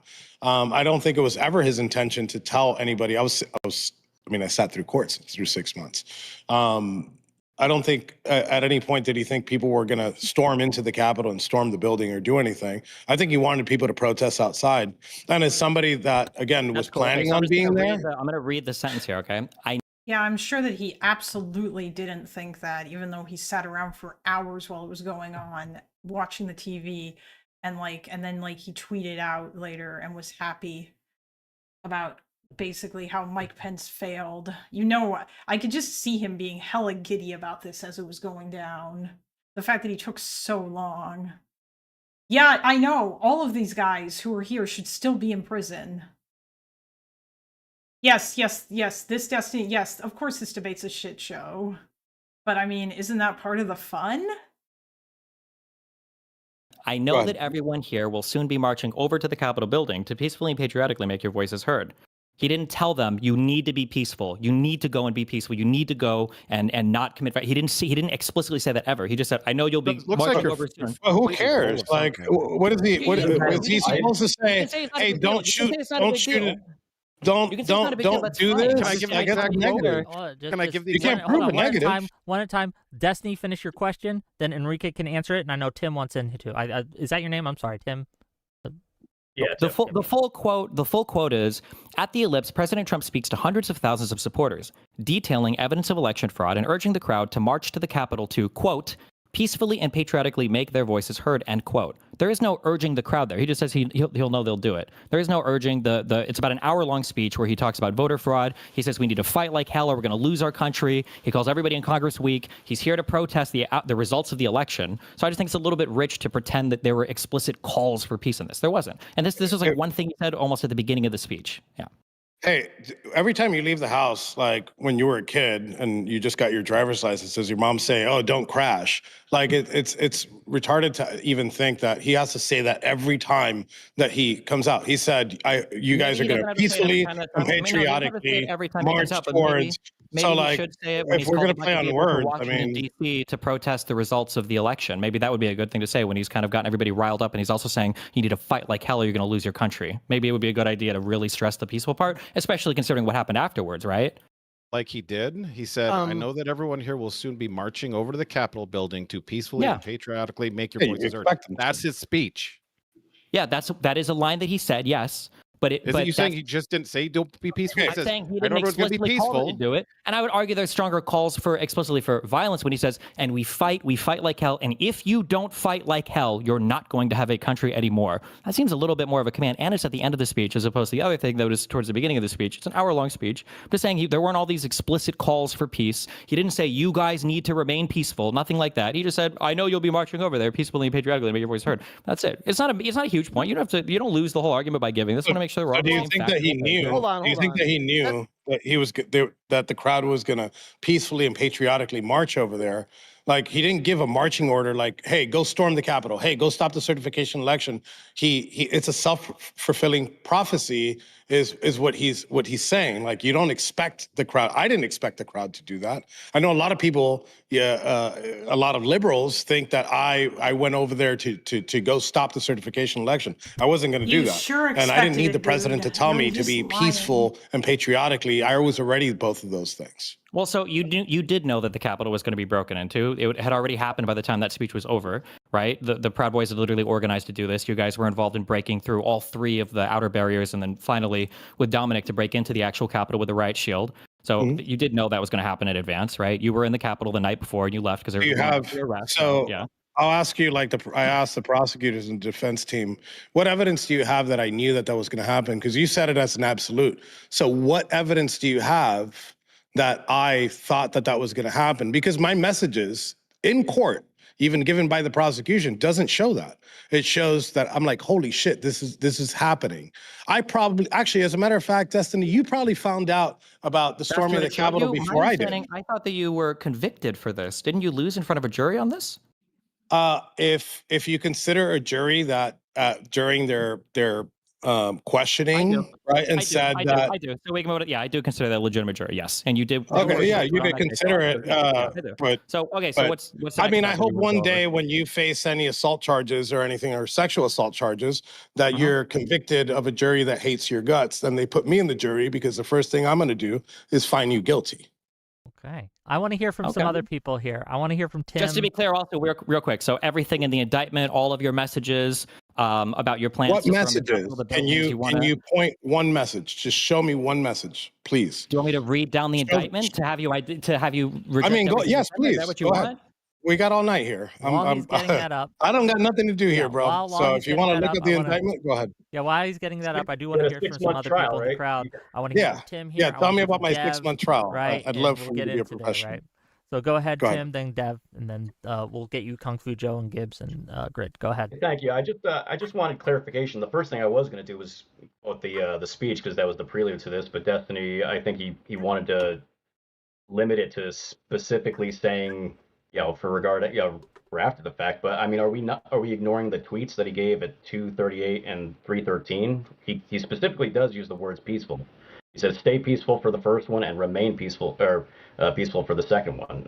So what is the contention about the word peaceful and when it was used specifically? Yeah, so he made those tweets when there was already violence breaking out. So when he says "remain peaceful," that's nonsense, and people were begging him to call people to go home. So like people like Ashley Babbitt got killed because he refused to make that call for people to go home because he was hoping that Congress would break down and give in to the desire for him to have the vote switch. Congress had already been removed at that point, so that's a stupid thing to say. You know better than that. Yeah, Congress Did they not come back that night? Yeah, they came back later that night, but after all of the rioters had been removed, sir. I mean, that's a dumb thing to say. That's correct. Yes, after they removed the rioters, which people wanted to happen, they came back and they re-adjourned in order to finish the count. Correct. Thank you for doing the logical order of events. So Tario, when you were saying, hold on, but that I'm just trying to see if these messages are real. So when you posted a message that said "fuck unity, no quarter, raise the black flag," was that a message that you posted in a group chat? I posted it on social media. Yeah. And I'm 100%. I said that. I celebrated it. Okay. If I'm guilty of celebrating it, then yes. And that was in social media. Political prisoners, we won't go quietly. I promise. Is that a thing that you posted? Yeah, that was in November. Okay. That was in November. You need to remember, we're at war with a virus, not with each other. You need to remember the American people are at war with you. No Trump, no peace, no quarter. Right? These are your messages. When did those tweets happen? Remind me when those tweets happened. In November of 2020. In November of 2020, was January 6th an event? Did January 6th, the event at January 6th, did that ever get announced before November of 2020? Can you tell me the day that it got announced that was going to be a rally? I'm just making sure that so far in the indictment, you agree to these things, right? Unless I'm fucking Nostradamus and I know that some rally is going to happen in the future, do you expect me in November to be tweeting about some shit that I didn't even know was going to happen? An event that I didn't even know was going to happen. We know that on January, I'm pretty sure the Electoral Count Act literally calls out the date of the certification of the election. So we all knew in advance. That's December 12th. The certification of that's a month before I tweeted that. So yeah. December Wait, are 12th we- is on the election certification. I ahead. thought that was Then January they'll 6th. my automatically bad. creating. No, it's not January 6th. As a matter of fact, you got that in the wrong. rally? The Yeah, just- certification of Congress, Yeah, the just- counting of it happens on December 12th. Just real quick, I do want to make sure that Tim gets a chance to get in here. He's been trying. Okay, so sorry, go Tim. ahead. No, it's fine. Then Tim. and No, then that's I wanna fine. hear from, Yeah, Dev, go ahead.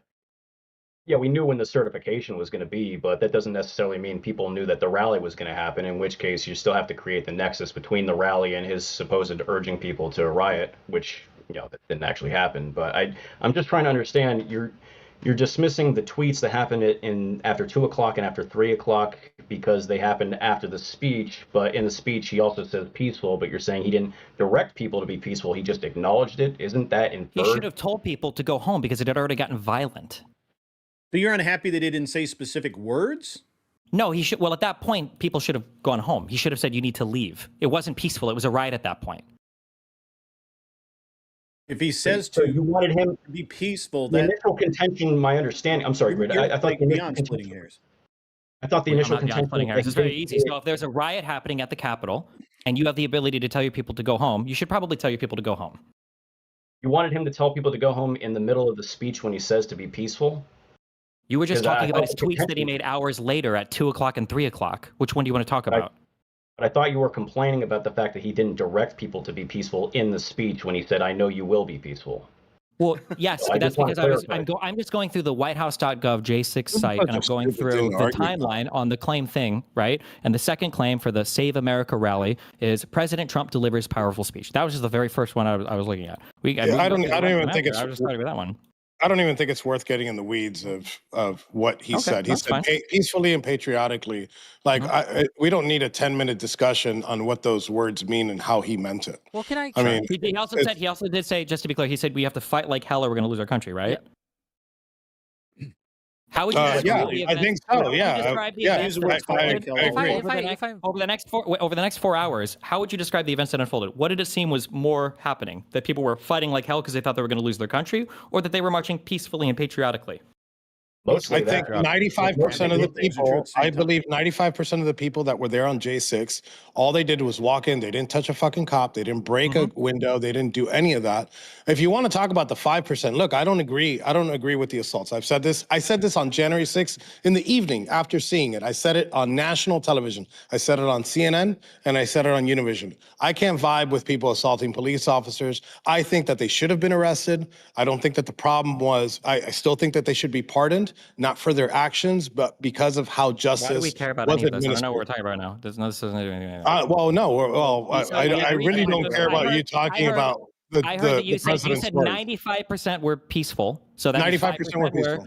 Okay, so then 5,000, 10,000 people were rioting then, if the president's own words are to be believed. Is that the number of people? It Do was you believe about 5 or 10,000 100,000 people there, walked into the Capitol that day? Yeah, there was On about the- 100,000 people, I believe, is the number of protesters. On the site, they say hundreds of thousands, so 5,000 to 10,000 violent rioters. No. I'm asking you, is that the number? Are you citing the number of people that went inside the Capitol or the number of people that attended the rally?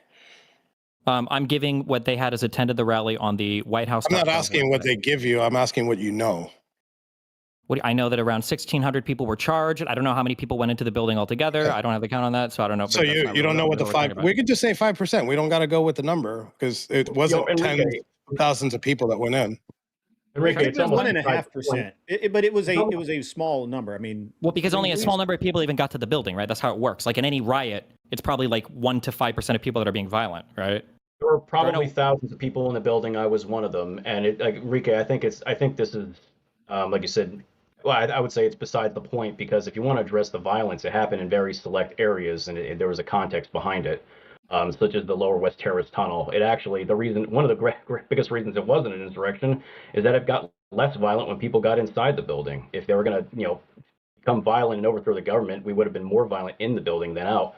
But what you see is that when you review the video, it actually was at very select locations because people were incited. There were provocateurs. I agree with Enrique.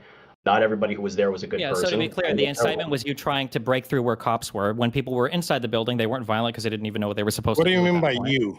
What do you mean by you? Are you talking to me, or are you talking to the general you? Because he's talking about the protesters not being violent once they got inside the building, because they didn't have much to be violent against, because all of the congressmen were back. So you're saying, so you're agreeing with me and Tim and saying that some protesters were violent. Yeah, I agree with you. Some protesters were violent. I believe that they should.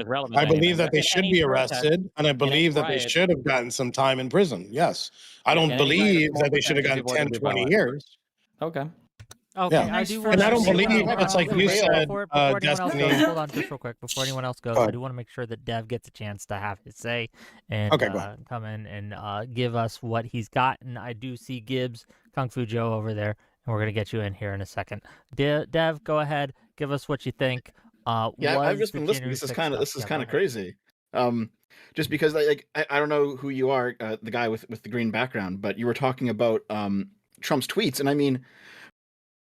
For those of you who don't know, Dev is Short Fat Otaku, and he did like a gazillion hours long video on January 6th. I believe he also made a video on fascism as well too. He does he'll do like a lot of deep dives. Back in the day, he kind of was like one of those, or like he made some videos that we might describe as cringe anti-Israel. Kalinda out there cutting cables in her. No, I'm not cutting cables. I'm cutting zip ties in order to remove this shit from this case. This case is old and it's got a whole bunch of old shit in it, and the power supply that I'm about to put in here, the computer that I'm about to put in here, does not need fucking Molex connectors. Although this fan unfortunately might. Or these fans look like they do, alas, because this case is old as fuck, but yeah. Like, this is a Molex connector. Molex connectors are old. When I look at these, I think of my childhood and the computers that I helped my brother and dad build when I was a kid. So, you know, the drives might not though. What do you mean? Oh, no, everything in here is SATA. It's all SATA. There's SATA drives in here. I do not have any IDE drives. This shit's not that old. But this case is old, is what I'm saying. This is a full tower case that my brother bought many, many, many, many years ago, and then he gave it to my dad. And this used to have a different computer in it. But I took the parts for the PC out of this case and put them into a smaller case that I have down on the floor there that is hosting my web server right now.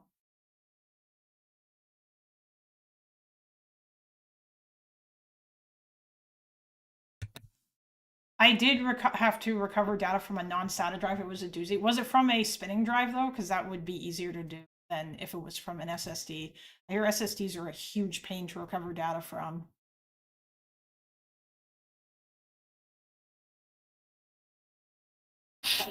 Because that they are because that they're on chips, right? Just like USBs are. If anyone knows Louis Rossman here, he actually had a video where he recovered data from a USB stick, and he did it by like transplanting the chip aspect of it onto another working USB thing. It was really neat to watch how he did that.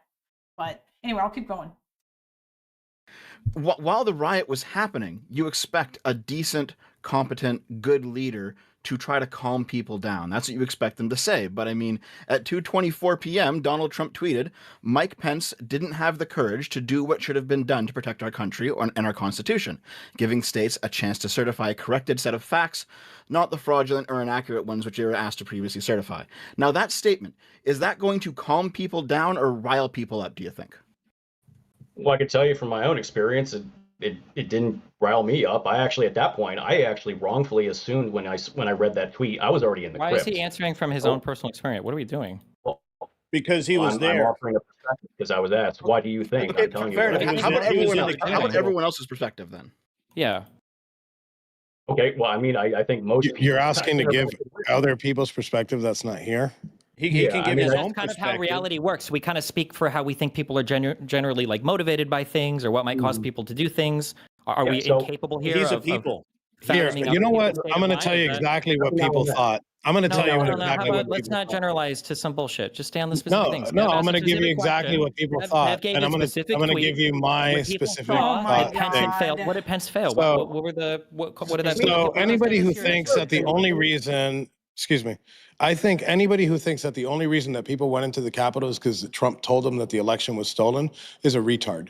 I think they weren't looking backwards. And it started with Hillary Clinton in September of 2016 calling at the Capitol That's what they testified as That's what they a basket of said. deplorables. Then you take us off social media, then you go ahead and you definance. This motherfucker is like the biggest fucking victim blamer, or the biggest fucking, like, I continuously forget that conservatives are like the biggest victims in the world. Is NVMe still considered SSD or just a PCIe interface now? No, NVMe is still, it's still a solid state drive. Like that's still the type of drive that it is. It's just that it's a the PCIe interface that's just how it connects. You know, it's like, it's PCIe, it's not SATA. Yeah, it's, you know, it's like the same way as these drives. There's hard drives in this computer right now, or in this case right now, that are platter drives, and they're spinning disks, but they're SATA drives instead of IDE drives. I love NVMe. I can't wait to build a new computer so that I can have more NVMe slots on my motherboard. That would be so nice. Finances. Zero. You deplatform us. You shut down our businesses during COVID, Yep, right? yeah. You allow the summer of Bro, what the fuck is this guy doing with this? What is going on here? What's this weird art? This here. What is this shit? What is this guy doing? It's got all kinds of crazy shit. Oh yeah, and this guy's about to go off on Jesus Christ. This is this whole, like, you shut down our businesses during COVID. Oh my god. I don't know much about anything about computers, Well, you know what, Conradical? You can always ask if you'll, and we'll be happy to tell you stuff. Not just violent criminals, but also crybullies, all the things they claim to hide. Yeah, exactly. No, they are all of that. By the way, conservatives have been like this for ages. Like, this has been their talking point, even going all the way back to before, like, they began to gain more institutional controls or whatever. They still acted like victims, even though for a very long time Fox News was the most watched, like, news network in the, like, that's not a new thing. Fox News has been the most watched news network for ages, and conservative talk radio and all this other insane shit, but they still constantly will do this thing about how they are always the real victims. It's just really ridiculous. Of love to happen unchecked. Wasn't Trump and the straw that broke the camel's back. One at a time. One at a time. Hold on. One at a time. Both of you, please. Is somebody stole the fucking election.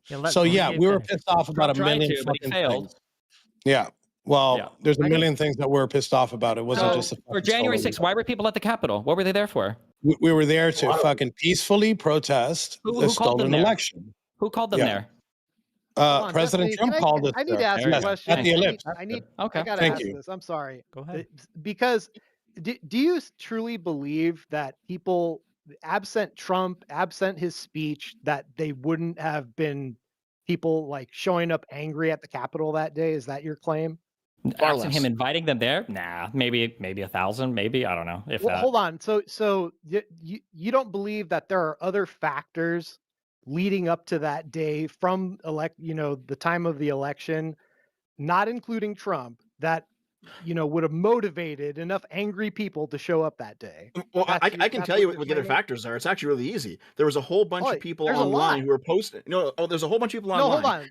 No. I'm going to answer your question. I'm going to answer you. There's a whole bunch of people online who are posting about how Mike Pence has the power to send back the electors so that Trump can steal the election, and everyone was hyping themselves up for this bullshit. That's why you guys went there. It was retarded. No. That's not the only thing I'm talking about. Like, I have a list of things that factually happened, and whether or not you can observe them through 2020, vision, like from now, doesn't matter, because we had so little time to analyze these things. So expanded mail-in voting due to COVID-19, late night vote count pauses and updates in key states, changes to the election procedures. So every single one of these things failed in court. I'm not done yet. They had their day in court. We lost on every single one of these. Buddy, all of them. Did you not just every hear single what one. I just said? It's cute. He believes in the justice system. Courts have litigated all of these. You lost. Hold on. No. That you obviously weren't listening. If you listen, you could hear me better. What I said was What happened by the time January 6th rolled around, we didn't have the time and like 8 hours a day for years on end. No, we didn't have years you like did. you did. Yep. No, we didn't. You did. Okay, between January 6th and the election, the determination of the election, how much time was there? A few months, but there was enough time that almost every single claim that Donald Trump brought up in his speech had already been debunked thoroughly, and none of them, absolutely zero of them, have held up today. So apparently there was enough time. That's not true. Hold on, Democrats were saying that mail-in voting is the most unreliable form of voting. Democrats said that. That's something that's not going to change. Who asked? Well, what does that do anything? It's not relevant. Yeah. So the White House How is posted it this not relevant? I want to hear from Gibbs. Gibbs, go ahead. Yeah, so the White House posted this thing, and I really feel it's important that we this is like the kind of shit that just doesn't give me hope for humanity or whatever. This notion that like, or not like humanity, but like that makes me scared about the future. These people live in like a different reality. They think that it's all rigged and that the justice system isn't real or good, or that like it can't be relied upon. They don't believe in any of the institutions of the United States. And there are people in my country like this too. It's just crazy. Like, what the hell do you do about these people? They have a completely different set of facts, and they think everything is a lie. Like, they're so brain broken by conspiracies. The epistemic dissonance is genuinely terrifying. Yeah, it's crazy. And that's the problem, is that like, we can talk about how the government should become more involved in terms of like fact checking, or how like people should be banned off platforms if they spread misinformation. But that's not going to stop anything from these people. All that's going to do is just make them say, oh, I think we may have found the truth. Because in these people's minds, if you say that something is wrong, or if you say that like that this thing isn't true, and then like you outlaw being able to talk about it, they think to themselves, well, it must be true, and that's why they've made it like why we can't talk about it, or that's why it gets banned everywhere. Like, now it's just that if they ever lose, it's not because they lost, but because they got cheated. Well, yeah, I know, but I don't even think that they necessarily are aware that they're doing that. Like, for some of them, maybe they are. Maybe Trump is. I don't know. I feel like these people probably do genuinely believe. Though, remember what I was saying before about like some people voted for Donald Trump and they didn't care about any of the things that he did in order to overthrow the election? Because it in their minds, and the same thing with like a lot of these people genuinely think that the scary left is coming for their way of life and wants to like destroy them and like forcefully trans their kids and all this other insane shit, or that like being accepting of trans people will mean the downfall of Western civilization, or that the immigrants are coming to destroy them. Like that's what these people believe. And I don't know what the fuck like you can do to deal with that kind of mind rot, because they see us as the enemy. And it's it's like these people are hardwired this way. I don't know how. How can you deal with that? Like, I don't want to start genuinely advocating for re-education camps, because that's not necessarily going to help either. This is a problem worldwide too. Like, there are people who genuinely think that none of these things are true. Well, yeah, I mean, honestly, it's hard not to see them as the enemy on account of the fact that none of these people believe in like democratic institutions. And they're just fascist. Also, some of the people on this panel are actually just like white nationalists.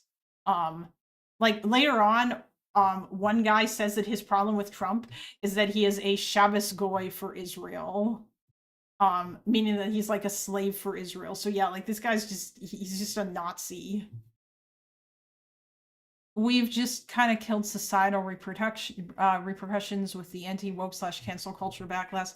Yeah, I know. Although, like, I have problems with that too, with like how we went about doing that, because that we didn't talk to people. Like, I was never taught about why Nazism is wrong. We were just told, or why racism, we were just told it's wrong. It's just wrong to be hateful. There was no philosophical engagement with these ideas. And the fact that we don't teach these kinds of things in schools, or we do not teach this level of critical thinking, or like, you know, these things that we should care about. That's not, we never talk about that. Instead, we're just told this thing is wrong. And it leaves people vulnerable to get sucked into radicalizations online later on because that they're never given the tools to deal with it. They're never told, okay, these are the things these people believe.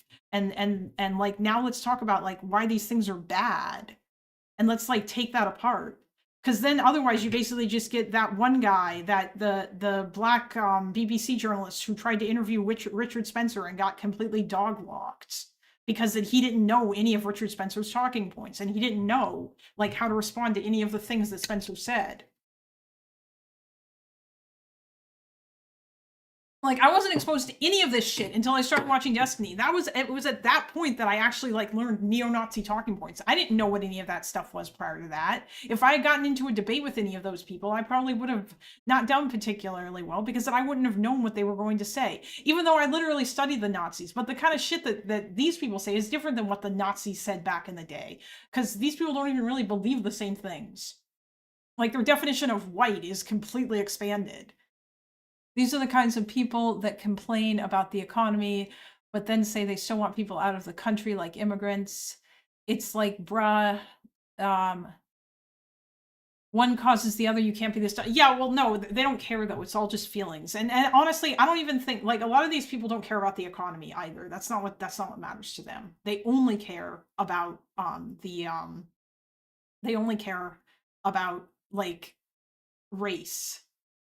Because if you interrogate them long enough, they'll say they don't give a fuck about the economy. And then they'll give those hilarious, the whole like, oh, you only care about GDP number go up or down shit, you know? This is also repeating with people like Bin Laden with the lefties discovering his letter to America and so on. Oh yeah, I know, exactly. No, it's true. It's because we don't really study these ideologies. Instead, we just say, well, this is bad, and that's the end of it. And I feel like we should be studying this stuff more. If somebody wants to show a Jordan Peterson video at a university in order to like discuss the ideas therein and talk about like why certain things might be bad, or like in order to get people to engage with it and to think critically about why it might be bad, then like they shouldn't be banned from doing so. Like that's not a good thing to do. It's important to talk about these things and to discuss like you shouldn't have to take a philosophy course in order to like be taught critical thinking and shit, you know? Anyway. And we kind of like analyze it in the 2026 light, actually. What did they say? It says, in truth, it was the Democrats who staged the real insurrection by certifying the fraud-ridden election, including widespread irregularities and weaponizing federal agencies. All right. So we're sitting and look at this. Now we're looking at right now what's happening. Quoting? Wait, who was that even a quote from? That's on that the is the White House website. page, whitehouse.gov, the whole thing that we're here. Y'all literally posted and said, this is what we're debating today. Well, okay, I don't know. Sorry. Anyway. Well, I would like to get to it. Thank you. 1 second, please. Anyway, and so when we look at it in 2026 and we see all the fraud and we see places like Minnesota where we now have evidence that 197 duplicate ballots were posted. Yes, we do. We do have that. It was just by the Congress just a couple days ago. Maybe keep up to date. We have that. We see evidence of the fraud. We see evidence of this NGOs paying for it. The Trump administration has been saying from day one when this went down that they're basically having some sort of system in place to rig the election. So they're the real insurrectionists by subverting the will of the voters, and that's what we're seeing has happen. They use the fraud system. Why didn't Trump said this coming in 2016? They had 4 years to find it. Why did Trump not find anything? Oh yeah, because Biden's going to be investigating himself whenever he gets put in power, huh? Does that make sense? Give me a break. Come on, man.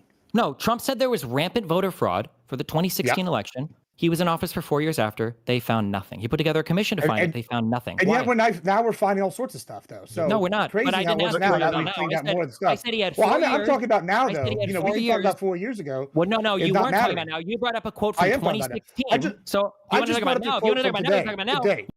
By the way, Gibbs is so annoying to argue with. Jesus Christ. Why don't we have any fraud on this election? He said there was millions of illegal voting. We don't have any fraud. Right? Okay. The quote I just read from 3 days ago. You realize that, right?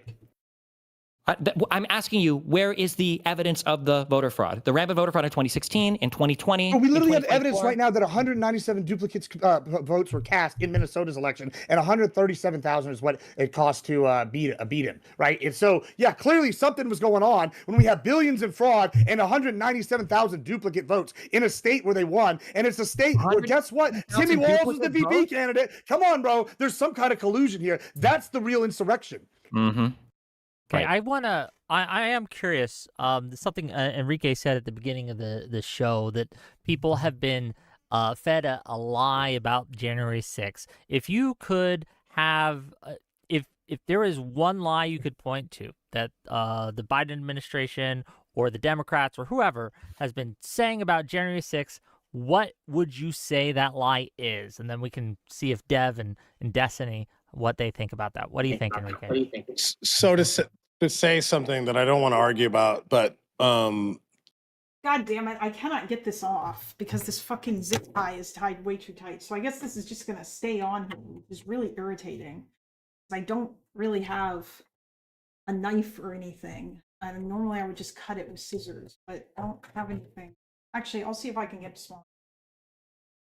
just saying it's an insurrection was all bullshit. But to be more specific, and specific to my case, that we decided to plan to commit an act of sedition, which is one step on the treason for people that don't know that, to overthrow by force the United States government is bullshit. And they ran with this narrative, and they ran with this Tom Clancy novel. Because if you read not only my indictment, if you sat through 6 months of my trial and you read all the bullshit that went on in the trial and how they wanted to paint it, I think that's one of the biggest miscarriages of justice and the biggest miscarriage of a PR campaign by the DOJ. So much so that I think I'm happy that I got 22 years because it opened people's eyes and was like, well, you know what? I don't like this guy, but he doesn't deserve 22 years because, you know, these facts of the case. And in my case, you know, we had FBI agents embedded within.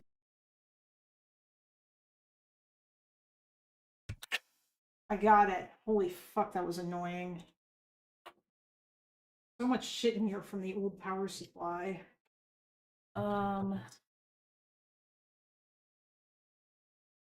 Also, I did manage to get the thermal paste on, so hopefully the PC will still work once I get all this put together. Within the group, we had CIs that were informing about the Proud Boys before January 6th and at January 6th, and not a single one of them did the prosecution put on the stand. So just to close up here, I think them blaming. Yeah, give me 1 second. I'm just closing up. But for the most part, I think hold on a sec. Hey, dude. Hey. Let me finish. Let me finish, and then you can go ahead and do your own shit. Yeah, just mute yourself for a second.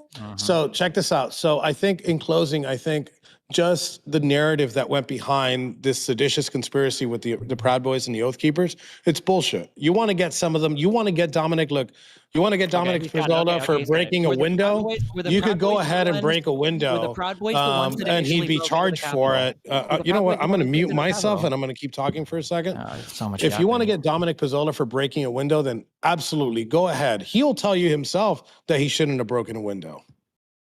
And I'm unmuting. The Proud Boys were the ones that broke through initially, right? They were the first ones in, right? No, they weren't the first ones to break in. They weren't the first one. So there wasn't, let me just be clear. So there wasn't a group of about 100 Proud Boys while Trump was still speaking that made. There wasn't even 100 Proud. There wasn't even 100 Proud Boys in the ground on January 6th. So let's start with correction. Okay. How many would you say there were? 52. 52. Okay. Yes. Was there a group of about 50 Proud Boys during Trump's speech that were already making their way to the Capitol that broke through the outer perimeter, then the second one, and then eventually broke through the window with the riot shield via Dominic? Was that all the Proud Boys? No, apparently you don't know about the Dominic Pizzola. So we'll start with the Dominic Pizzola and work our way down. So with Dominic Pizzola, Dominic wasn't the one that initially broke the window, and he wasn't the last one to pull the window. He wasn't even the one that went in. He's just the one that conveniently he was not. That window was already broken. You want to pull up the video and take a look at the cracked window? So I welcome you to do so. You said cracked window, so he's the one who broke through the window with the riot shield. The Proud Boy. Yeah. He finished breaking. He finished. He didn't even even finish breaking the window because the window was still not accessible, and somebody else pulled down the window. I go ahead and I challenge you and I say, pull up the video and we could discuss Dominic Pizzola. And if he wants to, if Wick wants to, we can. So my question is when you tweeted out that you were proud of my boys in my country, okay? Yes. Don't At what fucking time was leave. that? What were you referring there? You tell me. When you said you I were was proud of saying, them, I what was were you talking to the referring crowd. So let me listen. You could hit me for a lot of things, but the things that you're talking about, you can't. Right? I had direct communications with my guys via Telegram at the time. Right? So if I didn't want them to leave, why isn't there a message from me directly to them saying, "Don't fucking leave, just keep going"? I put that message out on Parler, which is similar to Twitter, right? To the public. I was celebrating it. If that's what I'm guilty of, then fucking lock me away for 22 years. But how the fuck are you going to tell me for tweeting when you've tweeted so much fucking worse shit that you should probably be in prison for, right? Yeah, that's right. Then Okay, so don't it fucking was leave. the Proud Boys who were in first, right? You were tweeting out, "I'm proud of my The boys and Proud my Boys, country." we've Don't established fucking that the leave, Proud Boys right? weren't And the they'd already first ones broken in. in. So and we you can said clear they that were out of the the thing. Well, let outer Destiny perimeter finish and now. the- Let Destiny right? finish So his you thought. knew that they were breaking in. You were proud of them for doing so. I did not know and they you were first on breaking the in. stage. I Really, did you not had know they no were breaking idea. in. No, I didn't turn on the TV. I didn't turn on the because TV. I got the video. Go I ahead, grabbed the Des. video. no You way can that look at that's it if for you me, and want. I can play it for you. I've DM'd it to you. Yeah, You please. can watch it. Give me a second. Oh, First this is guy funny. goes by Red this on bit. Red Glasses. If you want to search the Sedition Hunter hashtag, he's an Indian-looking fellow. Okay, give Red me on Red 1 Glasses. second. They throw a 2x4 through the window first. We'll see it in a moment. I just gotta. Oh my god, if I may nerd out. This! I mean, I guess I could open the thingy, but I don't know if I want to. This is a Creative Sound Blaster Live. This is a PCI graphic or sound card from like 20 years ago, and I bought this on YouTube. Or not on YouTube, sorry, I bought this on eBay because it was the main thing that worked really well in Linux. And I still have this. I don't know why, but I do. I had it in my old computer a long ass time ago. The olden days. I used to have one. Yeah, I remember actually. We also had one too. That another one. I don't know if this was the original one that we had, but when we built our Pentium 2 360 computer back in like the late 90s, early 2000s, I think. I remember my brother and I put our allowance into a jar for several years, or for several months rather, in order to get that computer. And then I don't know if my dad built it, or we may have, or I don't know if my dad had that built for us, or if I think we built it ourselves after my dad ordered all the parts for it. And we were so excited. And we had an AMD graphics card, and we were super excited to be able to play Jedi Knight Dark Forces 2 on it, and the graphics were so cool. And we thought the computer was so fast at the time, even though it really wasn't. It was terrible, and we had to like boot into it constantly, you know. Or like we had to reboot it whenever it would get too much. But I mean, obviously at the time that was all we had. Okay.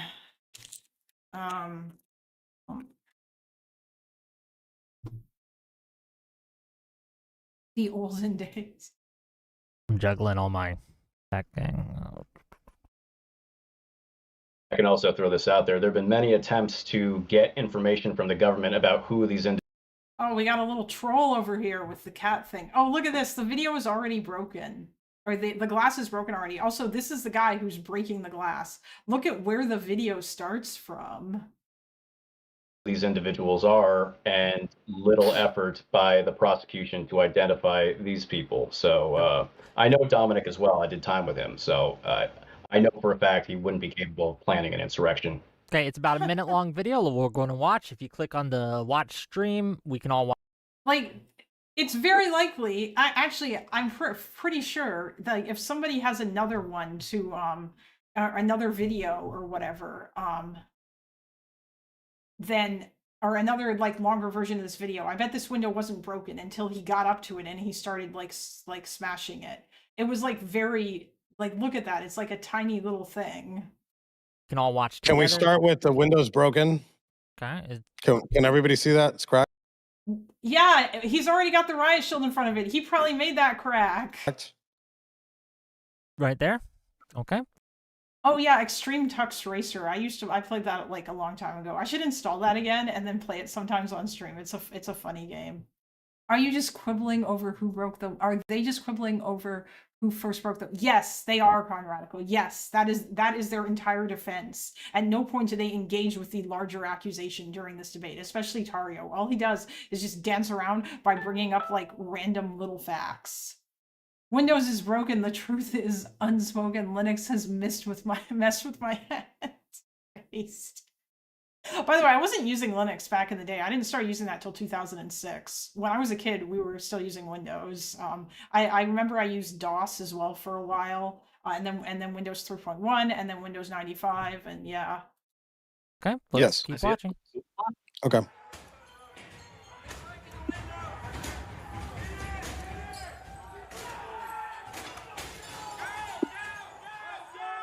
There's 2x4. This one.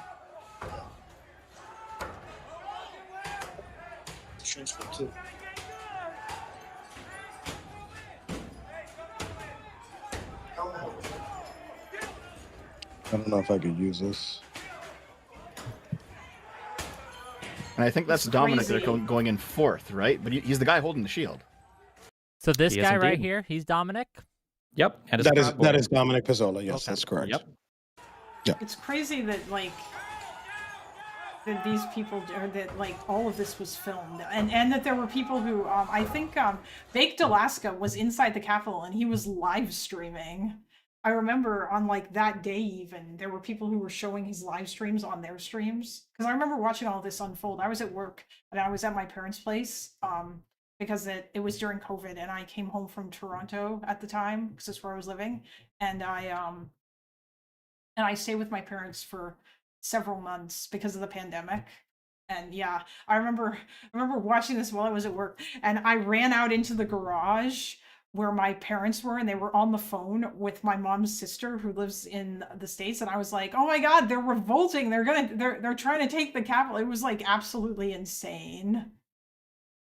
Filmed and lauded and parade. Yeah, I know. That was something else. Destiny showed later on when Destiny was doing research into this, he went back and found like all the live streams from InfoWar and all these people, and they were all cheering this on at the start when they thought that they were gonna win. I was just thinking, did Baked Alaska stream it? Because that seems like something he would have done. Yeah, he was there. Fuentes was there too. He was outside screaming stuff. And yeah, the QAnon shaman guy. One, two. Well, 1, 2. Well, if that guy could get over the fucking window. 2. 3. 3. He's He's technically fourth. 4 or 5. 4 or 5. But and I want to hear Destiny. I want to hear Destiny what Destiny has to say about this. Just to be clear, he's absolutely breaking that window, right? Yes. He's absolutely no. Listen, Dominic will tell you himself he's breaking that window. But I'd love to hear Destiny's take on this. Now, do you feel like you're wrong about being the first? I never said he was the first one in. I said that the Proud Boys were involved in you breaking did. into the You did Capitol say building. that we were No, the I first didn't. ones in. I knew you guys were the first ones that broke through all the barriers, which is true. The outer That is perimeter, not the true. second outer gate. You want to go and then through the the first window one? here. We could do this again because Sure, you can find the first when one we're if you want, talking about semantics, you want to talk about the president not saying a single word patriotically and peacefully and not directing people to be. But now here you're not using semantics, right? So now I'm not using semantics. But was he a Proud Boy involved in breaking through the window for the first people to enter the building? Yes, and I've never that's my denied claim, that. Correct. Dominic That's doesn't good. even All right. deny that. And this So happened, now let's go to this the happened first right breach. after 2 o'clock. This happened But wait, before Trump was you had tweeting that you guys so should much remain to peacefully, say right? about the first, second, and third breach.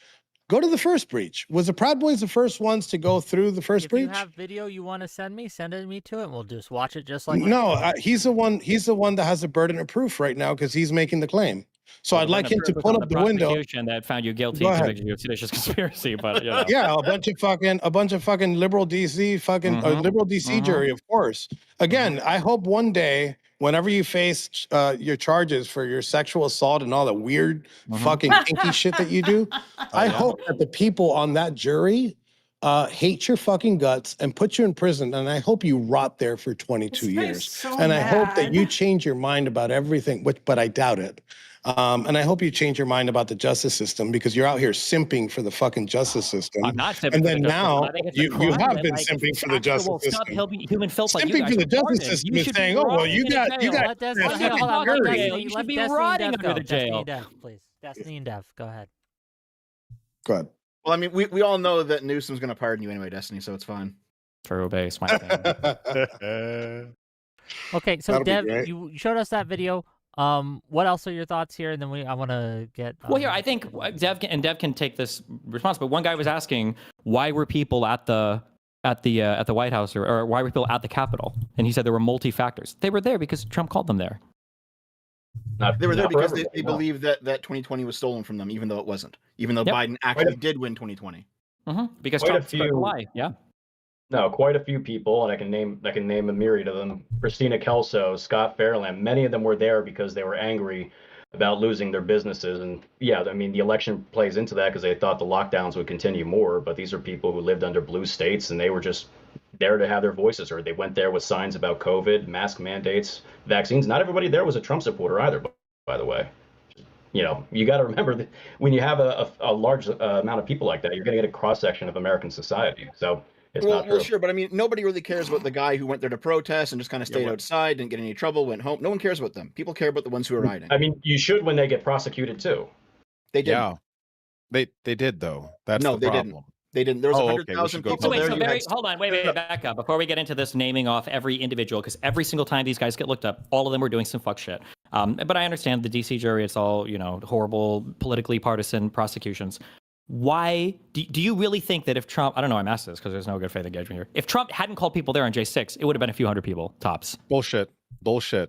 Vice did a whole they did a video walkthrough of the audience. They found 6 distinct different groups. I'm also going to give December and November as an example. Trump didn't tell anybody in November, December to show up to DC, and we showed up in the thousands. As a matter of fact, I'd say that the November rally. That doesn't matter, dumbass. Nobody cares about that. There was nothing special going on those days. Those were just rallies that were put out by organizations. That doesn't mean anything. And also, it wasn't about Trump necessarily showing up. The real issue is that Donald Trump amplified all these insane conspiracy theories, and that he was doing it for a whole year. That's the incitement. That every time if I lose, it's rigged. Even before the election, he was doing it. That I think is like the big argument that none of these people seem to want to contend with. Or I mean, it doesn't even matter really, because these people think that the election was stolen. Have you got an old graphics card going in there? I mean, I could put one in, bots, but this thing has this GPU has, or this graphics card, or this CPU has like an integrated graphics card that should probably be fine for what my dad wants to do with it. It's probably about as good as the shitty old ass NVIDIA 750 Ti that he's using now that I gave him a long time ago. But I do have one in case he wants it. From November 14th was a lot. There was a lot more people attending that rally than they did on January 6th. Just so I can just fact check real quick. The Million MAGA March. I could be off. But regardless of the fact, it doesn't change the fact that the president did not tell anybody to show up in November, and they still showed up in mass. I remember actually with Bobby that's sitting right next to me, I remember sitting on Capitol Hill and looking down Constitution Avenue and seeing people shoulder to shoulder all the way to the White House. Well, yeah, but even then, earlier was that so many people. So, like, I know what you're talking about because Trump didn't even understand what was going on with the false elector plan until like early December. I get it, but all throughout November, you had like Ken Cheesebro talking about this. You had the First Amendment Praetorians that were talking about this. You had all there was like the slow boil online of riling people up to get them to believe that there was something that could be done about this. That Trump could have these 7 slates of frankly false electors to come in and then save the day in the last minute. And this was like it was built up online. It was built up in certain channels in certain spheres in DC. It eventually got to Trump's desk in early December, and that's when he started pushing it personally. But it still came from a location, and it came from the right wing. So let me ask you something. Actually being upset about the election. Absolutely disgusting. This is not a real modular power supply. Why did I buy this? It's got why? Oh, hey Chase. I mean, Chase, did you? Oh wait, no, you were here during all that. No, I've just been listening to Destiny, the Tario thing. While I put this together, because I didn't do it earlier when I should have.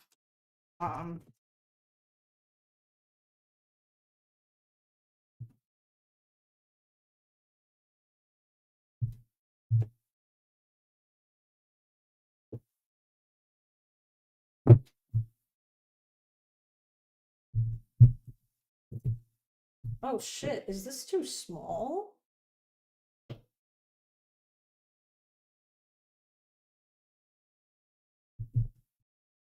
Not gonna fit in here?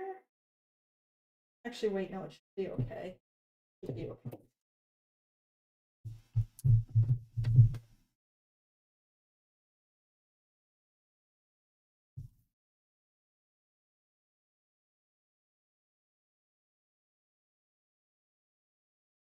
About the election. Let me ask you something about Pence then. So you're saying that they lied to them and they couldn't. Let's say, so then why is Pence considered a hero from the left if he decided to certify the election results? What if Pence decided to go with Trump's plan? Would that make a difference? Would he'd be a traitor? Yeah, then he wouldn't be considered. He'd be a traitor, but wouldn't. But then there is a chance of something happening, right? There is a chance of going ahead and not certifying the election. Correct? Yeah, if the insurrection so was successful, having that hope, having that hope that Mike Pence would do something would motivate people to try to protest. Yeah, correct. I truly believe. Look, you're describing an insurrection. They would hope that their pressure there would force people like no, Pence it would be illegal. Intimidation. It would be illegal. It's not legal. It would be illegal. It would be a legal solution. It's not What if legal. he Where's the language inside it is legal if you one at a time. Hold on, one at a time. That's a very one at a time. specific- I need to fix this right here. I understand, but let Destiny finish. Then you can fix it, and then I want to hear from Grid. Yeah, that's the go order. ahead. And I What see you're you talking said about is an teased. insurrection. It's semi-modular, I think, is the term that people technically use when referring to power supplies like this. It's not like fully modular, it's like semi-modular.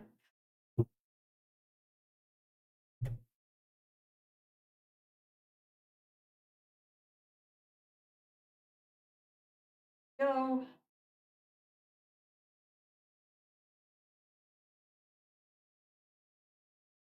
And a lesson which the GOP learned. Speaking of buy hell, you're talking the beer hell putsch. You're talking about the beer hall putsch. Something noteworthy about it is that it marked Hitler's change of tactics from pure brute force to messaging the national narrative towards his platform, a lesson which the GOP learned following January 6th, and a lesson which Dems and the farther left have only seemed to grasp recently. His views did change. Although it also helped that he was that the conservative institutions of Germany were sympathetic to him in ways that they would not have been, or in ways that they were not towards, like, let's say, left-wing revolutionaries, because those people, like Weimar's institutions, a lot of Weimar's civil servants were quite conservative. And I mean, the problem with the Weimar Republic largely is that it was run by people who didn't believe in democracy. The only ones who really did there were the Social Democrats, and even like among their members were a lot of people who were like, aren't we supposed to be socialists? You know, like, yeah, German courts were overwhelmingly conservative. Yeah, exactly. And that is ultimately the thing that kind of, like, there wasn't the same level of institutional backing for democracy that you find in the United States. Although, unfortunately, that even now, like, we're finding issues with that. Now the libs also believed in. Oh yeah, I'm sorry. The that other party, the liberal or the Zentrum. Yeah, like there were other parties as well. But in terms of like the major, like a lot of the people who were elected, like Hindenburg and von Papen and stuff, those guys didn't really believe in democracy. But yeah, the others, or the others who did believe in democracy, besides the Social Democrats, although the Social Democrats kind of were too, they were scared of a socialist revolution, and so they were okay siding with Hitler. The Social Democrats were like the only ones who recognized the danger, and the KPD would not work with them. Yeah, von Papen and Hindenburg were monarchists. Yes. Oops.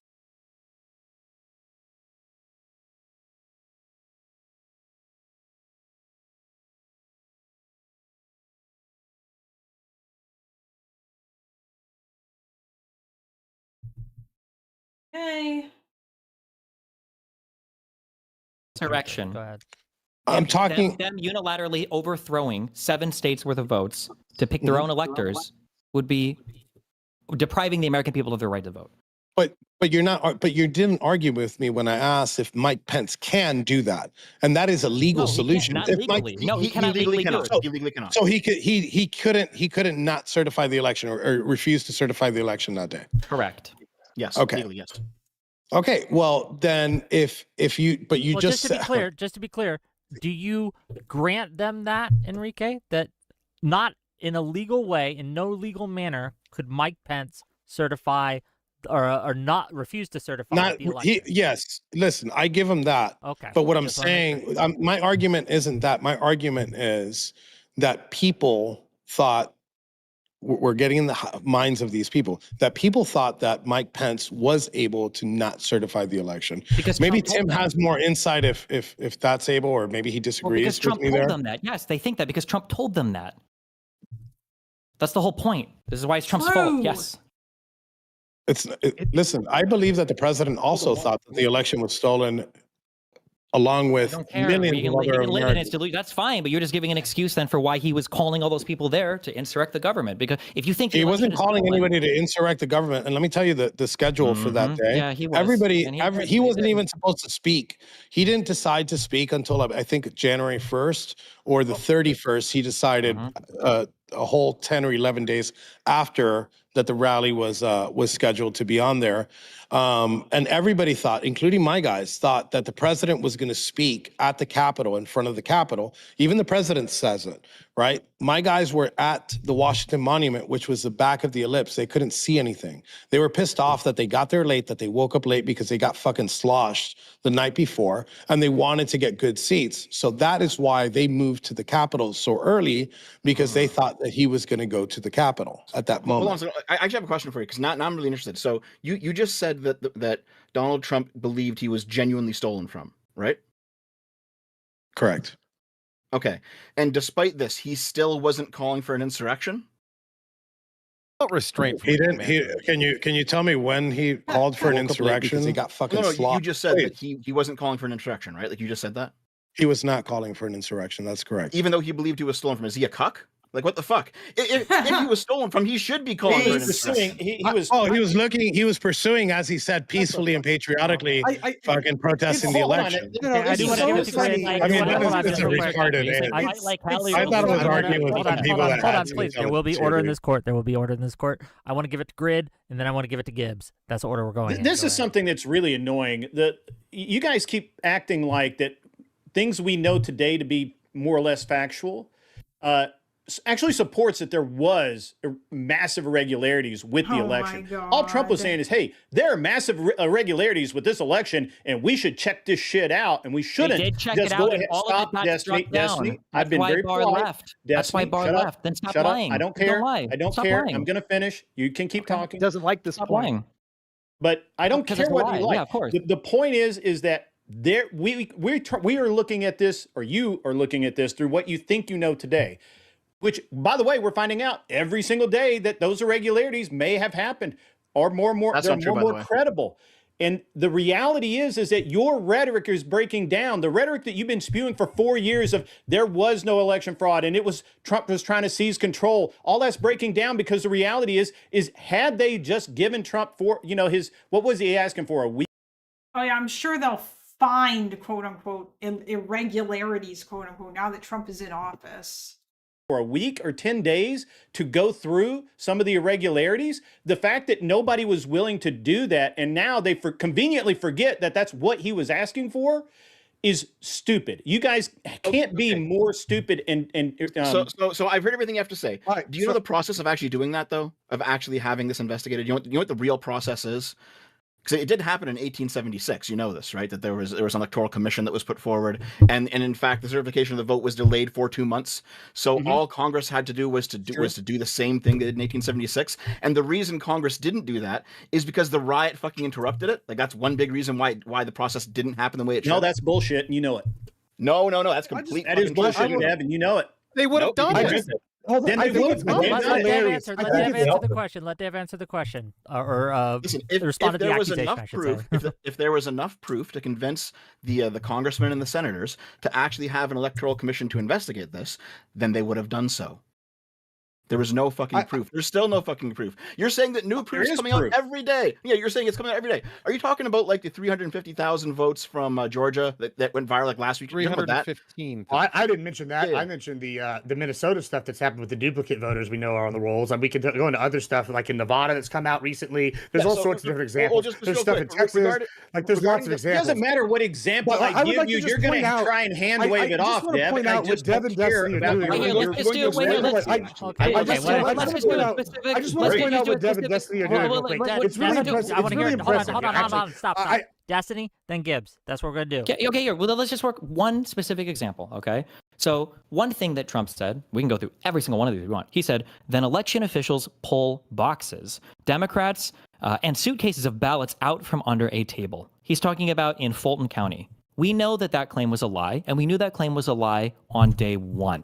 It was debunked. If you watch the video, they were put underneath the table when they were going to stop counting. Then they pull those same boxes out from underneath afterwards. That was a lie. They knew it was a lie on day one, and Trump repeated it at the ellipse speech on January 6th.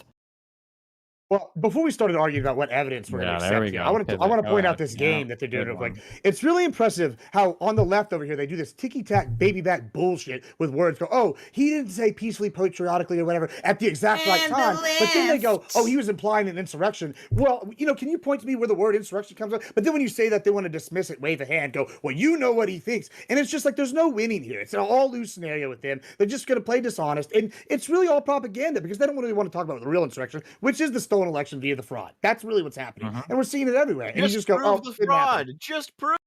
I think later in the debate, one of the guys suggested Ashley Babbitt was pushed through the window by Antifa. Yeah, I mean, there's like denying of what happened with her, yes. Oh, someone also tries to claim that the person who shot her was not a Capitol Police officer as well, but a private security dude, which is not true. Prove it. Huh. We all prove it. That's why they're opening tons of investigations and finding new shit all the time.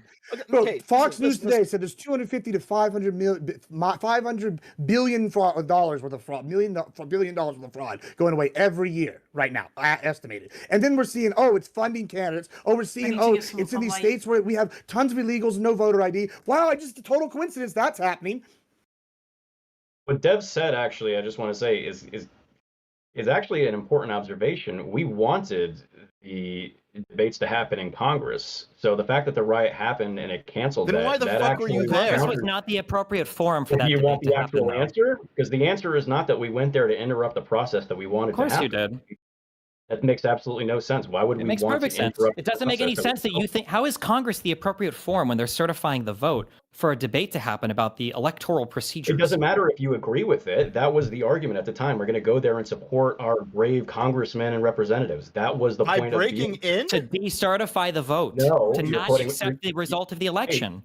No, actually, fucking, Yeah, you it don't was. even know what happened. You're just. I do know what happened. I've read all the fucking documents. You're just lying about everything. The whole I read point- some the shit whole on the point of this internet, which makes me a certification process- professional. The whole That's point. what I'm you sorry, sound like. How many people in here were convicted of what crimes? Give me a fucking break, Let okay? him go. Let him go, please. Trying to say, because I actually am a witness, and I can tell you my experience there. I actually went there, and my cell phone footage proves this. I didn't know there was any restricted area, and I'm not trying to put that on Proud Boys or Ryan Samsol or Ray Epps specifically, but I walked into an area thinking that I was just there for a First Amendment demonstration. When the cops attacked us, it incensed us, and that was that. It Cops doesn't mean attacked it you has where? to At make what sense. part? Oh On the shit. Western Terrace. What you would call I don't have a CMOS battery, so I don't even know if I'm going to be able to test if this can boot or not. That's something that I guess I'll have to deal with when my dad comes. If a cop attacks you and you're on the Capitol grounds, your first thought is, "Wow, I'm getting attacked for no reason." Not maybe I'm not yeah, supposed because to I be was here. present for because I was present for Yeah, quite because some he time. thinks he's at a peaceful protest, which you, by the Peaceful way, protest seem doesn't to give you the right to support. trespass. I bet when the ICE agent That's shot that girl in Minnesota, you're on there crying for her peaceful protest. Hold on, Peaceful hold on, protest doesn't hold give on. you the It's right a little to chaos. trespass.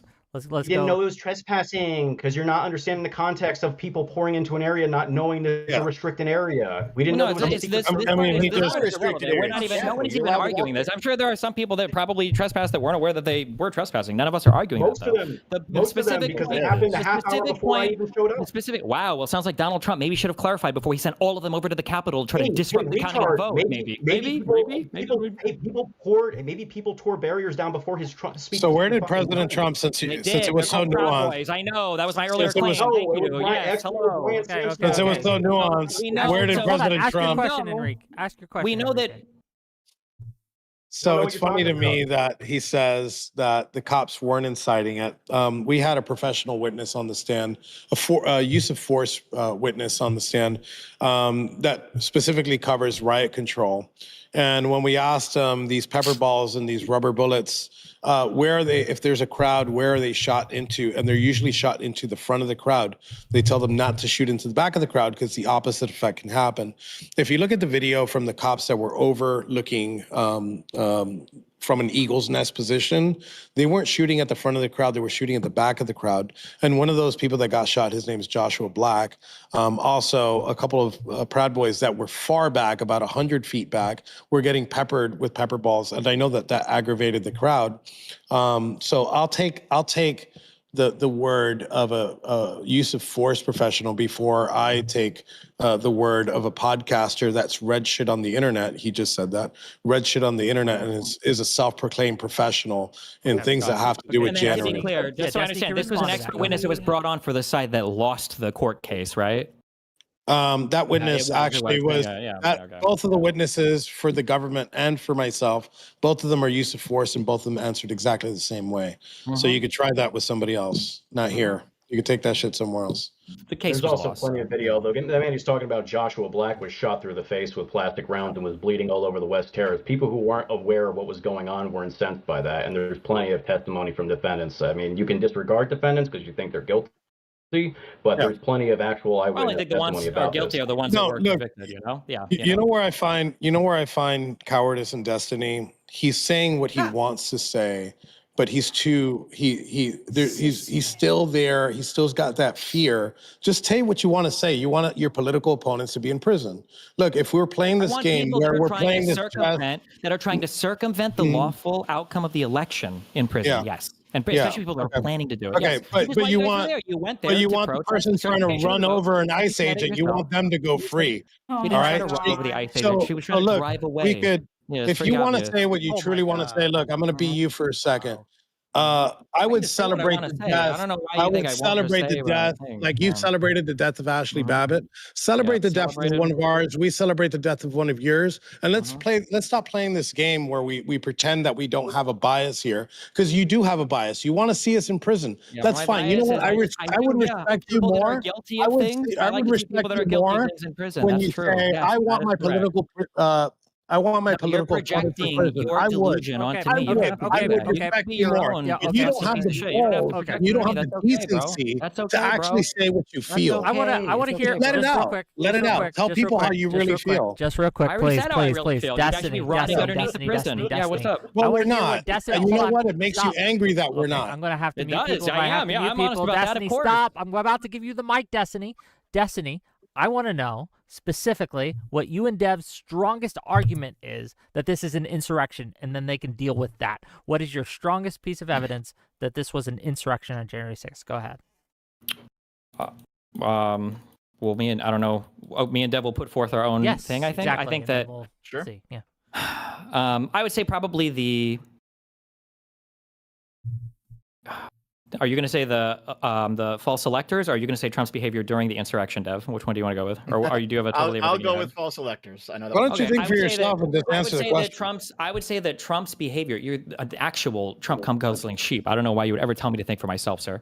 I think that the strongest piece of evidence is Hit him how with Trump the acted sir. during the insurrection itself. So, for instance, when there were multiple family members, when there were multiple members of government that were begging him to call off the rioters, and Donald Trump was making phone calls to congressmen telling them that, well, maybe you should consider flipping your vote or changing your vote. He had even the call with McCarthy, where he was saying, well, maybe they're mad for a good reason. And Giuliani was also making similar phone calls. I think that was very evident that the things were going as he wanted them to, that he was happy to see the insurrection carry on, and rather than actually calling down the National Guard to go there immediately and to stop it, he was happy to watch it continue on because he was hoping eventually he would delay the certification of the vote or flip it to himself. I think that's one of my strongest pieces. Okay, Dev, go ahead with yours, and then we'll get the response from all of them. Go ahead, Dev. I mean, we've already talked about these 7 slates of false electors before in this conversation. You guys think that basically Trump was stolen from, and so this was part of the actual procedure. Basically, it was based on the 1960 election because there were dueling electors in 1960. The difference is that in 1960, the state of Hawaii actually signed off on the alternate slate of electors. That didn't happen here. We have the false elector papers. They're publicly available to see. You can see that no state government actually signed off on any of those electors. At the same time, I have now at this point read 64 full court cases on what happened during the 2020 election, all the audits, all the recounts, all the investigations. No fucking evidence has ever been produced. And additionally, everyone says, oh, it's standing. Standing's the reason why those court cases didn't go anywhere. Well, guess what? If you actually read the court cases, you'd realize that pretty much in every single one, the judges actually said, hey, even though there's no standing for this, we are going to do like an impromptu kind of look at the merits anyway, because we understand that this is actually really important, that everyone really cares about this. And so you can actually read the court documents and realize there's fucking nothing. There's no evidence of anything. In all of these cases, Trump just lost them on standing, on merits, on everything, because there is no fucking evidence. And I know everyone's talking about, oh, there's new evidence coming out right now, all this. No, it's all bullshit. Like in Georgia, the 315,000 extra like improper votes. What that was you had like a poll worker who failed to sign out at the end of his shift, and so it turns out that the ballots that he was involved with were were not signed off on properly, but they're still all completely legitimate ballots. And then guess what? Once that state was recounted, those were all recounted properly and recertified, and they were all signed off on. So like even these little moments where you have like technical snafus that don't actually disqualify any votes or show any fraud, none of it ever pans out to anything. It's all bullshit. Okay. There's no chain of Respond. authority, You guys can which respond means to that. Go ahead, Stream Rift, and I want to hear from the rest of you. Go ahead. there's no chain of authority, which means they didn't follow their own state laws. And so that calls into question whether they were legitimate or not. And it's 2 signatures.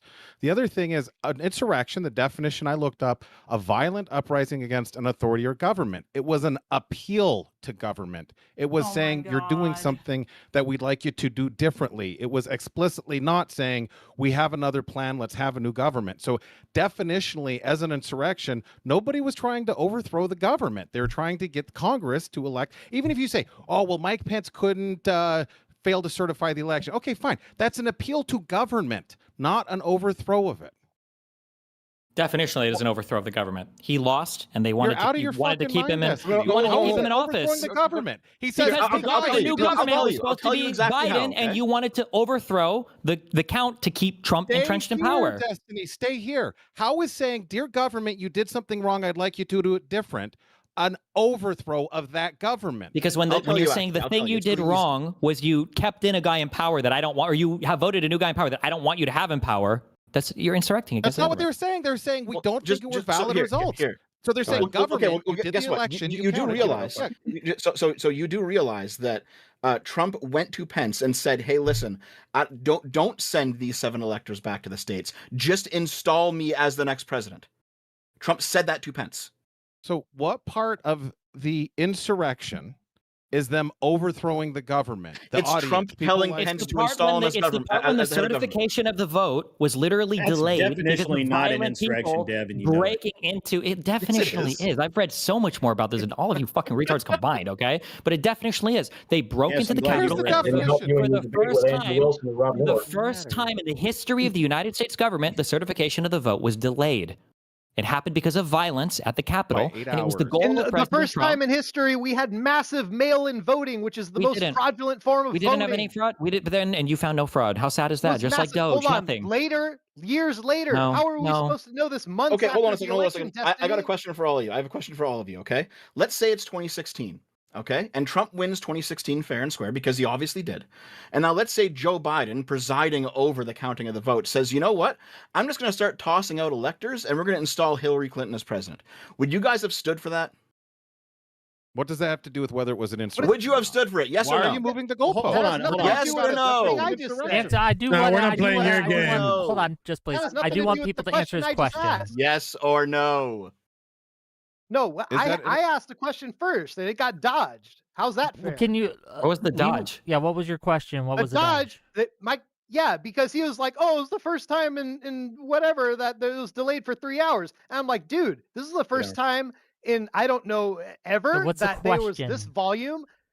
I'm asking how are you going to say that this was like ginned up solely by Trump when there were so many other factors absent Trump Because that every got people single mad thing- enough to because show up that day? Yeah, they all came from Trump. Every single piece of voter fraud No, that was brought to bullshit. him was debunked by Barr. Why did Barr quit? Why did Barr quit before the certification? I'm talking about they didn't have that much time between They had the plenty of time. decision of there was only months. There was only months. Destiny, That's a lot of and- yeah, time to find what? any voter fraud at all. To find one piece of voter fraud, there's plenty of time. Yeah. No, was the voter fraud Since like just the real mail-in quick, voting before you ask more investigated? questions, hold on. Before you ask more questions, Dev did ask you a question. Your asked question everyone just their got question, answered. yeah. I'm still. Can you answer his? In 2016, if Joe Biden had decided to get rid of the electors and install Hillary Clinton as president, would you have stood for that? I would have gone to go protest at the Ellipse. There you go. Like you guys protested last time inside the There's building. no See, way that Enrique would have answered it. happened. What about the rest of it? Actually, wait. mean, No, yeah, they would have gone to protest because it would have been a president they didn't like. I mean, I'll answer it. I didn't. Which, is kind of questions like this are kind of silly though. If you ask somebody if they would do something in order to try to prove that they're not a hypocrite, more often than not, they'll just say yes. Even if like that's not likely true. I didn't know it was specifically to the whole panel, but sure. Yeah, I'll everyone, answer. go ahead. Okay, so had Biden installed Hillary Clinton just because, or are we talking about we think that there's massive election fraud, or what? A whole bunch of Democratic officials cooked up a whole bunch of alternate electors and said, "Hey, Biden, use these." You mean like a Yes, Steele sir. dossier to try and smear Trump of Russia? Were there any Exactly. false electors in that dossier? I mean, there wasn't, but I mean, There wasn't. No, there wasn't, I'm yeah. shocked she missed the That's trick. not election interference. That was a really good point. That Steele dossier, how many fake electors were cooked up as a result of that? Can I hear an answer from the panel for that? How many? Give me one. Well, wait, you're asking the wrong question. Is that election interference? Didn't the Steele dossier, wasn't it published after the election happened? I'm just asking you a question. Well, if it was after the election happened, then definitionally the answer would be no, if time only goes in one direction. So Russiagate was before all of that before the No, so 2016 Russiagate was election. after the election. That's why it's such a stupid fucking conspiracy Okay. theory. Because the person Well, that hurt no. Hillary the most. No. probably It Comey. wasn't. Yes. It wasn't. There was a PR campaign in 2016. I remember because I was there. I was into the 2016 campaign. So don't tell me that there was no Russia before 2016. That's election interference. That's exactly what it is. That the report came out 2016 after is that. a That's whole fine. year. The election after the election was when the Steele dossier was leaked. Well, BuzzFeed published it, but it was after the The election. So report was it's kind of the worst. published. The It's kind of the propaganda worst was thing started in ever. It 2016. doesn't really. Yeah, you keep saying that whole year. 2016 is a long. There's like 12 months, 365 Yeah, days. and the election was at the end of the year. Mm-hmm. And the Steele dossier was published afterward. Yeah. Arithmetic, dude. Well, we talk about stolen election. I can give you an example right here. We have what's her name? We have Miss the executive director for Wisconsin's election commission, Claire Whittle-Vaugh. She was convicted of voter fraud in 2024 in May. Right? Just a real quick. And we just got an email. Yep. That was released. I have a fact check that for the says, Steele dossier. It was published on Mother Jones on October 31st, 2016. So it was just before the U.S. presidential election. So. Okay, just before the Okay, so we have an email just today from this person who's been convicted of voter fraud, saying, "quote Xerox 64,000 ballots in the back of the conference room in Milwaukee City Hall, room 501 at 3 a.m." Guess what? They won a percentage by in Wisconsin, 0.63%, and that's how much Biden won by. So it looks like we are starting to find examples of the election being stolen, like this example. So when you're saying there's no evidence, there's evidence coming out every day. The Executive Election Commission Executive Director Claire Woodall-Vaugh. All right. So and it's pretty crazy. We're still waiting. I guess if you stopped reading it, how was the election stolen? 2017. She was convicted before this email was found out. How was the election stolen in 2016, 2017? You said Russia.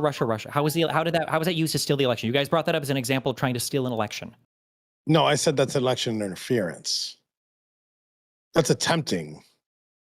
And attempting is conspiracy in its own nature, so it should be prosecuted. And the person, all the people involved there should get 22 years.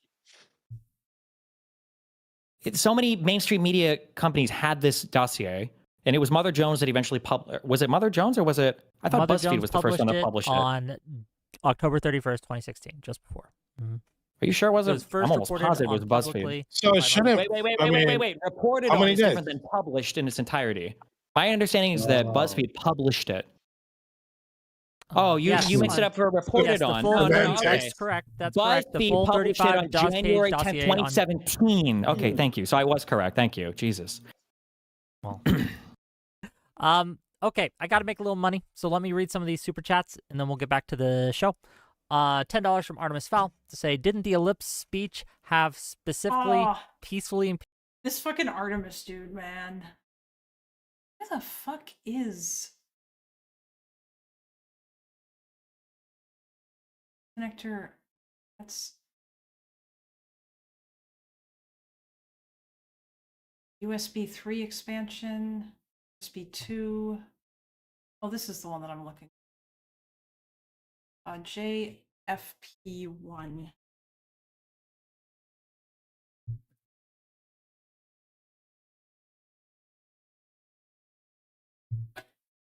Oh, it's right here. This guy. Unplug these.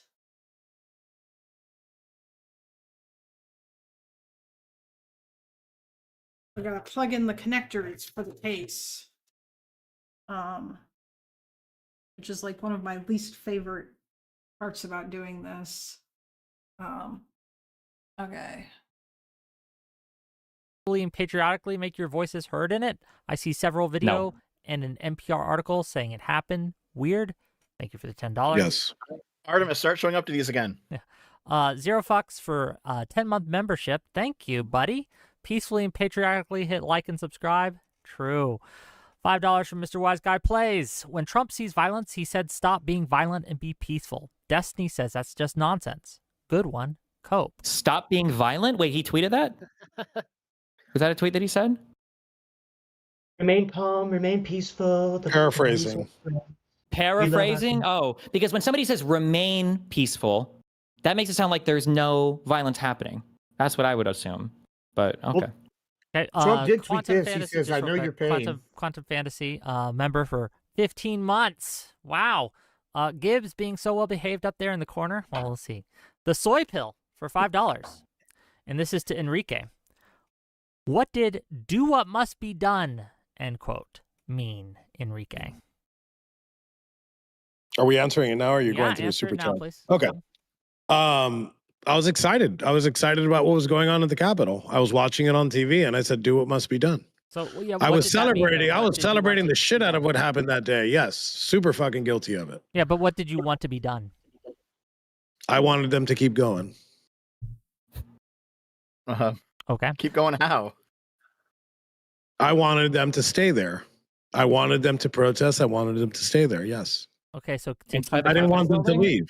Inside the Capitol building. I wanted to Yeah. occupy the Capitol building. Yes. Yeah, we know. It was And in the to invite. do what with it? Just real quick, $5 from Mr. Wise Guy To Plays. disrupt, to insurrect. That's what that means. That's definitionally an insurrection, right? Destiny. Definitionally it is. You're using threat and For me to intimidation in answer, order to Destiny to disrupt sit the here lawful and government fucking. process.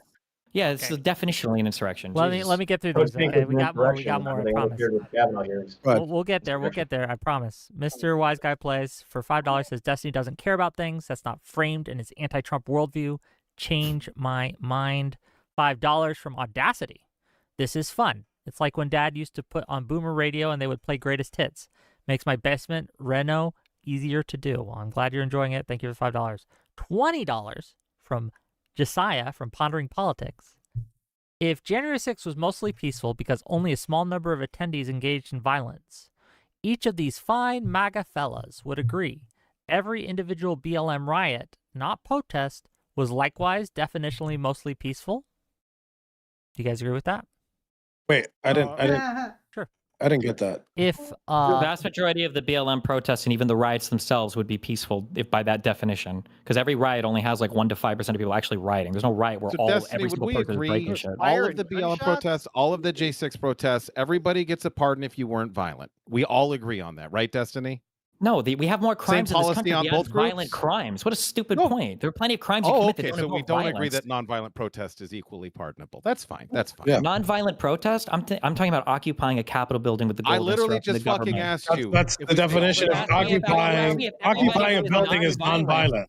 Occupying definitionally You're aware is of not sit-ins, nonviolent. right, Destiny? Just fucking say it. Yeah, You just you're want aware us that you all can in get prison. arrested. It's called You civil want all Trump disobedience. supporters in Yeah, prison. yeah, Just civil fucking admit it. disobedience. That's Yeah, it. at this point, hell yeah, I You do. fucking. Hell yeah, 100%. Exactly. Thank you. Absolutely, Thank you. 100% I at this respect point. you for that. Thank Please. you, and I would respect you more if you admitted that you guys were attempting an insurrection. You failed, and that's why the wasn't opinion an changed. insurrection. I would I'll agree respect with you. if All you I could want to consider see is any you other guys in alternative. prison. I want you to see. I want you to suffer. I want you to suffer like my family Damn, every suffered. day I'm I want you to suffering right pay now. like my family paid. I want you to do exactly what we. You think this guy practices in front of the mirror? He sounds like a fucking comic book villain. Jesus, I want you to suffer as I have suffered. What the fuck? What we did. If I could right now, how I feel and the shit that I went through, not before, I didn't feel like this before. I would have heads on pikes at this moment. We know right? one of you guys were Because of screaming what about you the- did just to real everybody. Just real quick, please, March, yeah. Enrique. Whose heads would you like to see on pikes specifically? The people who did All the this, liberals. the people who deep did state. this deserve that. Yes. The imagined enemies. did yes. what? Was Yeah, who did schizophrenia what? a prerequirement to I joining? believe. the Proud I Boys? believe You guys the gotta remember, prosecutors. Who did I what? believe that the Unbelievable. prosecutors in this case. I believe all the aides that helped fucking the suffering of 1,600 people and their families. I think that they should be investigated. I believe that they should be investigated for treason, and I believe that they should get the proper punishment for what treason is. That's what I believe that they should do, because they're nothing less than treasonous pigs, and that's all they deserve. Okay. If I would may, not. Tim. I would not like to see Destiny endure what we endured. I would just wish he would change his mind about his political opposition. I wouldn't want you to have to. Tim is a better wear- person than I am. No, I know. I know the consequences of weaponized government, and I don't want to see it. I'm not a Republican, you know. I was a labor leader. I'm not far right. I understand center left or far left, yeah. I don't want. I'm not in favor of it. I don't believe in returning evil for evil, even though I got pissed off that day. But I'm sorry I interrupted. But I disavow all pikes, all heads. Okay. Disavow. $5 from Adashura to say, for the traitors of America, what was peaceful about chanting hang Mike Pence? Also, if you think that didn't happen, why didn't Mike run again? Was that as a serious threat as people supposedly wiping feces on the wall, which didn't happen? There's a couple Yes. clips you can find of people chanting stuff, but I mean, where was the rope? That was never going to Also, happen. You had people disavow. yelling. That was the Oh, big yeah, stopping that they didn't have the rope obligatory, for it. obligatory disavow, disavow. Disavow, God. disavow. You shouldn't do this. No hanging of Good. anyone Good one. unless a proper trial. Enrique was talking I about. find it interesting that Destiny and the this is from Mr. Wise Guy Plays, another $5. I find it interesting that Destiny in the beginning said that Trump never said anything about people needing to be peaceful. Completely walk that back. Nope. I said there wasn't an explicit call for people to go walk peacefully. He Oh, did say God. they needed to fight Listen, like hell, or that's- they were going to lose the that's the country. same thing. They didn't right? have the And it was rope. near the end of the speech. They didn't have the rope. He didn't say I mean, explicitly. they did have a rope. I get Like, it. we I literally get saw it. the picture of I the get it. gallows built the morning of. Like, that actually was there, but, you know, I know we're not... Dude, a gallows for midgets? You couldn't even hang. You couldn't even hang a fucking midget on those fucking gallows. It's not our fault you guys Look at the feel real. retarded Look at the over real actual size of fucking it. Come gallows. I on, get stop up with that, pretending. Jesus. Stop bullshitting. Look at this. You're gonna hang him with this? They need a better Jesus plan. Christ. Look at that. You're playing Destiny, you're playing the violins here. Look at the size of that Okay, thing. okay. Be $10 realistic. from Pondering Fuck. Politics. Just real quick, $10 from Pondering Politics.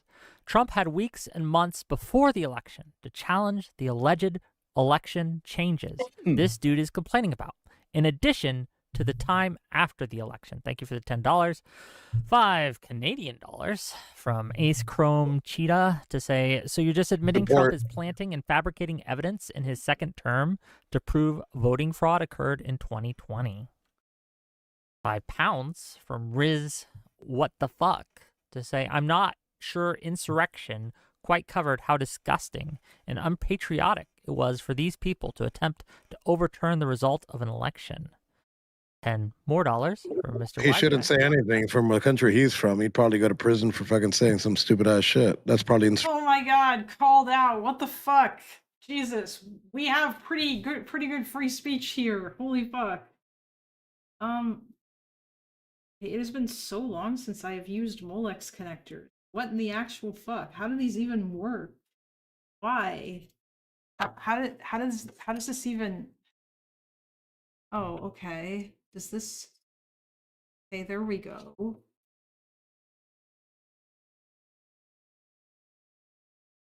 What about this one?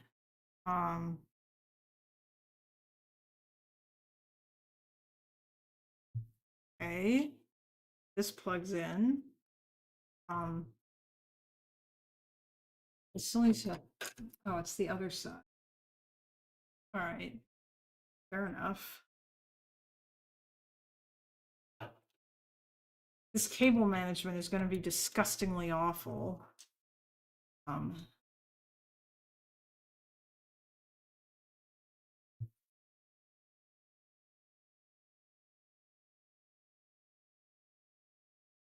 Absolutely terrible.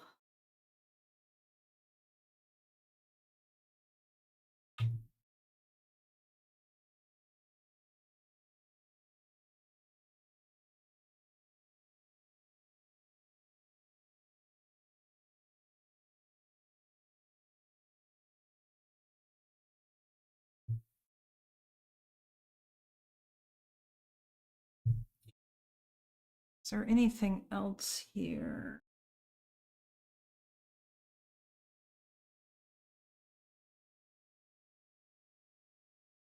You don't need to respect him enough to get his name right, don't worry. Gavin? Oh, did you see him walking around in the background?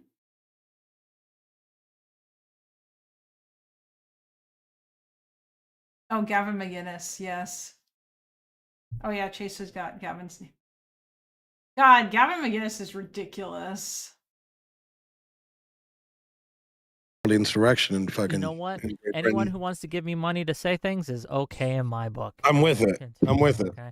$10 from Mr. Wise Guy Plays to say, will you guys ever bring up the BBC News completely fabricating and editing parts of Trump's January 6th speech to make it sound like he was telling his supporters to fight down at the Capitol? I want to hear Dev and Destiny address this one, please. They used it on my trial. Let's start with that. They used it at my trial. They used a BBC clip at my trial. So Oh go ahead. my God! No, they didn't because that. Yeah, the edit happened in 2025. The Yeah. trial was what 2022. They didn't use it. Well, they're on that time travel shit, bro. Come on, you should know this by now. No. Listen, not. The reality is they didn't completely fabricate anything, but they spliced together something from the beginning and the end of his speech, which they shouldn't have done. It was stupid. Together. Yeah, they shouldn't have done it. It was a bad edit, but like using it now to go back 5 years and claim something is fucking stupid. Okay. Well, notice how, because I'm not a partisan fuck, I can say that's bad. I shouldn't have done that, right? But you can't concede a single fucking thing, despite the fact that all the evidence. You guys can't even answer. What were people there for? What were people at the White House for? They were there to protest the stolen election. How many fucking times are we going to say this? Stop playing. Destiny needs to stop saying the White House. He means like the Capitol Rotunda or the Capitol building or Congress. Mitchell said he knows when he shows up. Oh, you know why he shows up?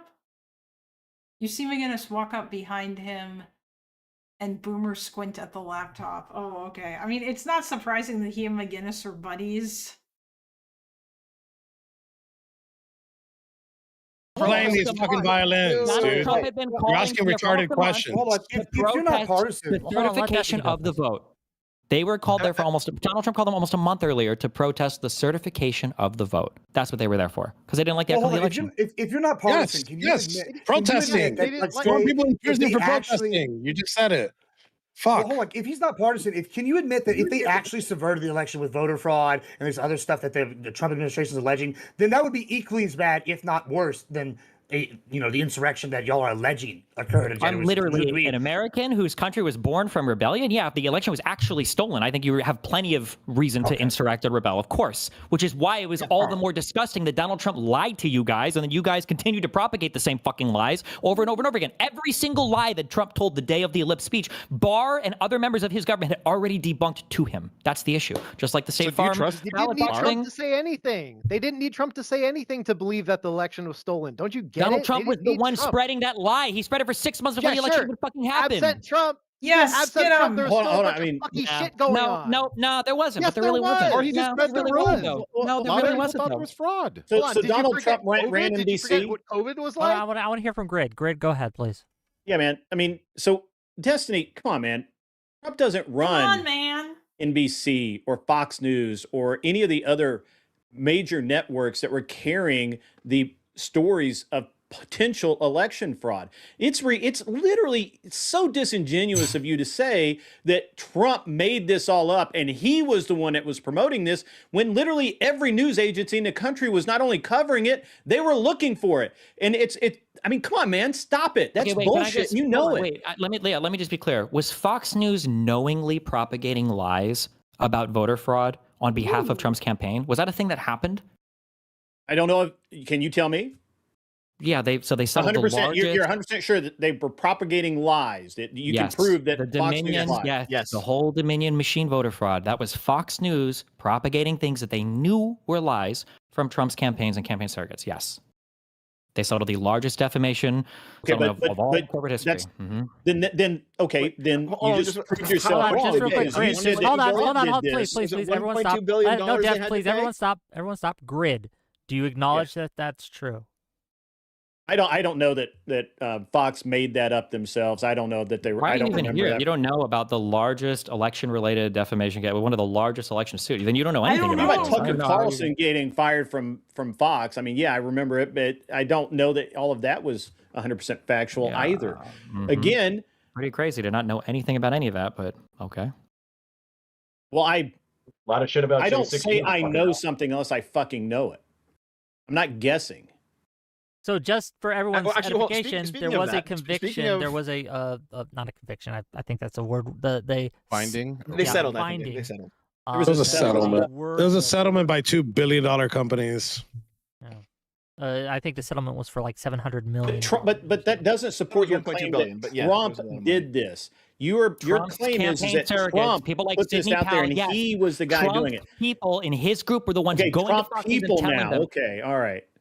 Okay. Yes, Who are the the Trump president of the people? United States himself was not personally driving a who are car. the Trump He wasn't hopping on people like Sidney Powell, people like Rudy Giuliani, people like Mike Eastman, people like Kenneth But this is a Chesbrough. double standard. Johnny You say if he doesn't say enough of what you want him to say, it's Trump's fault. But then when we're like, well, he didn't actually do it, and you can't give us direct evidence, you're like, oh, but in this case, it's implied. Like you're doing a double standard here. Okay, Which hold is on. How about this? It's the ultimate in I goalpost will moves. actually I mean, ask you those this question goalposts are on the then. moon now. What So- goalpost do you think I've moved? Hold on, just to be clear, what goalpost do you think I've moved? You Our initially original said claim that was Donald Trump started spreading you lies literally about the said election, that which he it did. was Trump who was out there saying that the election was rigged, and he did. did all of He this, was. and he put it out there. was, and But he it did, wasn't yes. him. It was Fox News. It was CNN. CNN was covering it. I mean, this is Covering dumb, it doesn't- Destiny. it's not And the now same you're way. well, It was Trump lying. didn't do it, Fox but Sidney News Powell spread did it. it. Well, It came does from Sidney Sidney Powell Powell was reach Trump's 20 personal million lawyer. people? No, Fox News does. Okay. And Yes, Fox because News Sidney reported Powell on it. went Okay, You to could have okay, said, okay. Trump to spread Okay. the lie. Dev, go Yes. ahead. So you guys are asking for examples of when Trump himself did it, right? Okay. Do you guys know what happened at the White House on December 19th, 2020? He met with Sidney. Sidney. He met with Sidney Powell, Mike Lindell. No, another attorney. Yes, and that night was when he tweeted, "Be there, be wild." On the 19th, there was a 1-hour meeting between Trump, Eastman, Pence, around 20 people from Congress, and about a dozen senators, where they planned out what they were going to do on January 6th. Everything was laid out in that meeting on December 19th. And by the way, that's the Is reason that why the first time that they made a story about election interference or potential election fraud? Was that the first time we heard about it? Not the first time. No. But it was the big meeting. It wasn't meeting where they Fox had everything News. come together. It wasn't CNN. It wasn't the BBC. It wasn't any of But these you other news asked for agencies Trump. who were You finding asked for irregularities with the You election. asked for when Trump There did it. This is wasn't when he all of did these it. news agencies whose job it is to cover the news who were finding the irregularities and Trump pointing to it and going, "Hey, we should look into this." That's not what happened. No, that's not what happened. That's not what happened. Then you live in a very happened was special kind of people that- world. let Destiny, what did happen? What happened is people from Trump's group, remember the Kraken? I know you guys like to mind wipe and memory hole all the stupid shit these people said. Oh, yeah, But it was I remember the Kraken. Trump's surrogate But that didn't had claimed to happen find when- evidence of voter fraud, and they presented this to state legislatures and to city councils and on TV and on Trump's fucking social media, and then Yes, the media looked that into was it. Nobody found months anything. after the story broke in the news, Destiny. No. It was literally a month and a half after the first iterations of election fraud. The Kraken wasn't even mentioned. It wasn't mentioned in November right after the election. It was late December when the Trump Kraken was talking going to about be fraud released. before the election even happened, man. Yes. Okay. Here, I have a question for Mr. I could be Terry wrong if about he's that. there. What's he doing? Is he walking around a lobby? He's talking to somebody. He's in a Oh, lobby. I don't know he's what he's talking doing. to Gavin. That's not a Gavin, green you're screen. missing- That's I'm he's in a sorry. lobby. He's actually somewhere. No, give him what you got, Dev. Ask him the question. He's here. Are you back? Yeah, you. Yeah. Yeah, go ahead. I'm listening. Sorry. Yeah, no problem. No, I have a question for you because earlier in the debate, you said something along the lines of that Trump didn't tell you to go there and he didn't tell you to do what you did, right? Yes, that's correct. Okay. I decided to go look this up. I didn't want to say it without confirming it because that's not the kind of guy I am, but I decided to go look it up. You do realize that in your trial, the defense you gave was that Trump told you to go there, right? No, that was on the closing arguments, and it was very clear. If you go ahead and you go through the transcripts of it, we're saying that we were there because of the event at the Ellipse, not because the president told me to stop the certification of the election. Those are two different things. What your attorney said was Trump told these people that the election was stolen. Trump told them to go there on January 6th, and it was Trump with his speech on January 6th that unleashed this mob on the Capitol. That's what your lawyer said. Okay, and if you keep reading through the context of that, he's saying that event being there, right, and switching over to and saying, hey, we're going to go to the Capitol, and I'm going to go through and say peacefully and patriotically, made everybody go over there, right? And that's what happened. It was a riot. Look, nobody disagrees.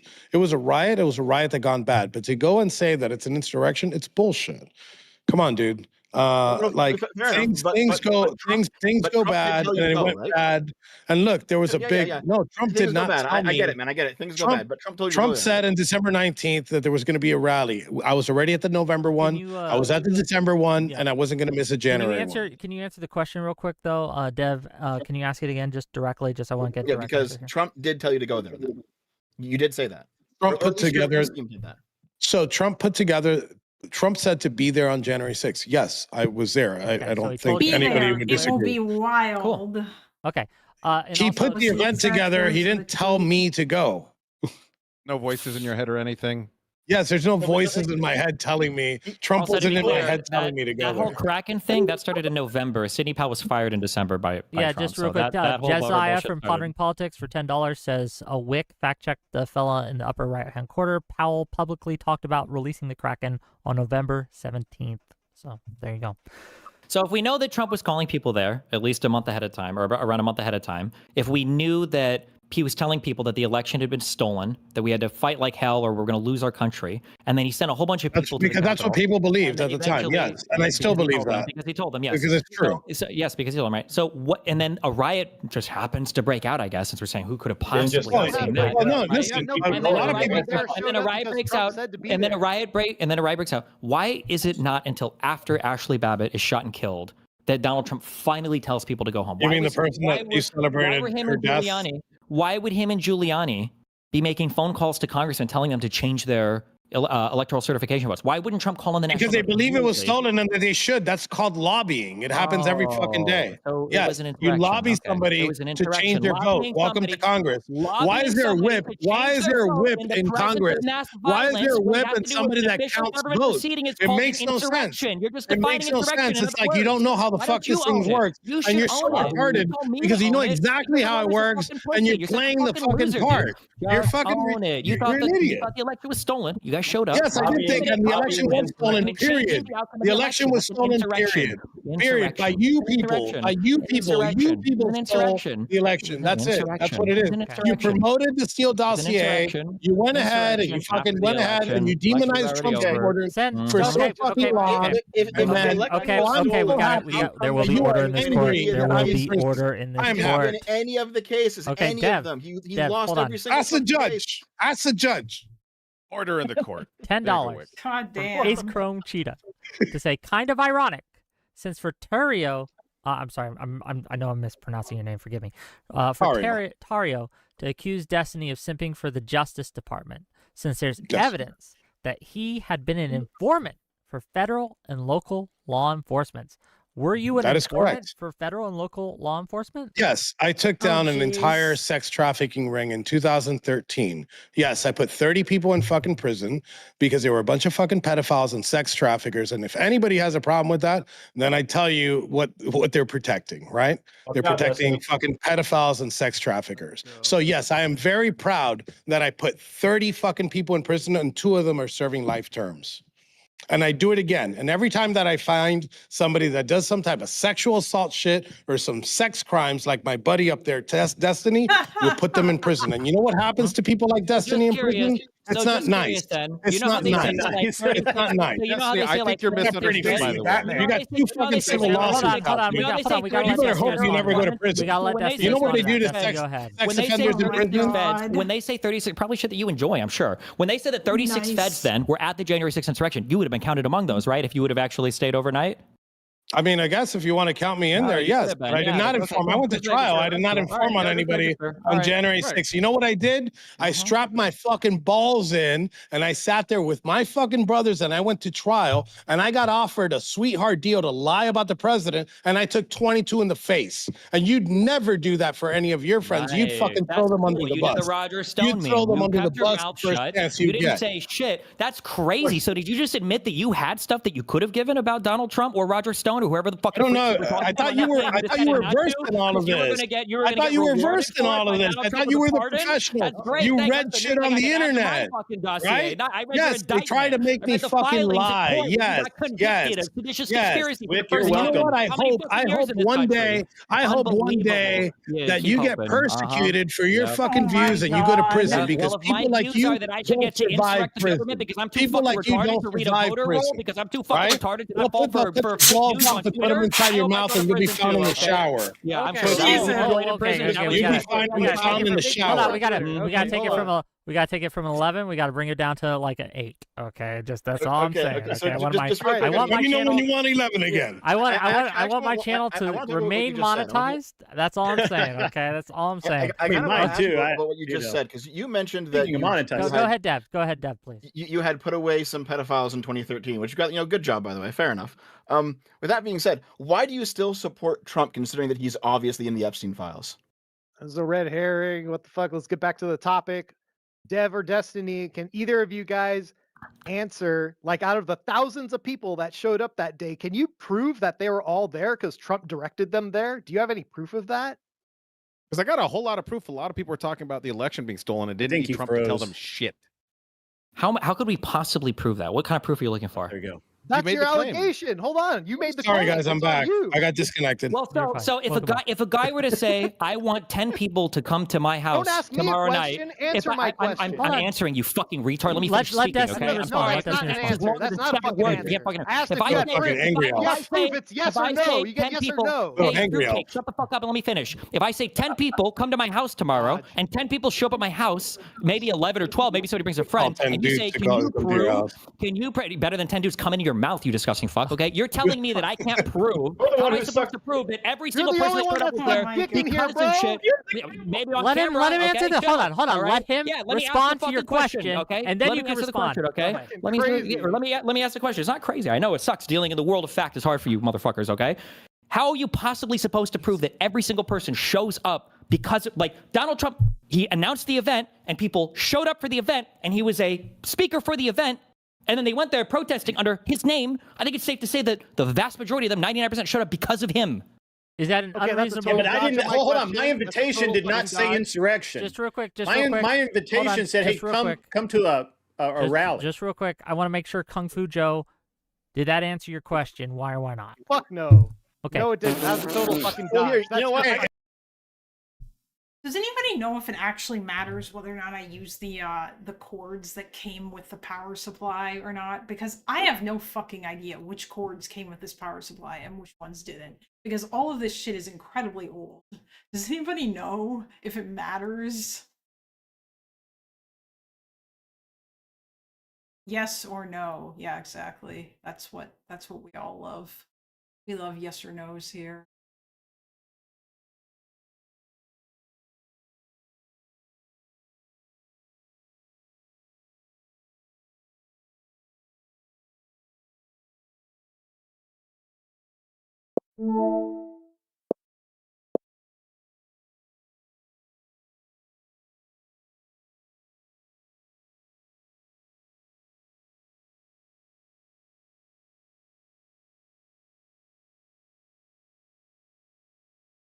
Why is it so quiet? Wait, am I quiet? I shouldn't be quiet. Am I quiet? How old are all the cables? Yes or no? It sucks ass that it matters, but not all PSUs have the same pinout on the PSU side. It matters. It might matter. Like you have real shit old cables that burst into flames. I mean, no, these cables aren't that old. A lot of these cables have never been used, I don't think. I thought you were having a moment of silence. No.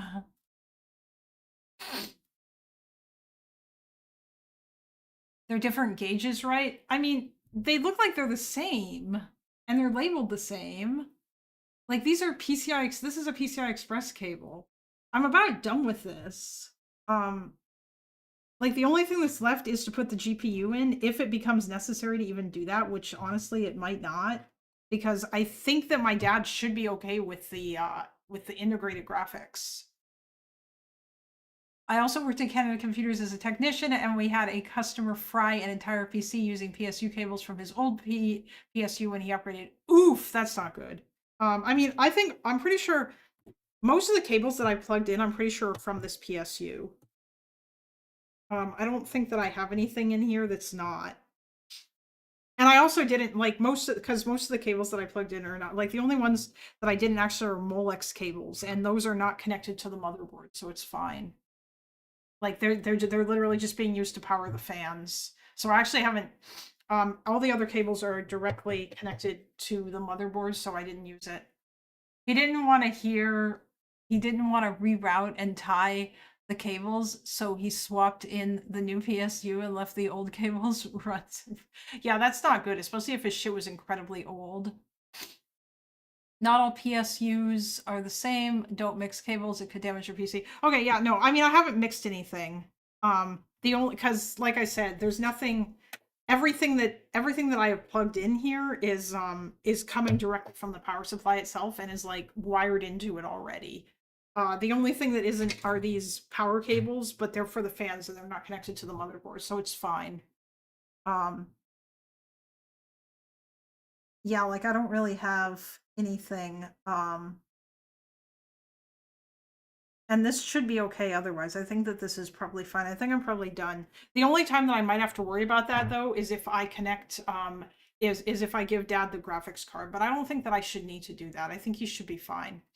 My feeling when I found out that PC cases before my time used to come with a PSU, aka the cheapest possible PSU. Like, I think you can still get cases that come with PSUs. It's just they're probably like crap.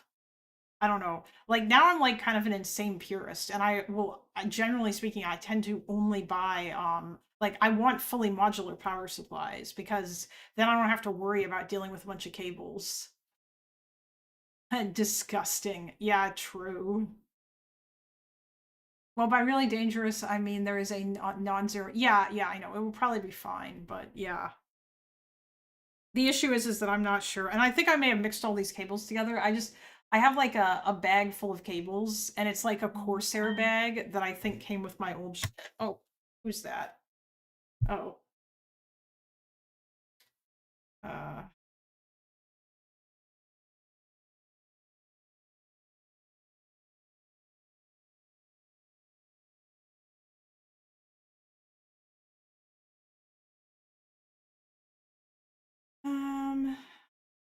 Oh yeah, Discord message.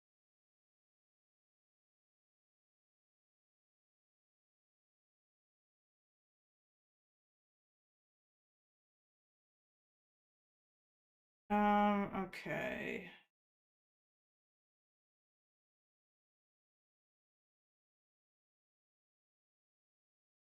I'm glad that I managed to stand today for longer.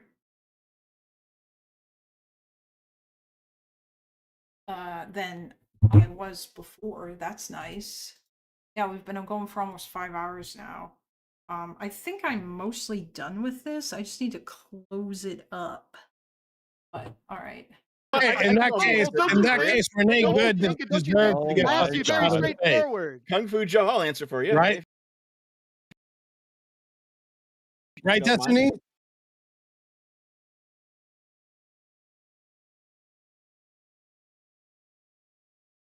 Wait, what is happening?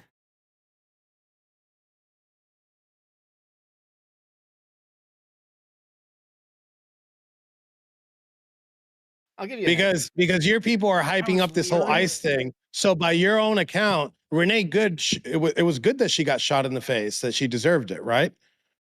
Why would I say that? Because of how you framed everything right now is, well, the president told everybody to go there, and then but he never pointed at anybody. But now you're demonizing ICE, and now the same thing happened on the other side. Because you said the same thing about Ashley Babbitt. You said the same thing about Ashley Babbitt. Was trying so you to know break what? into a So you know secure what? area where there were congressmen at the other end of the hallway. Well, Renee Good tried to run over an ICE agent, and she got popped in the face. She was trying to escape the scene. It's very She got obvious. popped in the face trying 4 times. She was trying to run over it. Right? Very obvious. She was trying and to she drive wasn't away. even armed. At least the other one was armed with a fucking Honda. Babbitt was trying to get away from an Antifa member named Zachary Alam. That's why she punched him in the face before going through the window. That's really? Yeah, really. His name is Zachary Alam. Yeah, he was an Antifa member. What? He broke the window What that the she crawled out. She was trying to get away from Absolutely, him. and That's she why was forced the broke the window. entire way. I heard there were 3 Antifa people that carried her all the way to the front of that protest, and they Never were all said that. pushing her Red through that herring, window. but you That's wanna crazy, attack bro. her That's like memory insane. instead, you should How many actually know the Antifa? full story. It's so crazy that we've got thousands of different angles of video footage and everything else, and the best thing you could do is the Zach dude and Ray Epps. It's crazy how many instigators there were that just Oh, aren't God. on camera for some Landon reason. Copeland, It's fucking Landon wild. Copeland gave It's us- crazy Landon that Copeland gave Enrique us time Tario here confession never and said mentioned there were anything about an 100 instigator Hey, forcing the stop Proud smirking, Boys to stop go smirking. there. If Isn't you that want to kind of address the weird? It's Antifa kind of thing, we can crazy, address huh? the Antifa thing. You can stop freaking out and I can address the Antifa thing. Landon Copeland, an Antifa member, he actually gave a signed confession saying there were hundreds of Antifa there that he met with before. Who?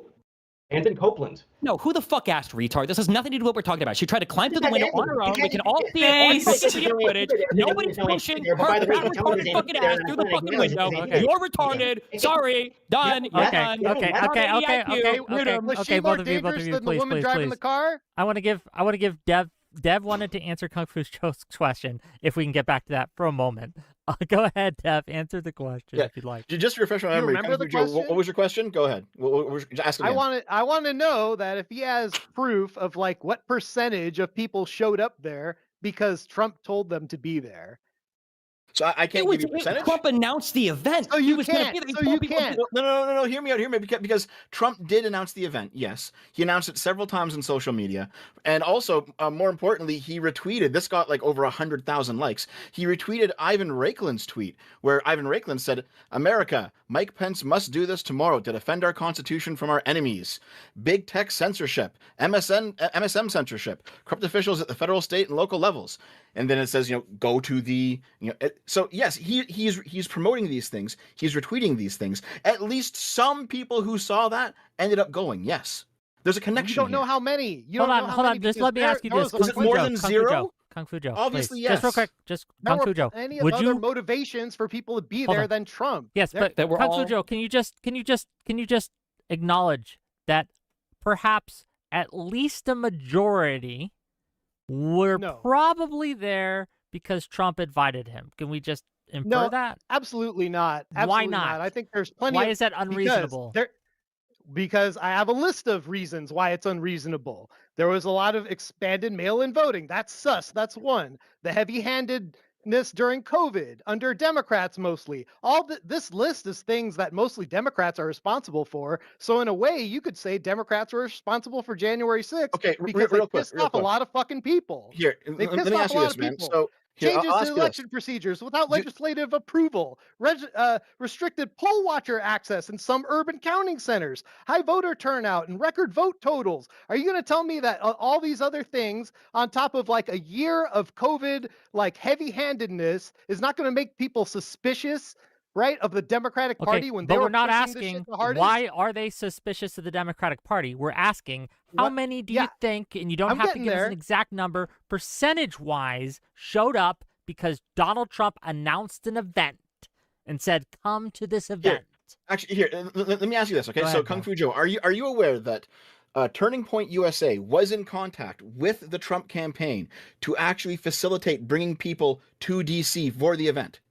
And so, Charlie Kirk himself said this. He said that they were bussing people in to attend this fucking event. Who the How hell is that cares? not them being brought in directly by Trump? My point is that there's thousands upon thousands of people there, right? And the thing that you guys are alleging is that they're all there because of Trump.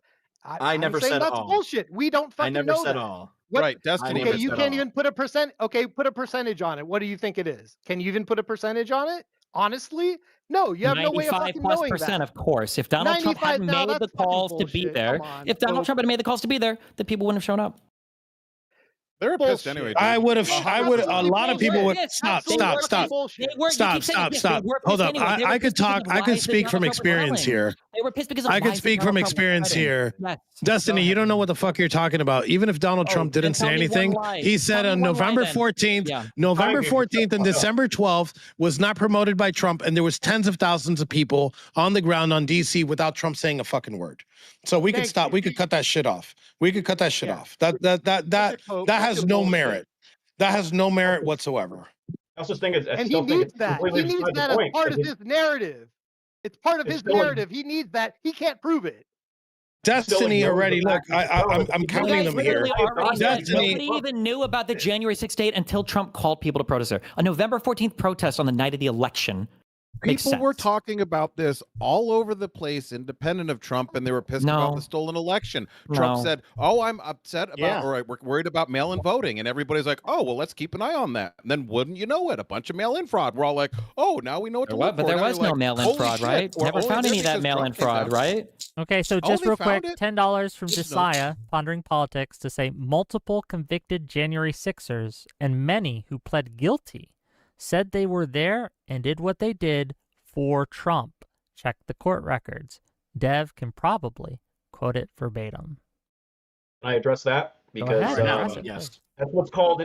People do that during what's called an allocution. It's basically throwing yourself at the mercy of the court. It's basically, I'm sorry, I was a bad boy. When it comes to federal sentencing, you have a sentencing guideline based on an arbitrary number system. If you accept responsibility for your crime, you typically get a 3-point reduction in your sentence. But if you show no remorse, then you can get a 3-point enhancement. It might sound arbitrary, it is, but that's a 6-point difference in your sentencing, and that can be a huge disparity in how much time you do. And especially when you consider most of these guys were like blue collar guys, or they had wives and families to get home to. They were trying to do whatever they could to get home the soonest. It's also why even more people took plea deals than actually put the government to its burden at trial. It's a humiliation ritual, not law. Yep. It is.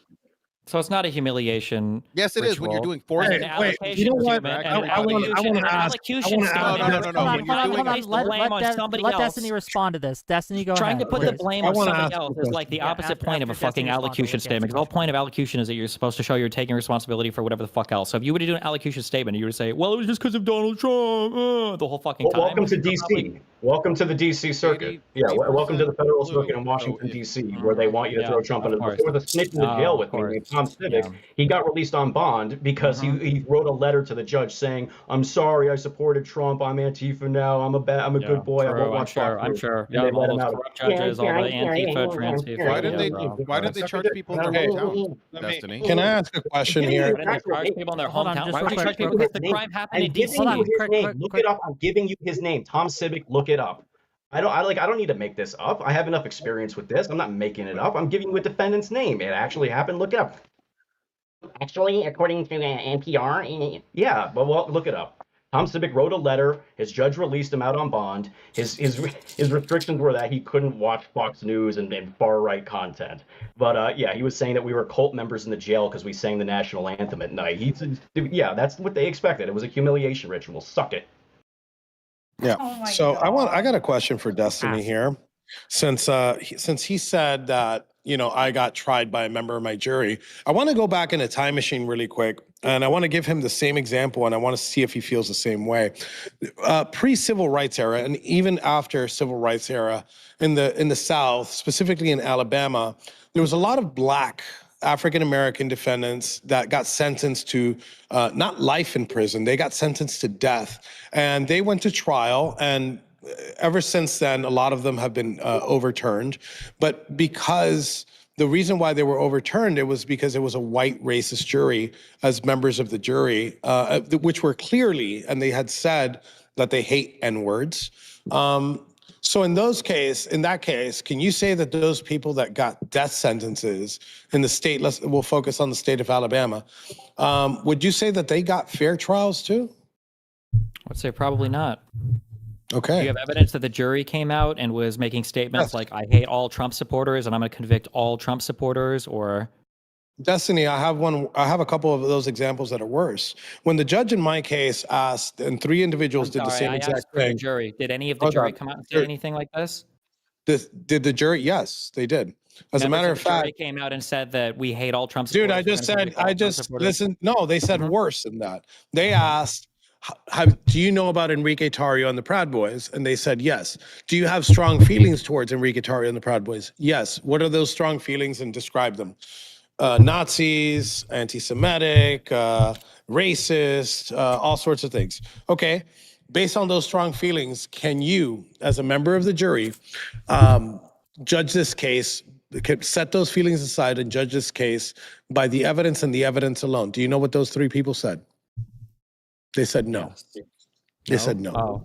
They said no. And the very next day, We did. We tried. Believe me, when somebody says that, we did try. The very next day and the day after that, those 3 members of the juries were put right back on the stand believe and asked the this. same question. And if you've ever been in that position, the judge sits on a podium this tall with a black robe, very menacing, and asks, "Are you sure?" And all 3 of them said yes the very next day. After already saying no, they said hard no, there wasn't no if, ands, or maybes. And they were allowed to sit in my trial. During the trial, the foreman of the jury, we protest Drag Queen Story Hour all the time.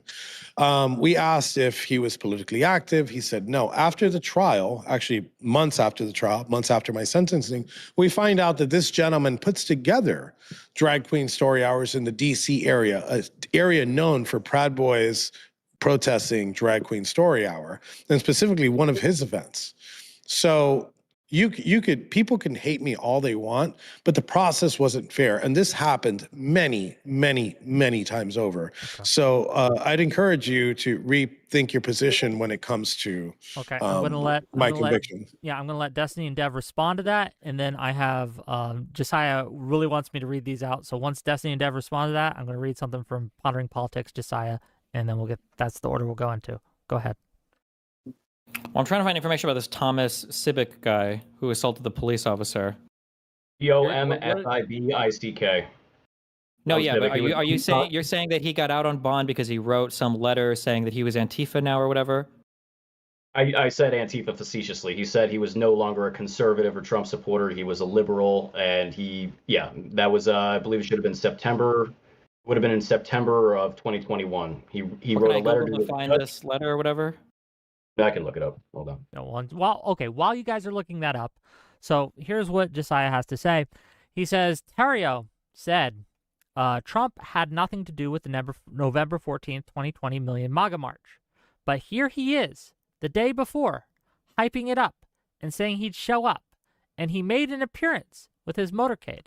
The tweets he's referring to is on the 13th of November 2020. He says, heartwarming to see all the tremendous support out there, especially the organic rallies that are springing up all over the country, including a big one on Saturday in D.C. I may even try to stop by and say hello. This election was rigged from Dominion all the way up and down.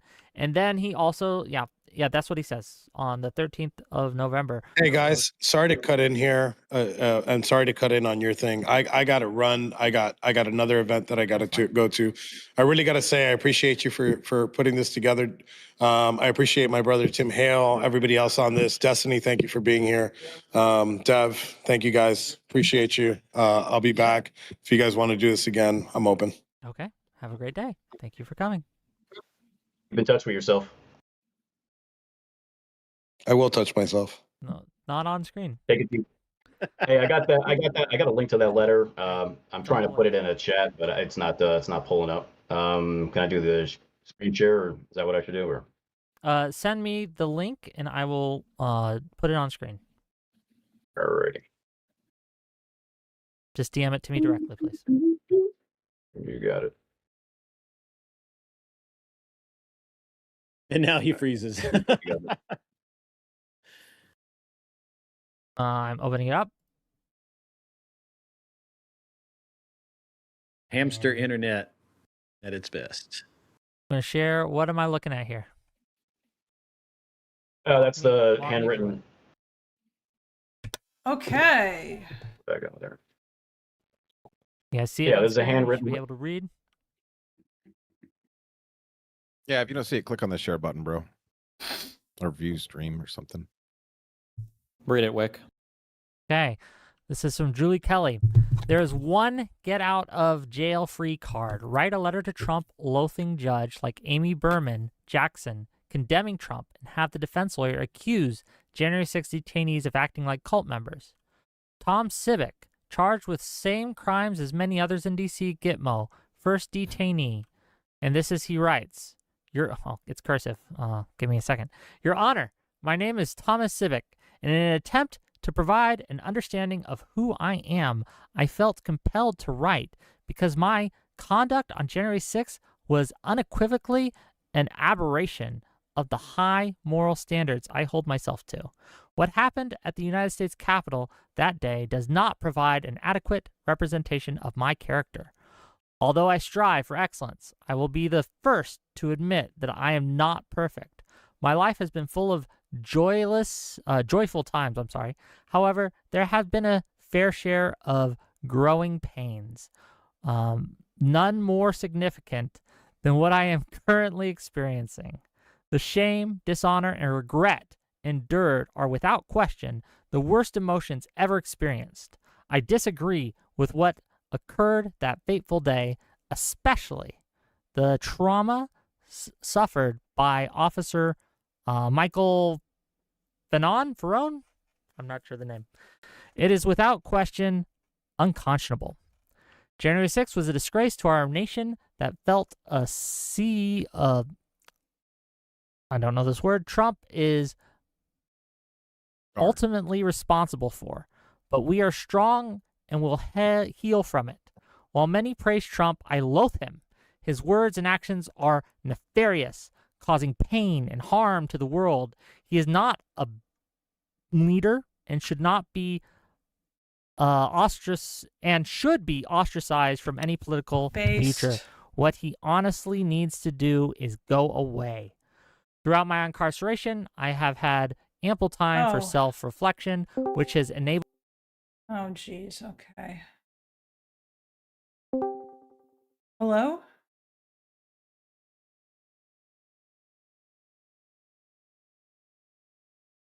Hello? Dealan?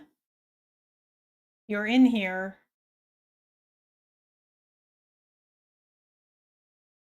Don't see you talking. Hello? Can you hear me now? Yeah, I can. What's up? Yeah, sorry. When you drag me, my headset fucks up, and I have to change my output back and forth. Let me just mute the stream now. Sorry, I just saw someone in your YouTube chat explaining why Tario was in a big room and why Gavin McInnes showed up. So I came to deliver the news because it wasn't getting through.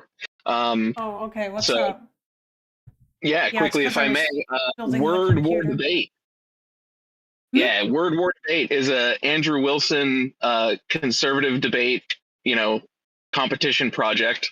And Pisco did a stream a few days ago. He mentioned that he had seen Enrique Tarrio around. And so I assume that Enrique Tarrio and Gavin McInnes are both attending the Word War Debate. And so he was probably in a hotel there for that. And that's probably also why he left early. It's so weird, by the way, that that they were it's so weird that it's funny that he wasn't actually in his hotel room broadcasting then. Yeah, I guess he was allowed in like some sort of weird conference room or whatever. And I guess Gavin McInnes was there. There's wider angles you see later. It looks like a big lobby or like atrium or something. It's pretty weird that he's just like in the middle of a fucking giant room just talking about Yeah. Nazism. Yeah. I didn't watch any of the World War debate shit. I know Andrew Wilson just loves doing like debate stuff. But yeah, it's like the first time he's done the event.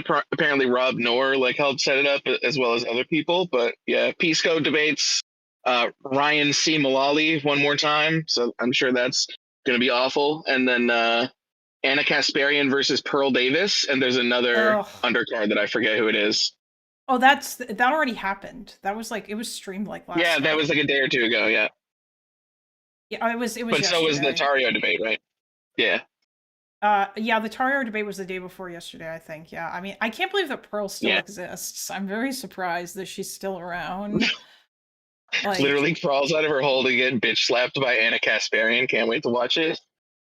oh yeah, I mean, I'm so sick of all of that shit. Also, I kind of hate Anna, so I mean, or at least I hate her more now. I mean, same. Because she's. But do you hate Anna as much as she hates the Jews? Probably not. Because she does seem to hate the Jews a lot. Jesus, she's got 2.2 million. There's this clip going viral on. Ugh. Yep.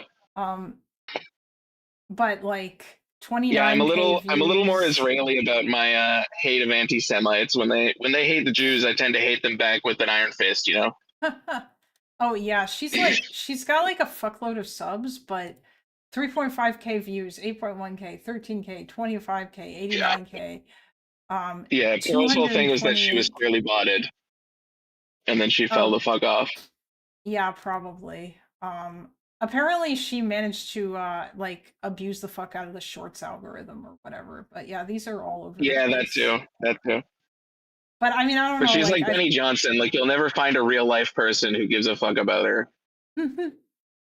Yeah, that's probably true. And I mean, honestly, let's be real, like the whole red pill thing seems to have fallen off in general too. Yep. Like I don't think You can anybody only cares ride about. Andrew Tate's coattails so far. It's actually funny to me that Andrew Tate gets released from Romanian prison at the behest of Donald Trump and then can't revive his career anyway. It's over. Yeah. Is it Like, I'm sure he's still making a bunch of money, but like he's not able to get back to where he was at all. Oh yeah. Well, I mean, he's probably making a bunch of money from his can you still hear me? Can chat still hear me? I can. Okay, well, if you can, chat should be able to. I'm just gonna actually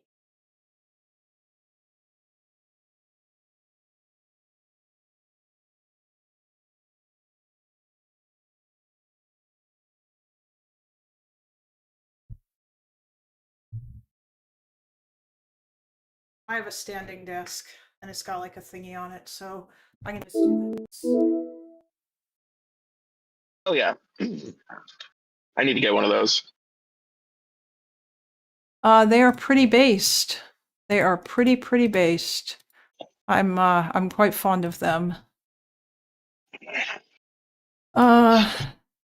Okay. Anyway, yeah, I mean, it is funny that she basically managed to revive her career or whatever. Or that like that her career still exists. Enough yeah, I to was be in World War Debate fighting Anna Kasparian one-on-one. Yeah, it was Yeah. pretty unbelievable.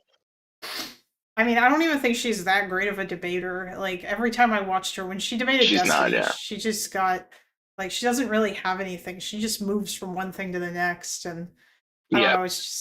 It's just her talking points are so she's just like I'm a woman who hates other women, and yeah, I don't know. But she's not. Yeah. She's also not a trad or like a trad con, even though she seems to pass herself off as one because like she never got married or had kids or any of that shit. So it's very funny. Yep. I am gonna order food because I'm terrible like that, even though I probably shouldn't, but I don't have I've been so lazy about going out.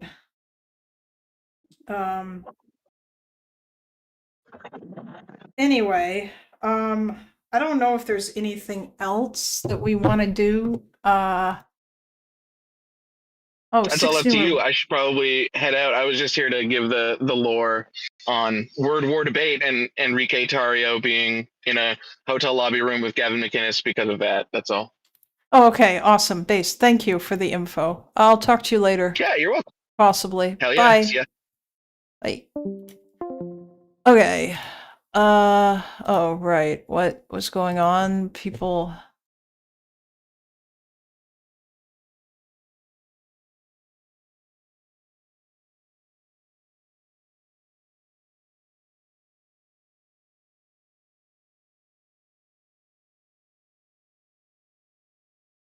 Oh, Epic linked some shit about Sarah Payne in my Discord. That's cool.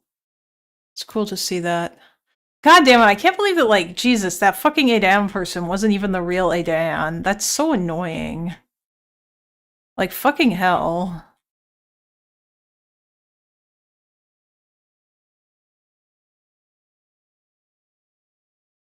Unconfirmed reports of people being lined up against walls and shot.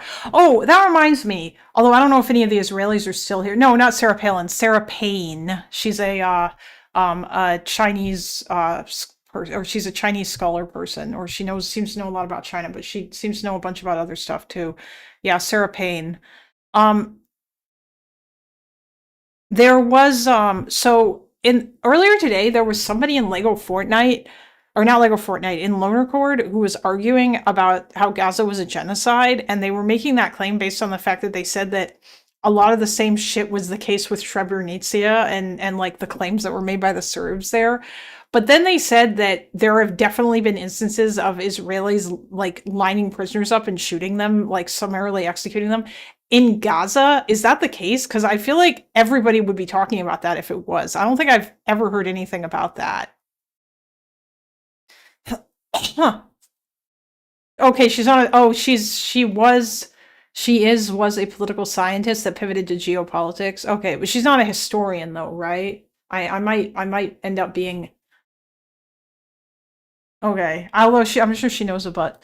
I never heard reports of. Yeah, Funky. Like I imagine you're probably somebody that because you talked about some of the war crimes that you saw when you were serving in Gaza. So I imagine that you'd probably be aware of that. At least 496 protesters killed in Iran, US-based rights group says. Iran declares 3 days of mourning to honor those killed in protest. Jesus.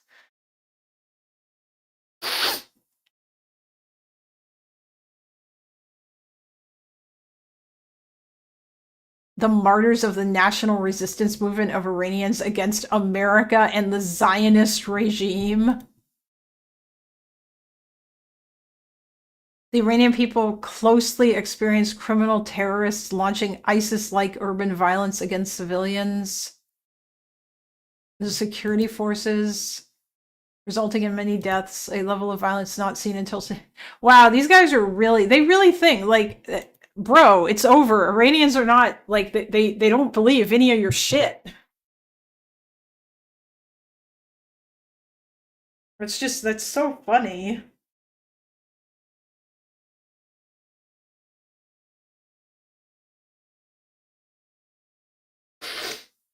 Okay.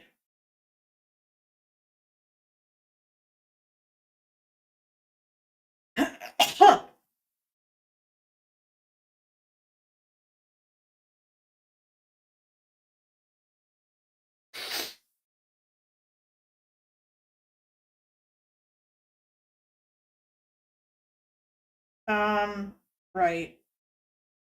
Jesus, it's already 6 o'clock. Yeah, dinner.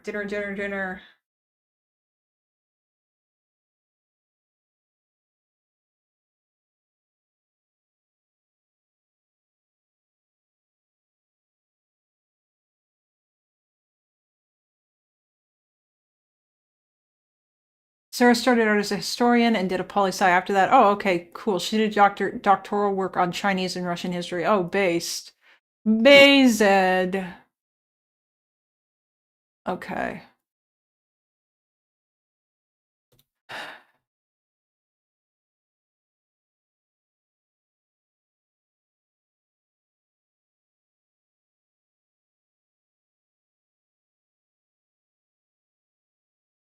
I'm making ribs and they're still not going to be done for another 2 hours. Rip. I'm so sorry, Speedy Taco. That's very unfortunate.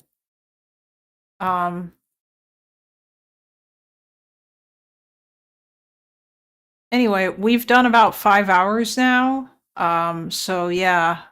I will try to stream tomorrow. It's just hard to figure out a good time because I don't really want to be streaming when Loner is streaming unless like he's playing Hollow Knight or whatever. So I guess like although tomorrow night Loner is also streaming on or he's also talking he's also doing the WIC panel. So I might not stream tomorrow. Or maybe actually maybe I might because that maybe I'll stream in the morning, like really early tomorrow morning. And I'll do like Mega Mondays or whatever if people want to post links to that. And if not, then I'll do that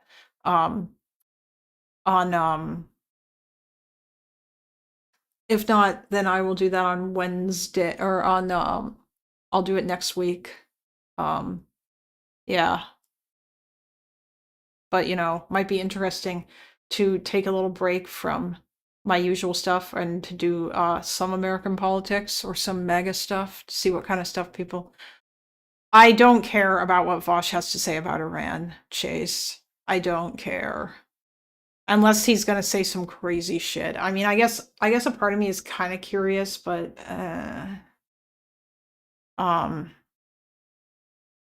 hold on just a sec. Let me order food.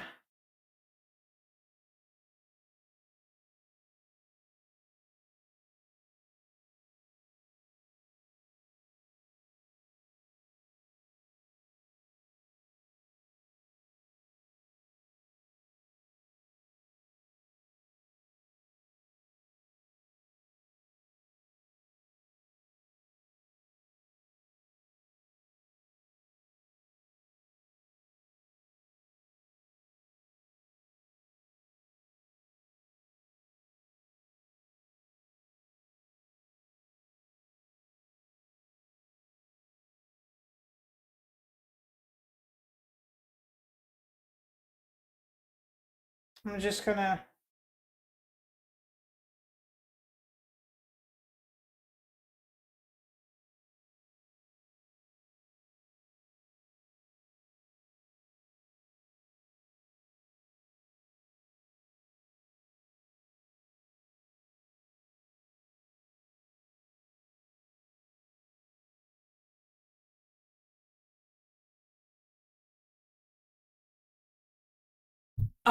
Chase, if you want to post that, the Vosh thing, Vosh doesn't support the Ayatollah last I heard, but he constantly downplays their actions in the region. I mean, probably, yeah, because it actually sucks because the Vosh used to be one of the few leftists who recognize that America bad is stupid.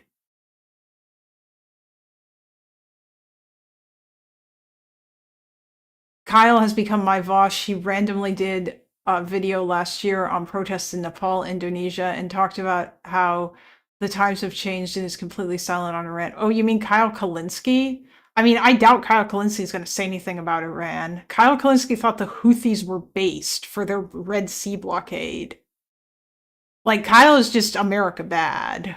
Like, that's his whole foreign policy. He's anti-NATO, too, which is exceedingly stupid. Yeah, if I stream tomorrow, I might do like a mega thing, or maybe I'll just finish reacting to Russia, Ukraine. I can also do research off stream as well. Oh, you put it in stream suggestions? Oh, geez. Okay, hold on. You know, you don't have to at me. Oh, you didn't at me. What the fuck is going on in Iran? Oh, geez. All right. How long does he talk for?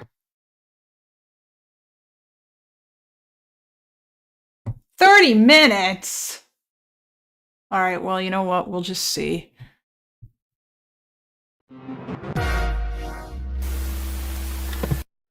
Moving overseas now, Iranian officials have cut off internet and phone service for the country in an attempt to curb protests, which escalated overnight. Thousands of people flooded the streets across multiple cities after Iran's exiled crown prince urged Iranians to make their voices heard. The protests started over worsening economic conditions. Isn't Reza Pahlavi a CIA plant? I remember reading about him in declassified CIA docs going down a well vis-a-vis the coup on Mohammad Mossadegh. He is, but like, so was his dad. He's not a CIA plant. His whole family lineage is CIA. But so like, What? Is he just... I hope this is a joke. What the fuck? Everything's a CIA plant? Like, yeah, his dad was, like, installed by the CIA, but all European NATO... Yes, I agree, Epic. Kyle is deeply unserious. Kyle is surprisingly not anti-NATO. One of the reasons... Wait, what? I thought he was anti-NATO. Like, he blamed Russia, Ukraine on NATO. I remember he had an argument with Vosh, unless he changed his mind. I know Reza pals around with Israel and America a lot. I mean, he's probably pro-Israel and pro-America because he spent a lot of time, or because he lives in the United States. this isn't like a new game or whatever. They've been doing this one for a while, you know? Oh yeah, I forgot. Vosh is one of those people who's... I guess he thinks that America still engages in like Cold War style coups, which is weird. Grown to include calls for regime change. Dozens of people have died and more than 2,000 have been detained in the demonstrations over the last 2 weeks. This morning, Iran's supreme leader vowed he would not back down. He also accused President Trump of inspiring the protests. Meanwhile, Trump has threatened action if Iran kills protesters. Samantha Vinograd is with me now to discuss. Sam, it's great to see you. Can you set the table for us and talk about exactly how these protests began and why they've escalated so quickly in the past few days? Sure, and I think it's worth putting this in context. Iran is no stranger to protests. Protests have been omnipresent across Iran since its inception. However, these protests do feel different, Weija. These protests started really by the bazaris, by the shopkeepers, who started protesting over rising prices and economic conditions. It always comes down to that, man. It literally does not matter what happens in your country. The only line for like 90% of people people is, can I afford bread? And if you can't afford bread, then we're going to riot. Inflation is around 42%. The rial, the currency in Iran, has tanked. Purchasing power is horrible. These protests started, they quickly spread across the country.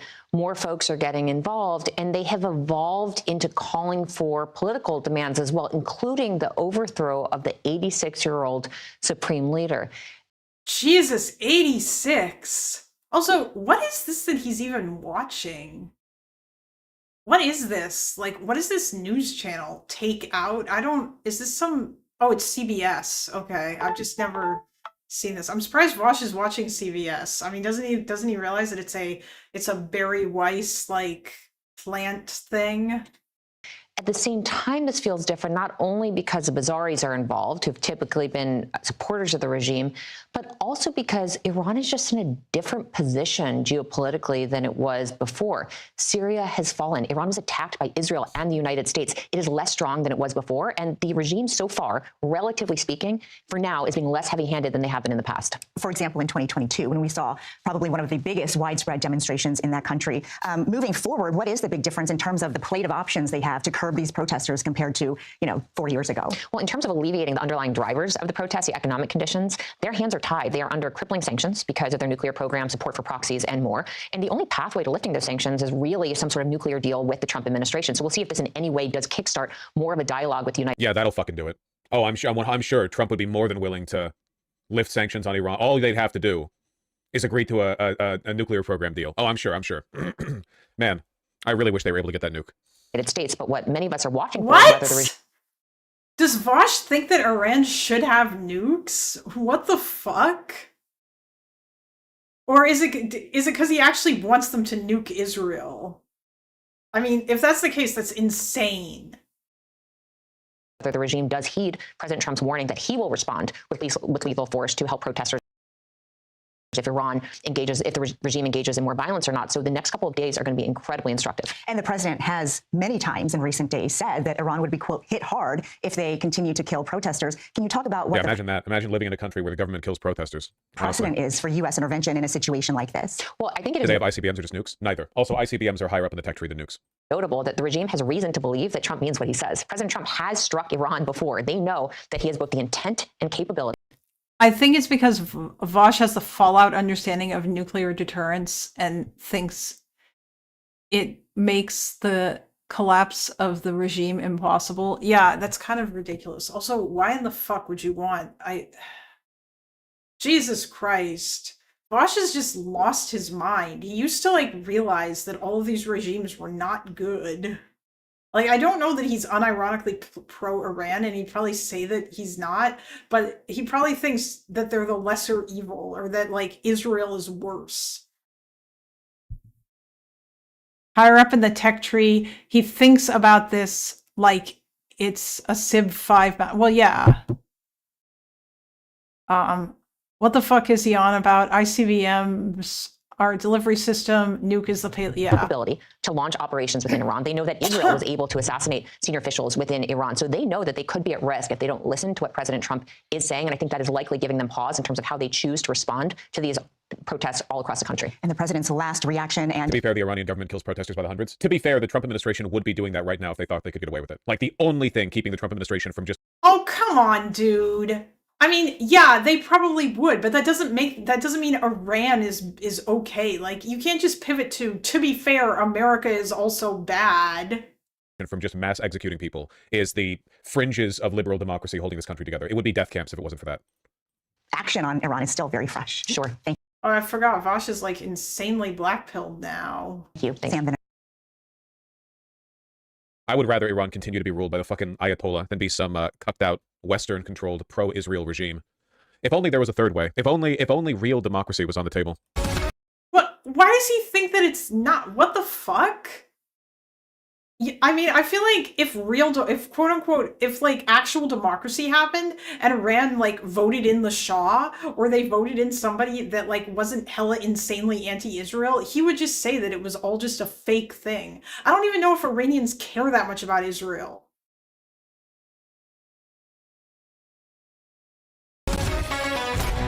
So Iran's in big trouble? And that doesn't mean boots on the ground, but it means hitting them very, very hard where it hurts. I just hope the protesters in Iran are going to be safe, because it's a very dangerous place right now. And again, I tell the Iranian leaders, you better not start shooting, because we'll start shooting too. FYI, Iran does have an ICBM. No, it doesn't. I'm almost positive that it doesn't. ICBMs are insanely expensive. They might have long-range missiles, but they definitely don't have, like, ICBMs are like, they're essentially like space rockets. It's like having the fucking Challenger shuttle or whatever. You know, they're really big.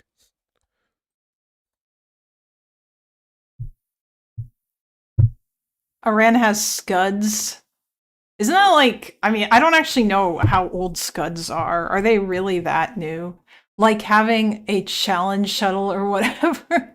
I'm sorry, Epic. This must be anybody. Okay, actually, anybody who's in chat must, like, your brains must be hurting right now hearing Vosh, like, talk about stuff that you know about. Yeah.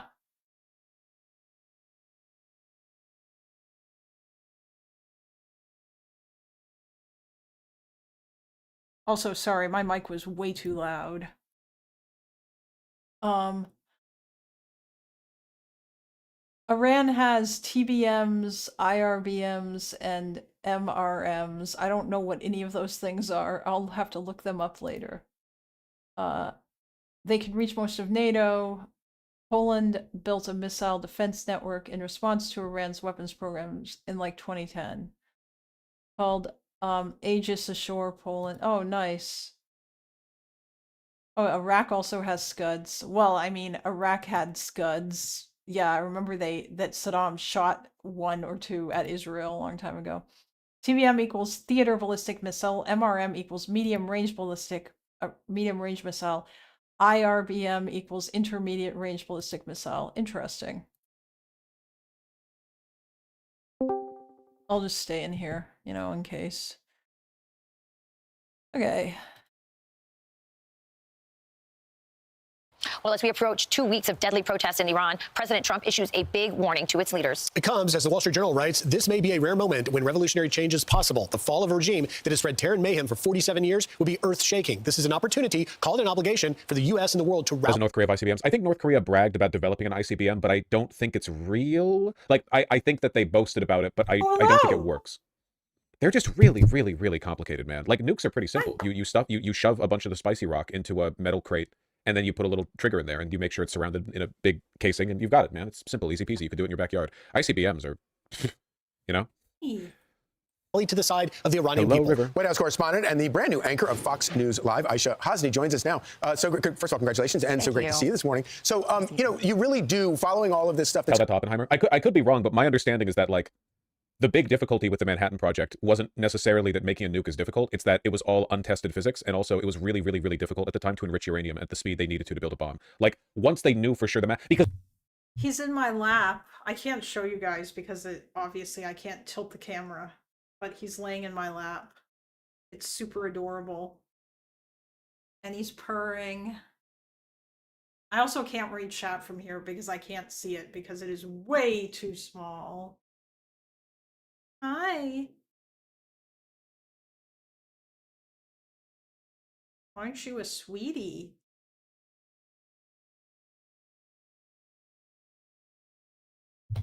when they were working on the math, they were like, we're kind of pulling at the fabric of reality here a little bit. Like, we're pulling at the thread of the universe. But once they knew that it worked, like, the actual physics of building a nuclear weapon isn't that complicated, you know? Going on in Iran over the last couple of weeks, you really do get the feel that something different is happening this time.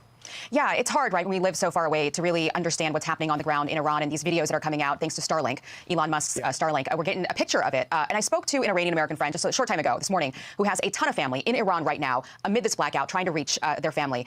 And she said, look, this is different. And You guys know Starlink is like fucking 80% of the satellites in low orbit or whatever? Like, Starlink makes up a significant percentage of how many, like, the total number of satellites up there. Holy shit, really? Yeah, no, it's like all of them. Not all of them, but it's a lot of them. Blind hope. She said that the system in Iran is under way more pressure than ever before. Number one, the reason is President Trump. President Trump's recent comments about getting involved. We don't know what that means. I know you yet. prefer something else, but saying you'd rather committee stay in power sounds really bad in campus. I genuinely think that the Islamic regime in charge of Iran right now would be less destructive than an Iran that has been made to bend its knee to America and Israel. I think that version of Iran would be far more destructive. I think that, just in terms of... What if they just don't do anything, Vosh? What if they just chill and all they want to do is just like do their normal shit? I feel like he just doesn't understand. Does he even know that like Hamas and Hezbollah and like the Houthis are all funded by Iran? Oh wait, no, of course he doesn't, because he doesn't actually know anything about any of this, and it's all just fucking vibes because he's a lazy moron who never does research on anything anymore. Instead, he just goes off of like the shit that he used to know a long ass time ago, and he just like sits there and spews stuff to it. What is it? His 5,000 view audience, his 5,000 concurrent viewers, who all just like lap it up as they listen to him as he like spews shit in his fucking echo chamber while he's insanely blackpilled. This is fucking insane, dude. Of long-term geopolitical harm, like in a broader kind of consequences down the road sort of way, but also in a like what they would immediately enable kind of way. Having what would effectively be a second Israel set up, like a complicit administration in the Middle East, would enable us to do horrific things, absolutely horrific things. Also, it would create like 50 more ISISes. Listen, okay? ISIS got ass mad that we invaded Iraq. Bin Laden got ass mad that Saudi Arabia was working with the Western powers. How mad do you think the Islamic extremists would get? That wasn't like the main reason. There was a bunch of reasons why bin Laden was mad. Mainly, a part of it was that like I think there were US troops in Saudi Arabia, which he considered an affront to Islam. But that wasn't the only thing. He was also just mad about the fact that the United States like was like the world hegemony and that it was helping Israel and all of that other shit. Like if Iran just became a regular country and exported its oil and they like became like friends with Israel and they weren't doing anything with their military, I don't think that would probably be good. Like Iran is largely responsible for helping to stabilize the Middle East with all the shit that they're doing and all like the proxy groups that they're funding. And they're also like basically helping to continue to push this narrative onto the Palestinian people that if they continue to fight, then one day they will win. If Iran fell to us, that's like the big one, the big real, like Jesus Christ, fucking mega ISIS, hyper ISIS. Holy shit.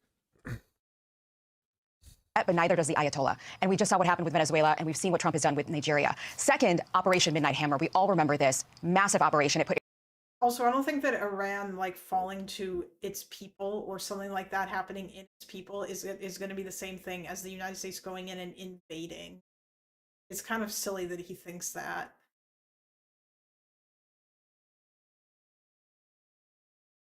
We did not invade Iraq until after 9/11. Yeah, I know. Oh. This guy just pontificates from his Fallout 3 and Oppenheimer education. It's wild. Also, the DPRK has had ICBMs since their first test launch in 2017. They regularly throw ICBMs into the Pacific Ocean, sometimes over Japan, all the time. Oh yeah, I remember that they do that shit in order to fuck with in order to like fuck with Japan.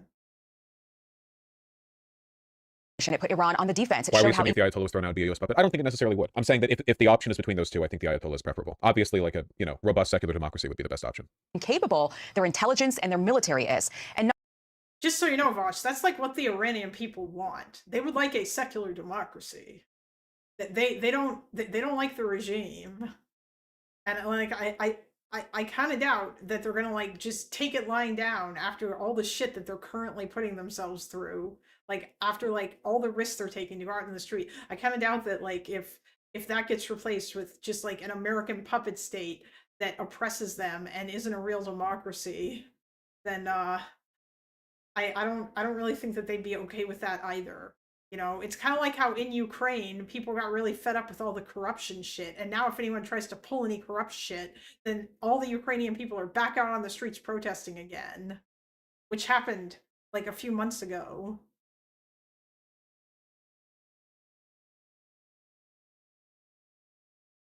He thinks Iran will become a second Israel. I mean, yeah, he does. He thinks that Iran would just become a US puppet. What the fuck does that even mean? I mean, it means another puppet. It's Israel, only Israel, nothing but Israel. Yeah, I know, that's the shitty thing. I feel like Vosh's brain is broken on the Middle East. His entire thing is just Iraq War PTSD and Israel bad. and therefore any America meddling in the Middle East or America doing anything in the Middle East is bad.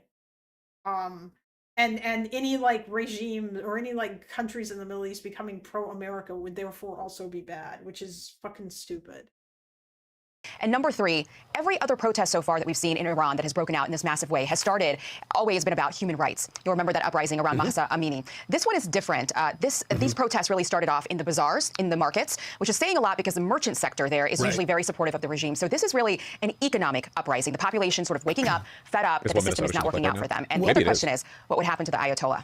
Well, and so to that point, the Ayatollah Khamenei is issuing some bluster. But before I get to what he said, you're right. So this starts weeks ago when the currency was devalued tremendously on top of 42% inflation in Iran. But what it's turned into now with protesters, hundreds of thousands rising up from Tehran to Mashhad in 180 cities and 31 provinces is remarkable. And perhaps that's why Khamenei is feeling such pressure. He says this. He wrote, "The Islamic Republic will not back down in the face of vandals. Trump should know that world tyrants were brought down at the peak of their arrogance. He, too, will be brought down." To your point, Aisha, you're so right. In 2009, when they rose up, it was Barack Obama behind the resolute desk. Today, it is Donald Trump who has shown that he will act. They have a serious water crisis that won't go away anytime soon. Well, okay, listen, in this respect, they're like 5 years ahead of the rest of us, okay? That's not going to be just an Iran problem for long.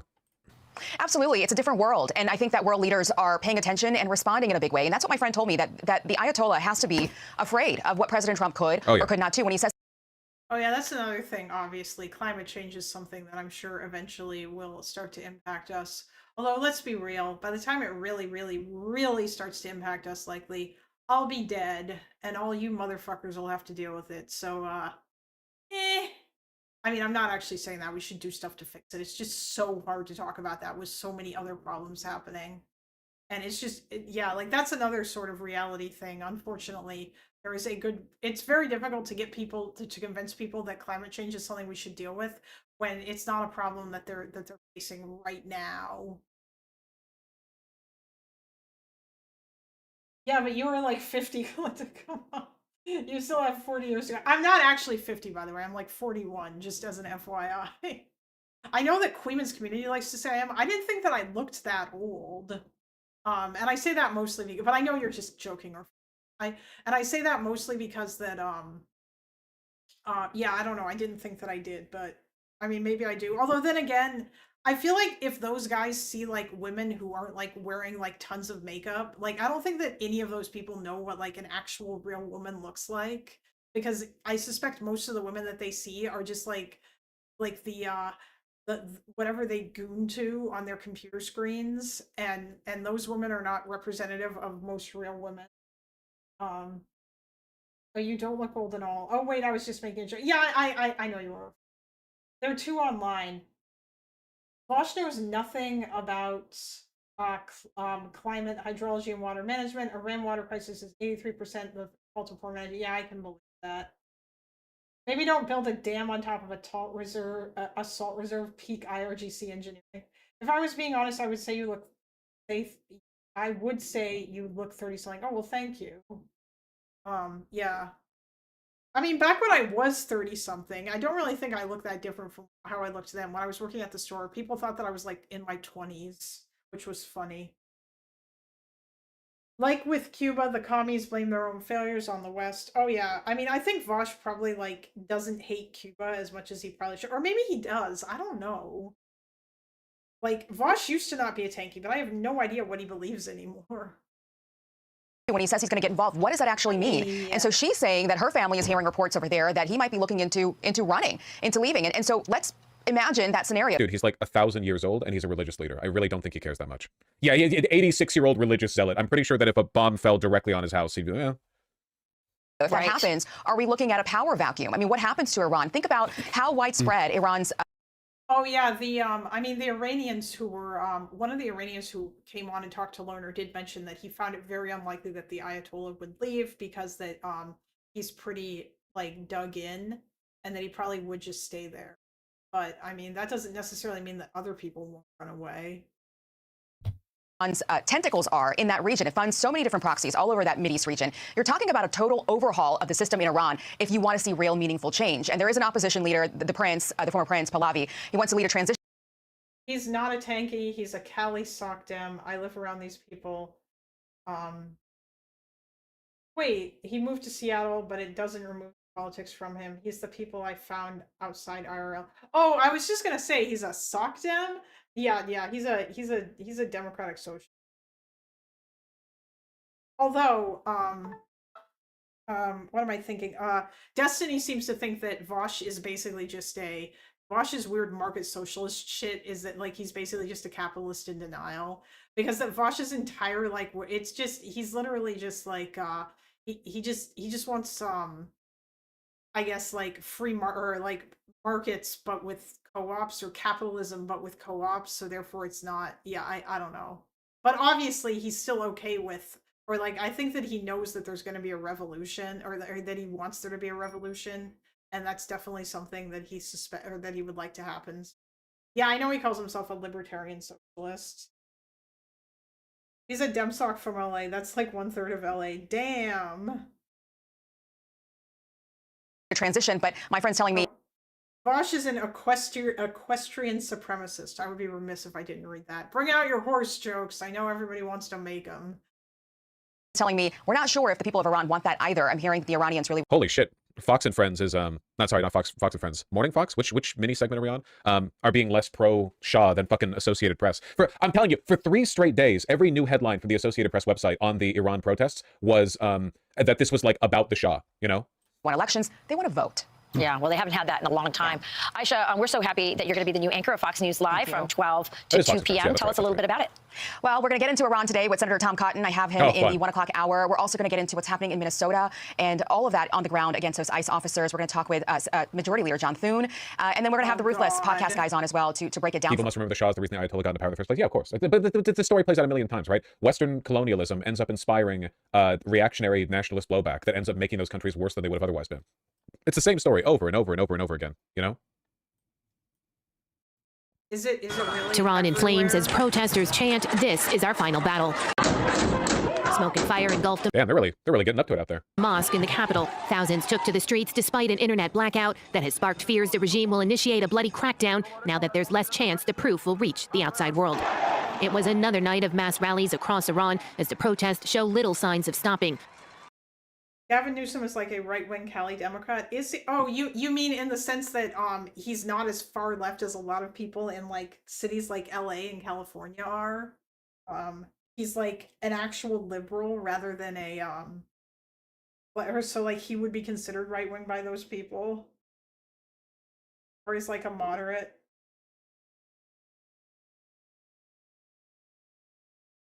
Oh yeah, so when the Western puppet has been gone for almost 50 years, everything that goes wrong is still their fault. Yeah, I know, it's very dumb.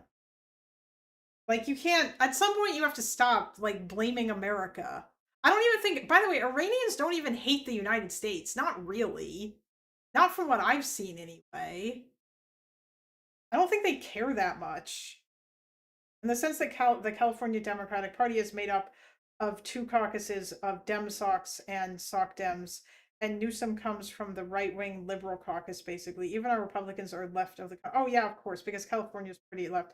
I mean, like, I like social democracy, but then again, I have no idea, like, what California social democrats look like in comparison to, like, I guess, other kinds of social democrats, and how many of those people are just socialists in denial, or like, they say they're social democrats, but they don't, but they're actually just socialists. Like, that's kind of another problem.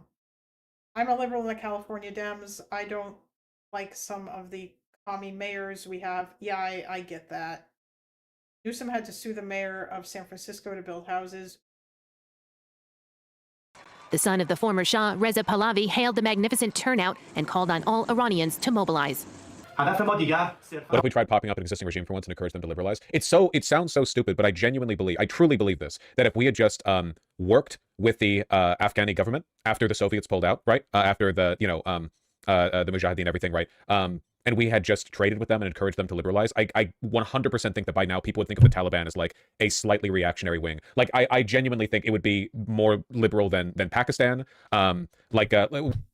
I don't think it works that way, Vosh. I don't think that it's that easy. Jesus. I'll be right back. My food is here.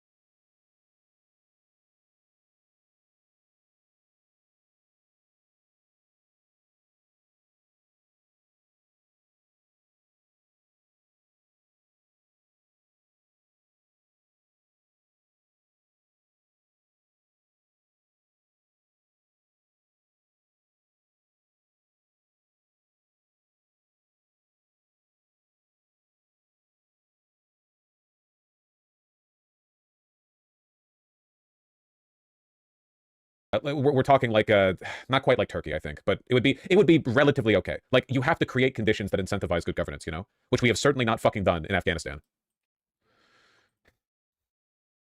Our goal is no longer merely to come to the streets.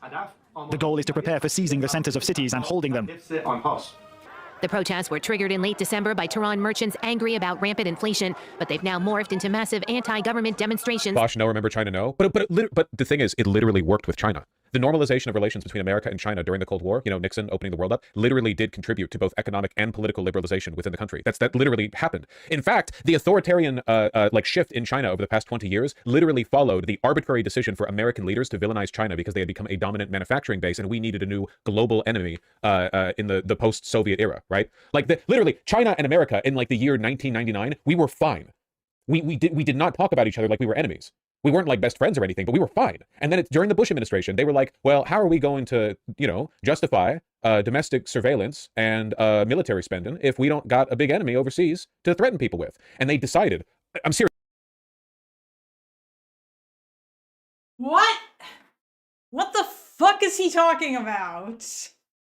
China wasn't even part of the axis of evil. It was Iran, Iraq, and Korea, and North Korea.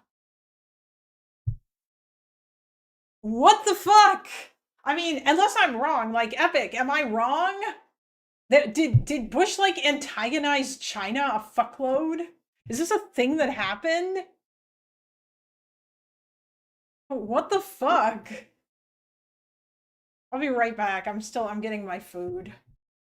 I'm serious. You can read on this. Arbitrarily, they were like, well, what country should be the next big bad? You know, Cuba can't do anything, really. Like, so, like, Russia is neutered, like the Soviet Union collapsed, you know? So what do we decide on? And they decided on China. And following that, us incorporating China into this, the axis of evil, this big wing of evil countries, arbitrarily, like alongside Iran or whatever, again, for no reason other than because we needed a big, like, economically powerful threat to pick on. Now, China's leaning more authoritarian. Don't get me wrong, they were beforehand. I'm not saying we invented authoritarianism in China. I'm just saying that, like, there is no denying the fact that the fascistic tendencies from the CCP have escalated since the turn of the millennium, and I really think a lot of that is because we've created that that oppositional relationship. You know, like Xi Jinping is more authoritarian than Deng in a lot of respects. Are you saying we were less anti-China before Bush? We weren't anti-China at all before Bush. Like, we really weren't. Like, we thought of China as an ally that assisted us because they shifted towards us and away from the Soviet Union from Nixon. Like, it was a massive shift. And this was admittedly, this was actually a huge dub from Nixon and Kissinger, right? Like, actual fair credit here because they did a big one with this. But like, nobody thought it was possible. China and America literally went from being like blood enemies to working together. Now, I'm not saying that it was good that they worked together against the Soviet Union. I'm just saying that, like, the degree of cooperation there was not expected. Nobody expected that shit, but we did it, and then we threw it the fuck away. We had something beautiful, and we threw it the fuck away for no reason. We just wanted an enemy. We just wanted the bad guy. China and the U.S. worked together to back Pol Pot. They shared intelligence. Yeah, being the good guys together. Yeah.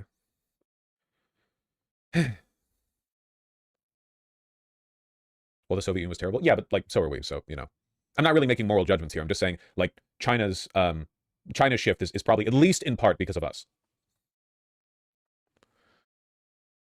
Still waging economic war on China rather than just accepting that they, you know, benefit in a comparative advantage sense from their manufacturing economy. We have decided for the past 20 years, we have waged this pointless war where every year manufacturing jobs in our country decline for obvious and economically inevitable reasons, and they increase in China. And then we decide that's China stealing our jobs. Like, it is a mathematical certainty that without like extraordinary tariffs or protectionist policies, manufacturing jobs would move to a country that has way more productive capabilities and much cheaper labor. But we have fought against this tooth and nail over and over. You know where we don't fight against this, by the way? You know how you know this fight is arbitrary? We didn't do the same thing with the American clothing industry.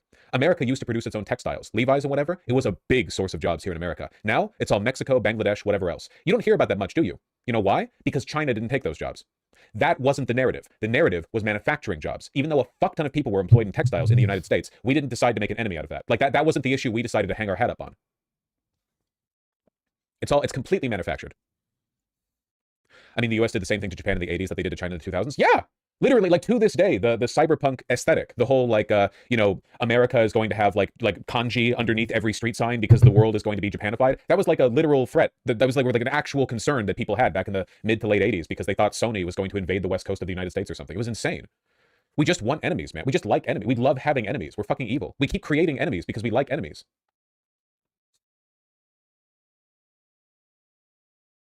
Did the same thing with Iran. Did the same thing with Cuba. You know, we got along with Castro Batista was such an incompetent ruler, even though he facilitated a bunch of American economic interests in Cuba, that when he was overthrown by Castro and his revolutionary militia, at first Castro was on good terms with the United States. He visited our people, we visited him. There were mutual talks of cooperation. The understanding was that even though Castro was obviously more communist aligned, that he might be moderated by his proximity to the United States. Like Castro might be ideologically Soviet, but geographically he is America, right? So the idea was, maybe we could have him around as like a, fair weather friend, right? But fucking nope.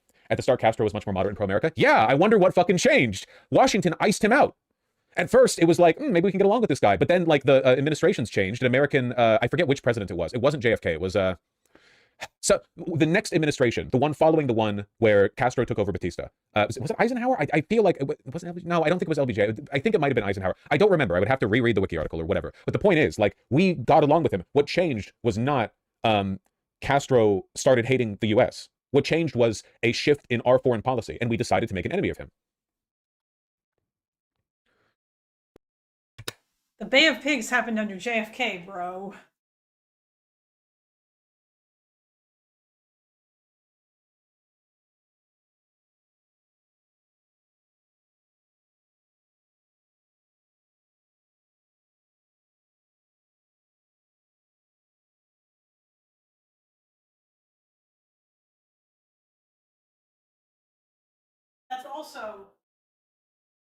That's also incredibly important, by the way, because that Cubans are really, American Cubans today are pretty right wing and they vote Republican, and I think that that's probably part of the reason why, because the Bay of Pigs failed. You can't even remember the correct president. If I remember right, Bush was criticized for thinking of China as responsible and being less dangerous than the Middle East. Oh, yeah, I mean, he was definitely criticized for Russia. I mean, I believe that Bush said that Vladimir Putin was a good dude, or he thought that he was.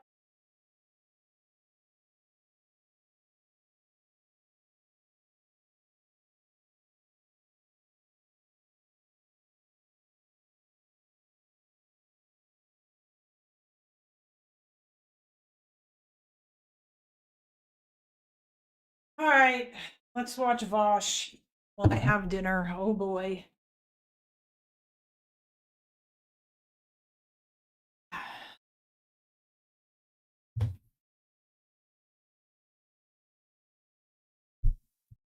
Oh. We did the same thing with Venezuela to a large extent. And Vietnam. We certainly did it with Iran. Wasn't there something like that with Ho Chi Minh as well? We're just Satan, man. We are the great Satan. There's a reason people say that, you know?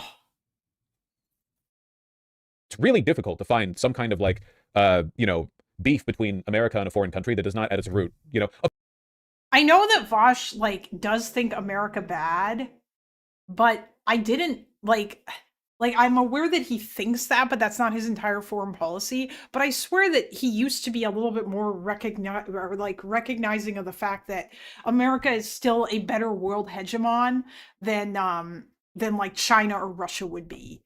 I don't know if he still believes that.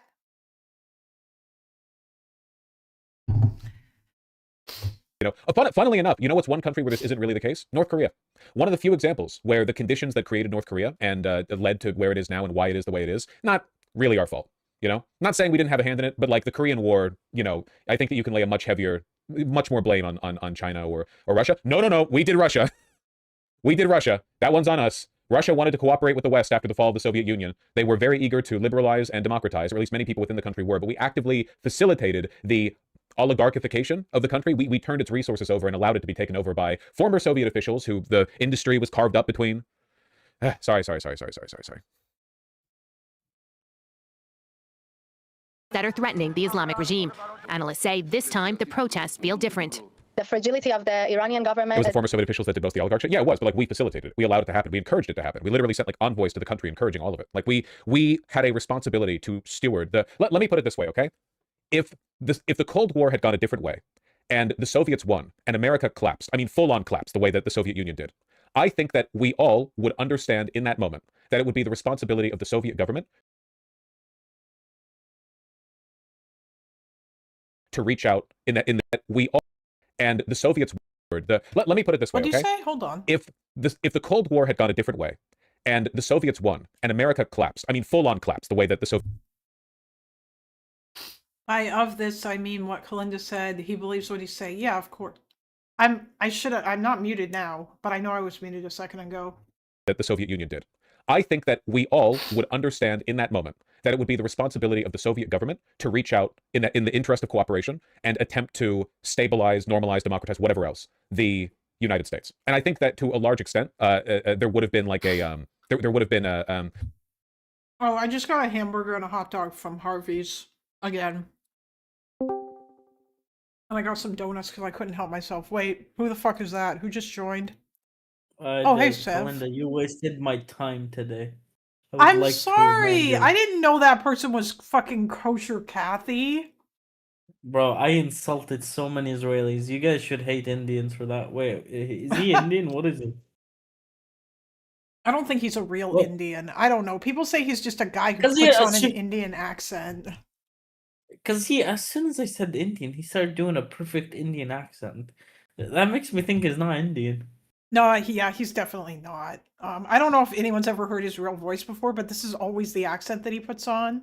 I think that actually, I think he put on a stronger accent today than he did like the first time that he talked to me that night when Lonerbox was on my stream.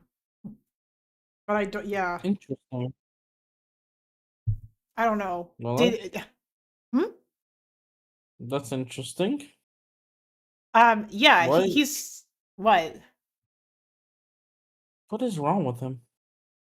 He's a Queeman fan / Destiny anti-fan. He's like one of those no life losers that just like makes Queeman constant ults. fan. Yes. This might seem like a dumb question.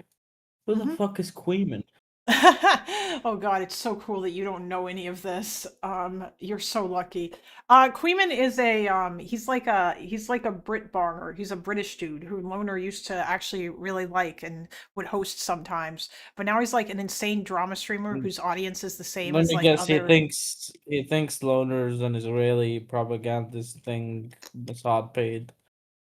No? Yes, basically. Yeah, he does. Also, he like for a while he was on that Destiny hate train like to an insane degree. Like if he was like kind of obsessed with it, but he's kind of moved away from that now. But yeah, he's just got Kosher Kathy is like some crazy person who actually I think he joined the Discord to harass David after Loner let him out of gay baby jail. Oh, he sounds based then. Bring him But back. he's just a troll. He doesn't believe in anything except that he hates Destiny and he hates Ethan and Wait, yeah. hold on. If he's a fan of Queeman and Queeman probably shits on Loner for being too pro-Israel, wouldn't he be more, Palestinian supportive? Yeah, he is, but he's not. Like he's insane. Like I don't know if he believes in anything. Why the fuck did he cosplay as like an Israeli? Because he's a to- troll. That's all he wants. He just wants to troll. See, That's it. I knew in that conversation, like, is this a troll? Is this a troll? And you guys kept saying he was a serious person, so I was like, okay, I guess. Well, I've met people like this before in Israel. Yeah, I figured that you would have. Like, I've heard all these arguments before, or at least a lot of them. But yeah, he's not. Bro, he he's also was studying. pretending to be He was pretending to be like that Adan guy. He was pretending to be him. That guy is like the person that he was impersonating is like a real dude who has a real Twitter account and who has talked to Loner before. Yeah, he talked to Loner before, and he met Destiny before, and what's it called? Mhm. He organized for the bodyguard for Destiny and Loner, and that bodyguard was racist. Mm-hmm. Yeah, I. By the way, it's still funny as shit to me. By the way, both Destiny and Loner said the safest place they felt was in my town, and and that bodyguard kept telling them that it was one of the most dangerous places in all of Israel. Oh my god, that's And I'm really like- funny. Why is it dangerous? It's dangerous. He wouldn't Mhm. say it's because it's Arabs, but yeah. You get the gist. Yeah, I do. Oh. But yeah, I don't know. I think he was just trolling. He was just Why is trolling. setting up? Why is setting up emulation games on a Steam Deck so fucking annoying? I should have just bought a fucking already installed SD card.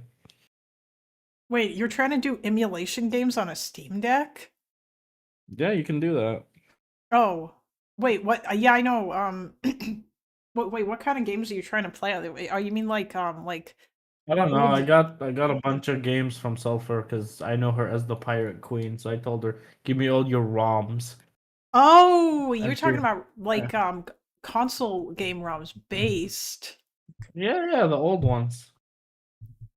Yeah, That's because like yeah. you can just put them on an SD card and download Emo Deck, and just play them through that. And apparently, the Steam Deck is amazing for it. So I want to have more games to fuck around with.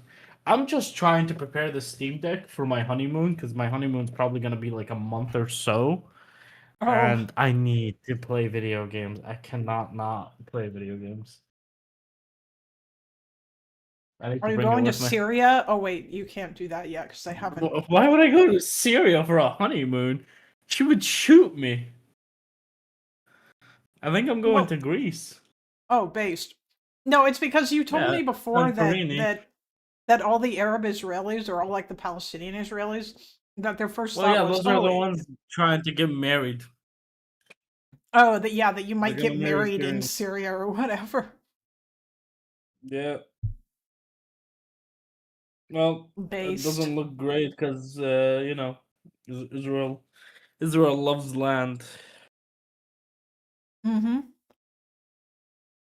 It's Israel loves land like Trump loves children. Yes. Also, no, Sulfur doesn't hate me as far as I'm aware. I've talked to her behind the scenes. I think we're fine. I Sulfur don't. doesn't really hate anybody. Maybe just as far as I can see, the person she really fucking hates is Destiny. Yeah, I know. But otherwise, yeah, she doesn't. No, I don't think Which Sulfur. seems to be an interesting thing because she doesn't even hate Maddie. But I heard Hmm. Maddie went off the rails for real now. Wait, what happened? Whatever happened to her? By the way, guys, Maddie is that Uh, opinion or that Zionist girl, also known as that opinionated let me girl. read the message. Let me read the message from her friend who still watches her content. Okay, let's see. Has anyone checked Maddie's TikTok channel recently? We're getting to like Radio Rwanda levels of shit there. That's Wait, literally what her what? friend said. Yeah. Is she talking about killing Oh, she's Wait, insanely hold on. MAGA. Hold on. You have a stream up, right? Mm-hmm.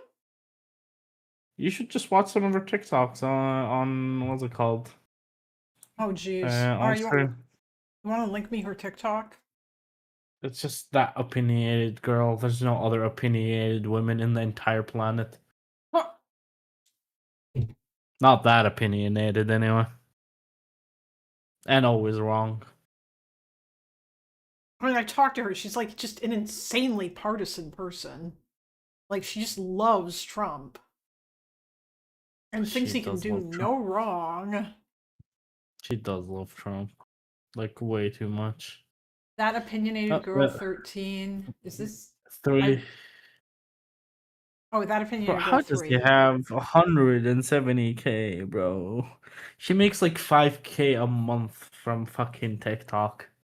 Jesus Christ. I need to get on this shit. All right, I guess I'll just click a random one. Oh god, here we go. So this news Keep headline in actually mind, makes a lot. she also gets a lot of clicks because she's an attractive girl most of the Oh, time. yeah, of course. Well, I mean, I don't know. Lots of people probably make it on TikTok, but yeah. So this A news lot of headline people do, actually makes but a lot. we know for a fact, like, I don't know if you've gone through the Discord. She gets like hundreds of thousands of emails of creepers. Oh, of course she does. All right, I'm gonna wait. Do you want me to share my screen? No, that's fine. I don't want to hear her voice. I want to sleep tonight. So this news headline actually makes a lot of sense when you take into consideration that many of these leftists are paid agitators. Many of them also spent quite a bit of time at the pro-Palestine encampments that took over Just university get out of the fucking campuses all shower over and make a America, TikTok. as well as certain parts of Europe. No wonder they learned the Hamas tactics so well. So this. What the fuck? She's literally just repeating Democrat talk or like Trump talking points. It's just Well, of all the course she does. protesters are paid She's just a agitators. mouthpiece. She's just a mouthpiece. She's pretty insane. Debunking popular pro-abortion talking points in 3 Listen, minutes or less. no one could help Oh her. my God. And Something that I really pro-abortion wish more talking people would points. understand is not every situation is Afghanistan, and to paint it in that blanket term, it's not helping. Someone should Who the we should. What? Not everything is Afghanistan. What I what was is she just talking about? I don't know. Who the fuck is saying everything is Afghanistan? Hold on, I'm gonna find out. Just a sec. Oh, If maybe anything, they're it's talking actually about Venezuela.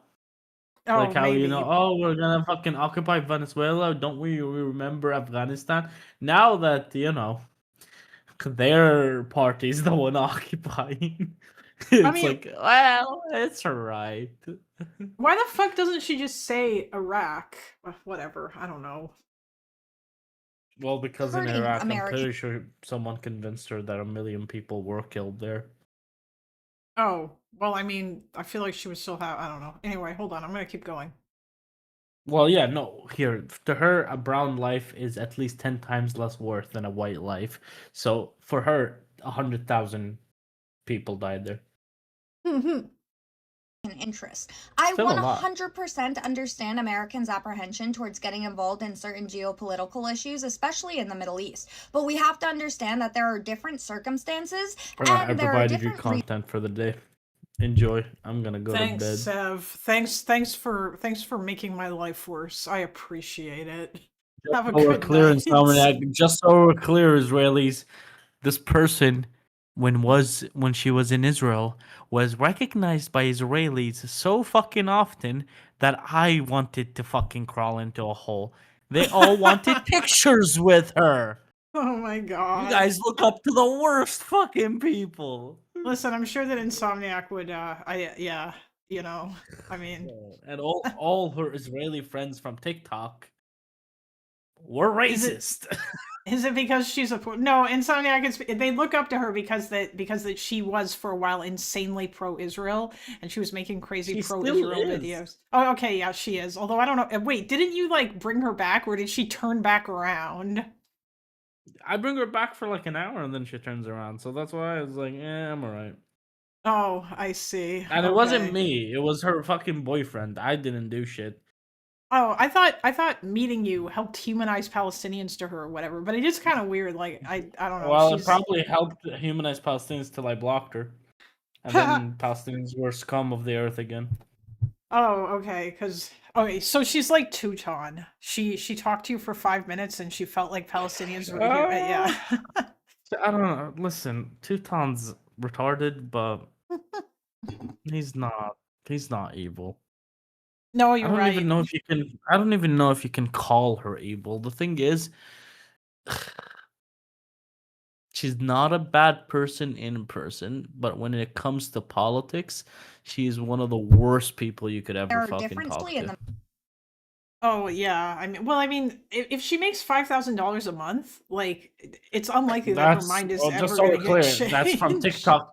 Just so we're clear, that's from TikTok lives and views. Nothing to do with whatever she gets from Israel. Oh, wait, is she actually getting $7,000? She was invited to that fucking meeting with Netanyahu. Ooh, she might be one of the influencers that's getting paid money. Oh my god. Yes, it is. This is the what do Arab men like when she went on a date with I think he was an Iraqi guy, and was asking what do Arab men like, and it got exposed on TikTok, because we had some fucking rat in the Discord. That was so funny. Yeah, that was pretty funny. That she got outed because she was talking to like what was it, like a bunch of like red pill Muslim dudes, and then yeah, that's.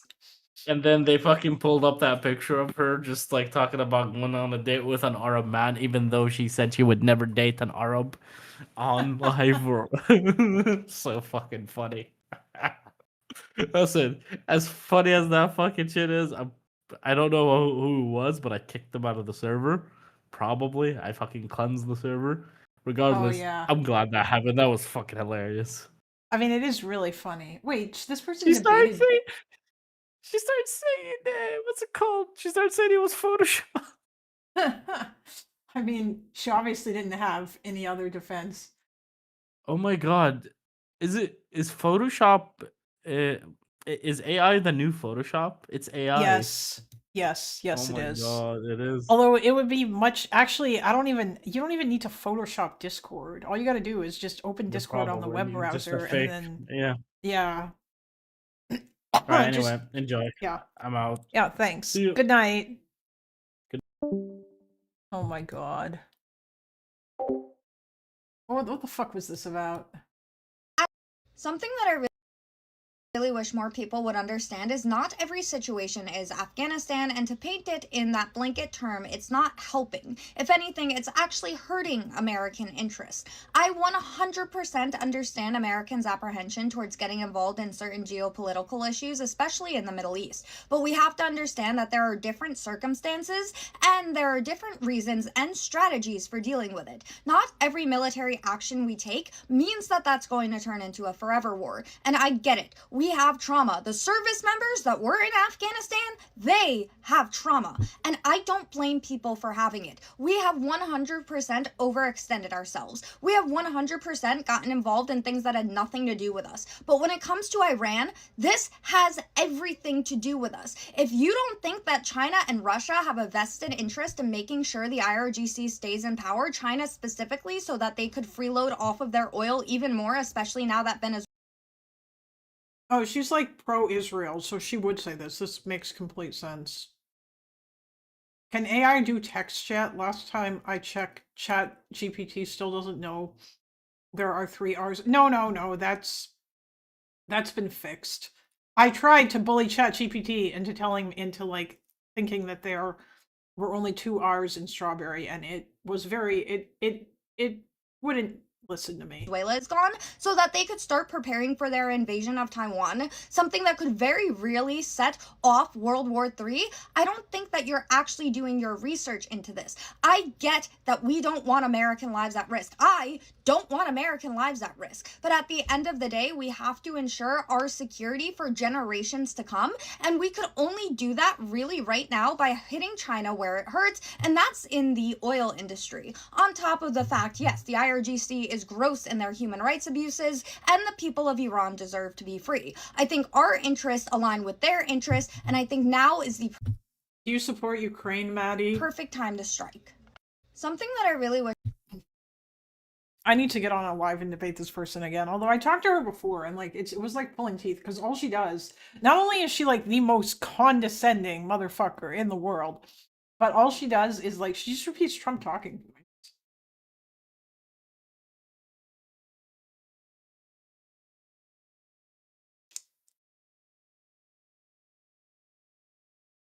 We need more resources. Yeah. Oh God, here we go.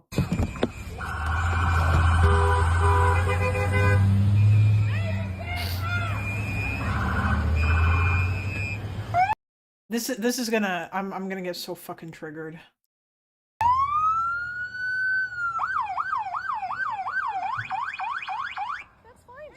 I'm not mad at you. Show your face.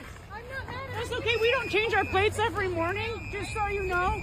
It'll be the same plate when you come talk to us later. That's fine. U.S. citizen, former fucking guy. You want to come at us? You want to come at us? I say go get yourself some lunch, big boy. Go ahead. Out of the car. Get out of the fucking car. Get out of the car. I mean, I'll be honest, I don't know what even needs to be said here. This just instantly dispels every single narrative coming out from the left that could possibly have happened. No, it doesn't. Jesus, if anything, it reinforces like everything that we already were thinking. You can see her turning the wheel.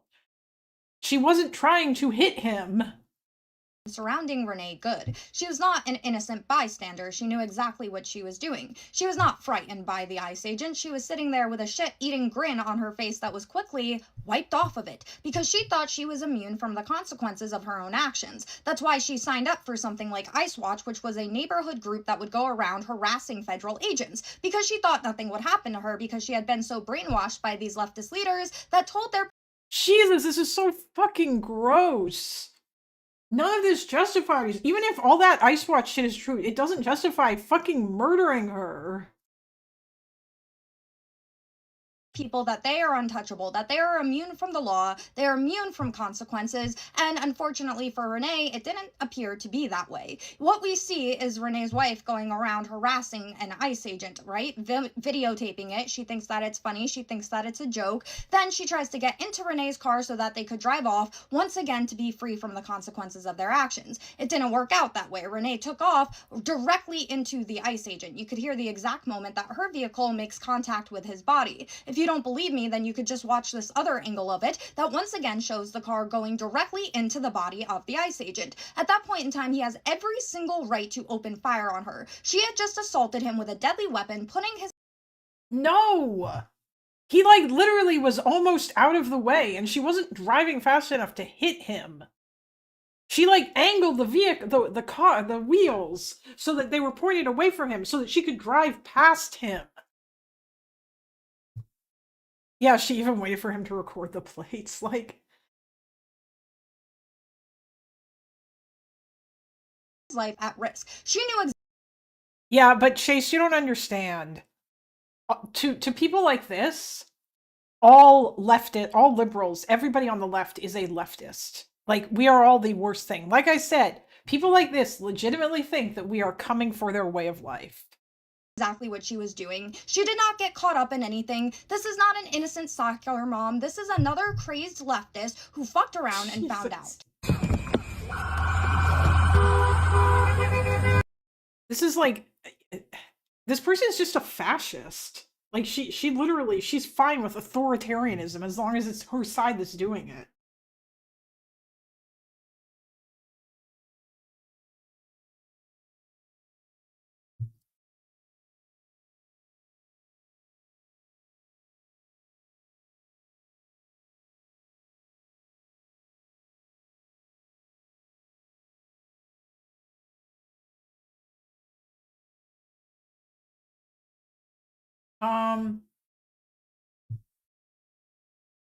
I'm not a scammer, guy. Oh, Jesus Christ. I'm not a scammer. I'm not. Yeah, alright, she's just racist, I mean... Oh yeah, I mean, so is someone like... yeah, I know. Well, I mean, this is, like, Asmongold is just, like, a megabot. This person is a megabot. That's it. It's all just... I'm just gonna repeat Trump talking points.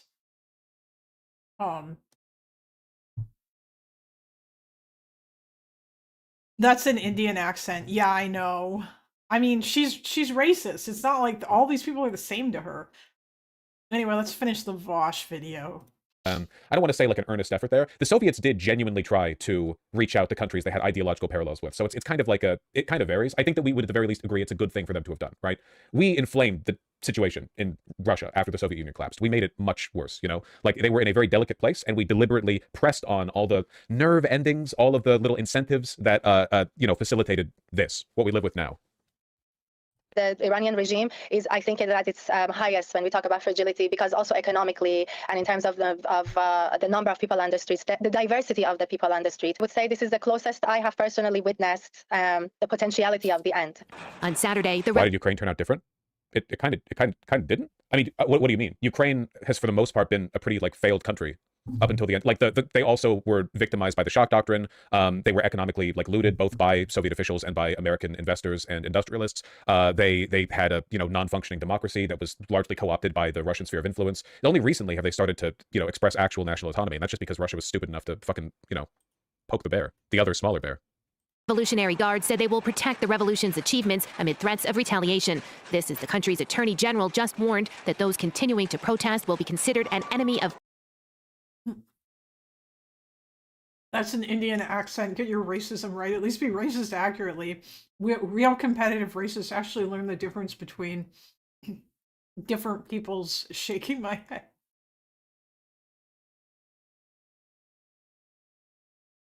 True. I'm haunted by Trump's truth post Jimmy Carter's death. He posted a neutral post and the replies were all people, why are you saying nice things about him? He's a communist. Like conservative Dem neoliberal Carter was a communist. Oh yeah. Nowadays, people don't like Jimmy Carter, and everybody tries to like basically make him like be a paint him as like, their enemies or whatever. But obviously, Republicans don't like him very much.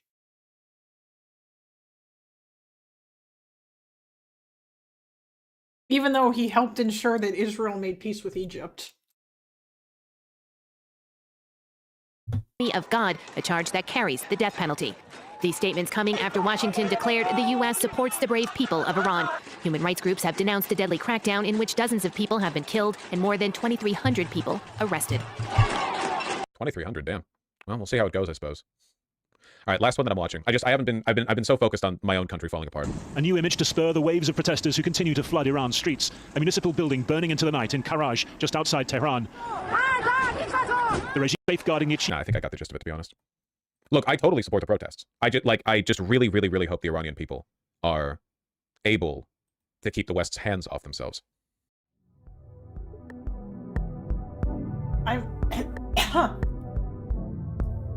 I'm so confused by that. Does this mean that Vosh thinks that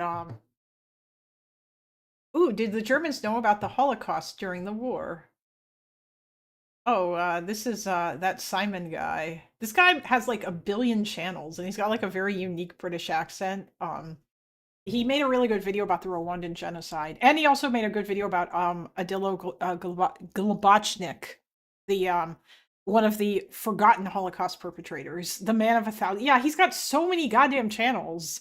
I think Into the Shadows is the one where I saw a bunch of interesting like videos about horrific history stuff. But yeah, it's kind of interesting.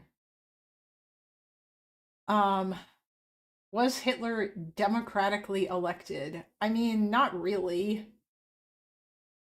He was a kind of. Yeah, I know he's got a crime channel. Yeah, oh yeah. I know he made a good video on Yugoslavia.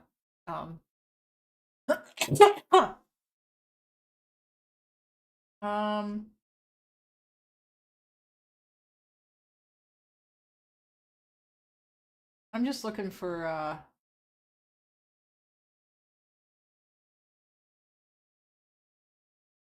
let's see here.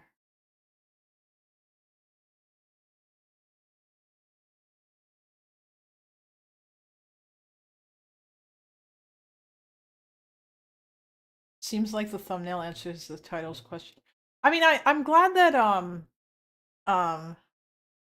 he's only like 37, I think.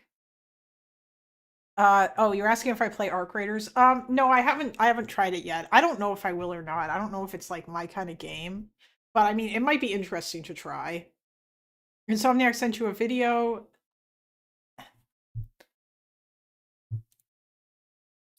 Oh, Preston Stewart, shocking video proves Iran is killing protesters. Something that's less triggering. I mean, this is going to be triggering in a different way.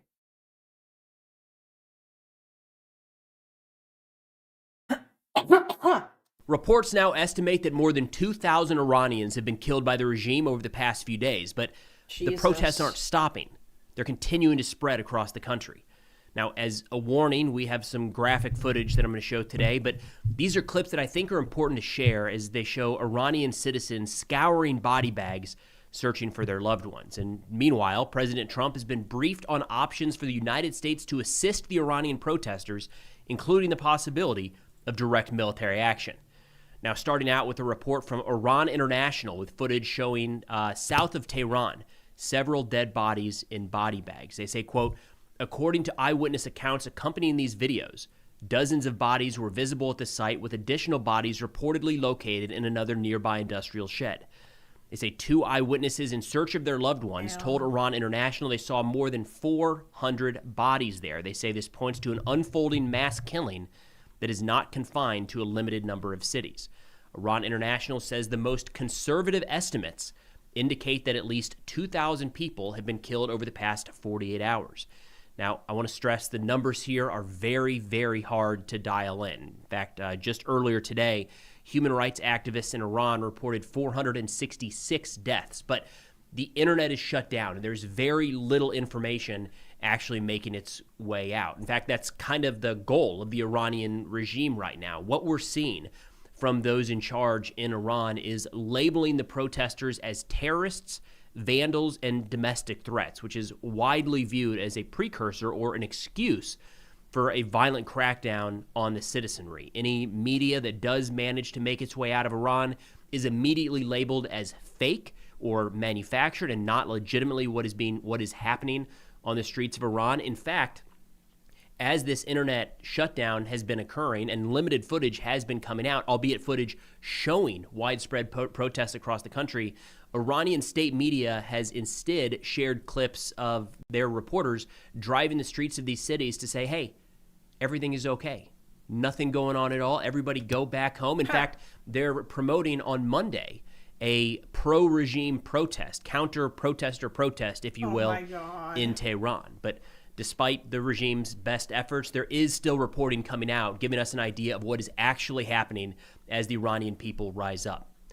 We have a note from the Mamlakate. My apologies in the pronunciation there. It's a community of volunteer citizen journalists quoted a citizen in the Narmak neighborhood of Tehran saying, quote, "The internet is completely shut off. Texts are disrupted." I wonder if I wonder how many people are going to show up to that to that like pro-regime protest, or actually maybe protesters might show up to it. Both through receiving and sending, and phones are cut off for hours of the day. Oh shit.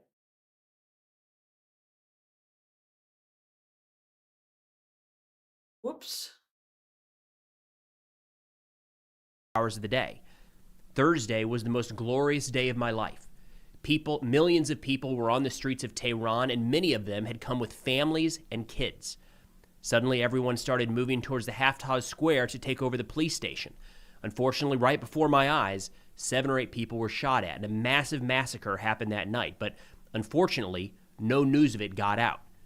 They slaughtered people with machine gun fire, and the death and the injury toll is utterly horrifying.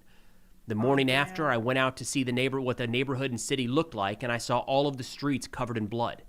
They were washing the blood off the asphalt with high-pressure power after massacring them. And this is, again, a note that we are getting very, very little information about what is happening. There's more reports of this, of people saying that they're in protests where automatic weapons are opened up by regime forces against the protesters. My gut says that as more information comes out, we're going to find out that these are not isolated incidents, but widespread violence against the citizenry by the Iranian regime. That one reporter stressed, quote, "We need outside help. Please amplify our voices." Since Thursday night, every night you can still hear chants and gatherings from all over the area and the streets, and the people's presence continues. But every night there's also the sound of machine gun fire, and the Islamic Republic is massacring us in complete isolation. Now, as they ask for external help, they largely are looking to the United States, and it's understandable that they might see some optimism, as just yesterday, President Trump posted, quote, "Iran is looking at freedom, perhaps like never before. The USA stands ready to help." Why does he sign every tweet? It's so weird. Or he always writes, "Thank you for your attention to this matter." It's such a weird, like, I don't know. I mean, this is completely unrelated to any of this. It's just so fucking strange. Like, is he just like such a child that he thinks that this is based and cool? Or is it because he's so old? I mean, nobody else does this. Actually, wait, hold on. I'm sorry. I shouldn't say that. I'm wrong about that.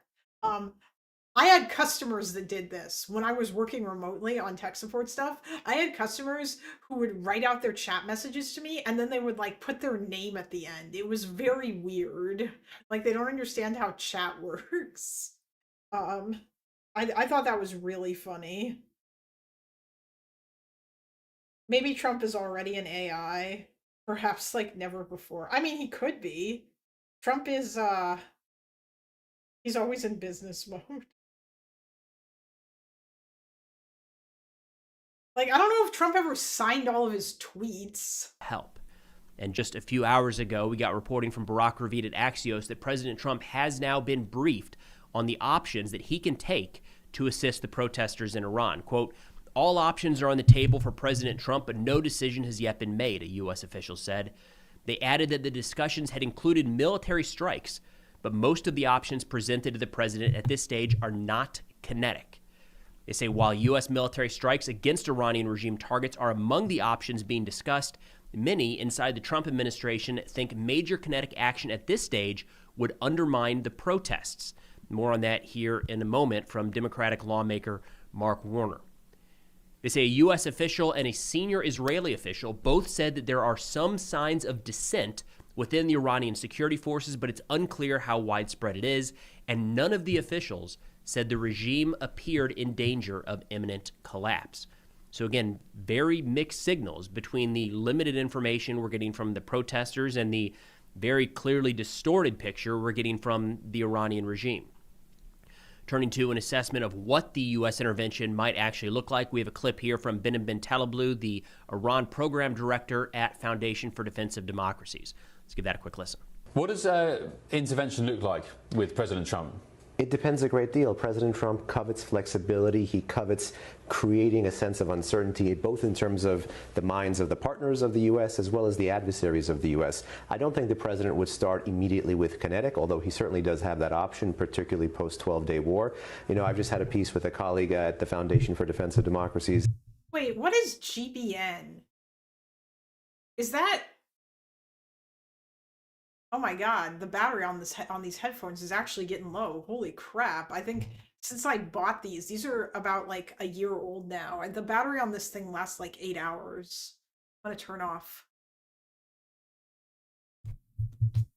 In the Wall Street Journal today, talking about replicating the Venezuela model, not with regime change militarily at the top, but with taking the tankers. If the president is looking to level the playing field between the state and the street, he needs to pull the plug out of the repression apparatus. And that means going after all of the Iranian tankers that sell oil to China, just like he's been doing with Venezuelan tankers that have been selling oil to China. Yeah. That kind of gives you an idea of the non-kinetic options, especially the seizure of Iranian ships. Again, that very well might be in the cards. We've seen President Trump find success with that recently. I mean, I think just the other day we seized even more ships.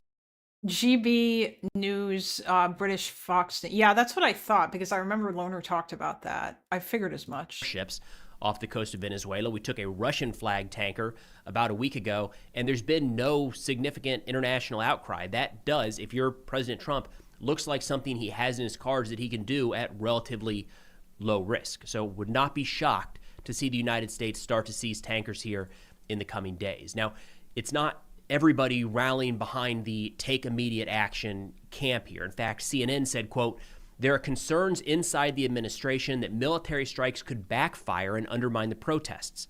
The concerns, the official said, are that the strikes could have the unintended effect of rallying the Iranian people to support the government or lead Iran to retaliate with military force on its own. Two different concerns there. We're going to break them both down here in a second. But no doubt, if the U.S. does act with military force, we would become military targets for Iran. That should not be a shock to anybody. The Associated Press reported that Iran is doubling down on this as well, with their parliament speaker on Sunday warning that the U.S. military and Israel will be legitimate targets if America strikes the Islamic Republic. I mean, yes, right? If we take military action against somebody, it is entirely understandable that they might try to take military action in response. Now, some of the pushback we're starting to see in government against really any sort of action, from my read on it, is coming here on the Sunday news shows from Senator Mark Warren, worried again that any sort of strike might help unite the Iranian people behind the regime. Well, the Iranian regime is awful, and I stand with the Iranian people. But what I'm worried about is if we take a kinetic strike, does that actually unite the Iranian people in a way that the regime has not been able to? If, you know, I know this is history, but the last time we intervened in Iran in a major way was 1953, when the CIA overthrew the Iranian regime to protect Iranian oil for the West. Oops. Many historians... I mean, I would argue that that's a little bit different than what's happening right now. And also, that was like overthrowing it was overthrowing the regime and doing something that was blatantly against the country's best interest, because their leader like he nationalized the oil industry, and he felt like that was in the best interest of the country. And then the US came in and said, no, you can't do that. And they did that because that the British told them, the British were the ones who were actually mad about this. They told them that that Iran had communist sympathies or whatever.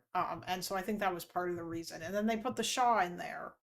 And it's kind of like, I feel like this is not really a great analysis, because that if the United States did something that could help the protesters, then that's not against like the best interest of the protesters or like the majority of Iranians. Now, all that being said, I don't know if I trust this regime to do anything good. Or sorry, this, when I say this regime, I mean like the Trump regime. And yes, I will call it a regime. Just to be clear, Shah was already in there. He just didn't have nearly as much. Yeah. I know, because they had a constitutional monarchy. Yeah, and they basically they basically took out that leader, and then the Shah took over, and he became a dictator. Yeah. Historians would argue that led to the Ayatollah. I think we can put outside pressure. I think rallying the rest of the world. Yes, it did lead to the Ayatollah, but why? It was because of what the U.S. did. It was because that they had a dictator.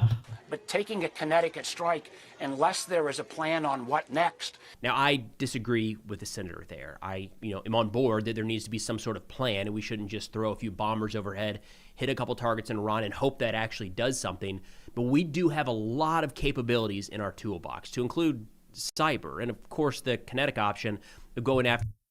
Britain is based because they basically take the blame for everything that's ever gone wrong. No, they don't take the blame, okay? They fucking deserve it. It's their own fault because they thought it would be fun to draw borders on maps. And also, it's not just their fault either, it's France's fault too. And like any other country that was doing crazy colonialist shit. Going after Bassage or IRGC facilities, especially those that are focused on tamping down the protests violently, as we've seen in recent days. So going after those, it's hard to imagine that. I mean, we saw this during the 12-day war. The Iranian people did not rally behind the regime. If anything, the regime was at that point also kind of on the brink of collapse and scurrying to try to maintain control over the population. So the idea that right now, as the Iranian regime is opening fire and massacring their own citizens in the streets, that killing some of those officials would unite the Iranian people. Also, Shah's party had a very big tent as well. Basically, the biggest issue at hand was how to handle the oil fields. So you had reformists and liberals in the monarchist party as well. Oh yeah, Chase. I mean, obviously the Ottomans were colonizer stuff people too.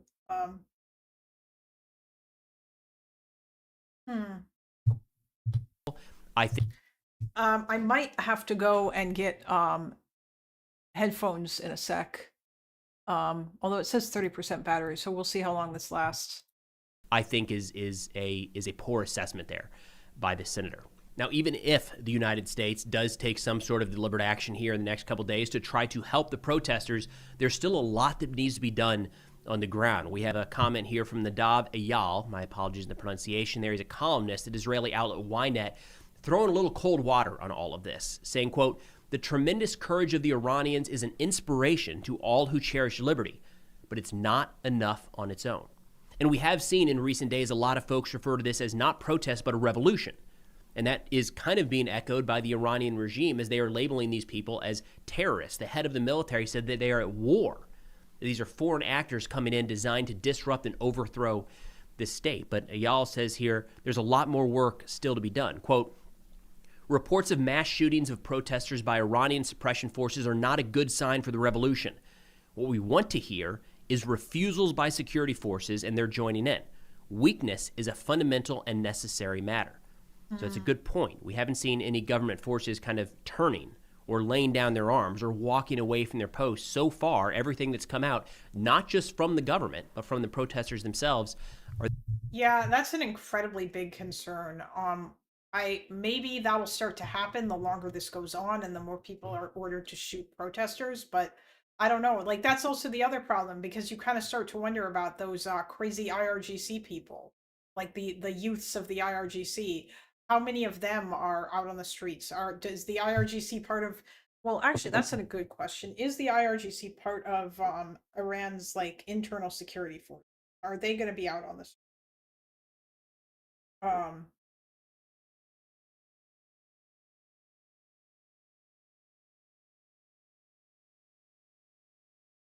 Or is it other people?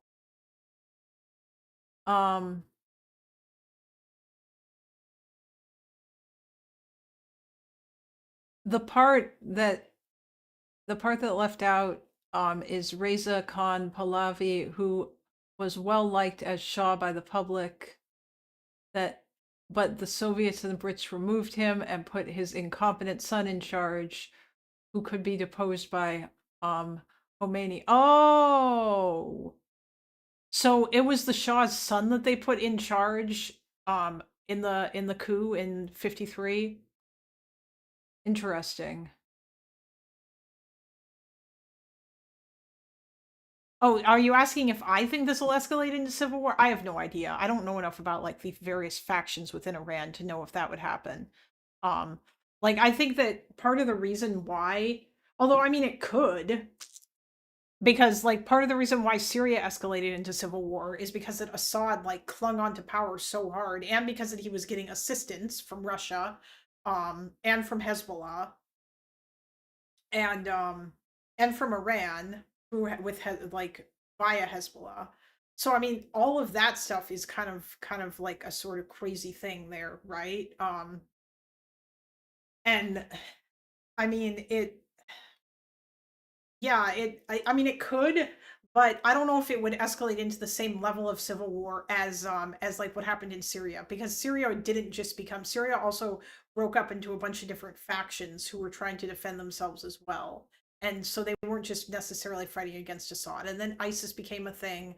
I don't necessarily think that yeah, like there might be, if there's a power vacuum created, it's possible that there might be other actors who might come in and try to intervene in this. And there'll probably be pro-regime forces too. And like maybe there'll be some people from Iraq who try to come in. I don't really know though. If you ever feel if you ever feel like you let down your parents, at least you didn't lose your family's country. Oh yeah, geez. Oh, and Reza also was coronated because the Soviets and Brits invaded in 1941 because of the concerns that Iran will turn towards the Axis, just like Iraq did for a few months prior. Oh, right. Yeah, that's right. They went in there and yeah. Or the government forces are standing their ground. He says revolutions don't happen because the people are in the streets, but because revolutionaries know how to take the power in the streets and convert it into governance. Who are the revolutionaries? Now, it's early. We're just about a week into this, and it's dangerous, no doubt, for any one person to stand up or any group to stand up and say, we are the ones leading this. In fact, Iran in recent days has really been promoting that they have been cracking down, arresting any leaders of these protest movements. Now, the people that they arrest, they don't show their faces. Their backs are to the camera, and they show them, holding pocket knives and sometimes small arms. So it's hard to tell exactly if that was the actual leader of some sort of movement, but that is needed. This transition from anger in the streets to taking over a government and actually running the government, there has to be some sort of symbol there. And right now we have the crown prince in exile who's outside of Iran that a lot of people inside of Iran are looking to, but it's a long ways between where he is today and effectively stepping in as some sort of actual government to stand up. I'm also curious if that's even true. Like about Pahlavi, or I don't even know if I'm saying his name right. I'm curious if that is the case. If he's actually as well liked in Iran, or if people are looking to him as like so many people in the West are saying. But I mean, that's something that's probably, it's very hard to tell. Up to or replace the Islamic regime. He says the test is a triangle. A combination of masses in the streets, cracking of the regime and its supporters' determination to shoot protesters, and exceptional organizational ability to take over the government itself. The last element requires organization and a plan. And this is something that, if we had the stomach to do it, you'd have to think the United States, Israel, and maybe others could assist with. actual regime transition, maybe is a good way to put it, right? Is that a softer way of saying regime change? If the people rise up and say, we're done with the Islamic regime, we're done with the Ayatollah, is there a way for us to step in and assist in some way, shape, or form that transition to their next form of government, whatever that might be, a representative form of government for the average Iranian citizen? Now, going back to bin Taliblu. Oh, I mean, Pahlavi is seen as a symbol of being anti-regime. I mean, yeah, of course. I don't know, though. Taliblu, again, of FDD, talking about what comes next. He lays out some scenarios and what still needs to be done for any sort of major transition to happen here. What do you see potentially, if this is the edge of the cliff moment, what happens next?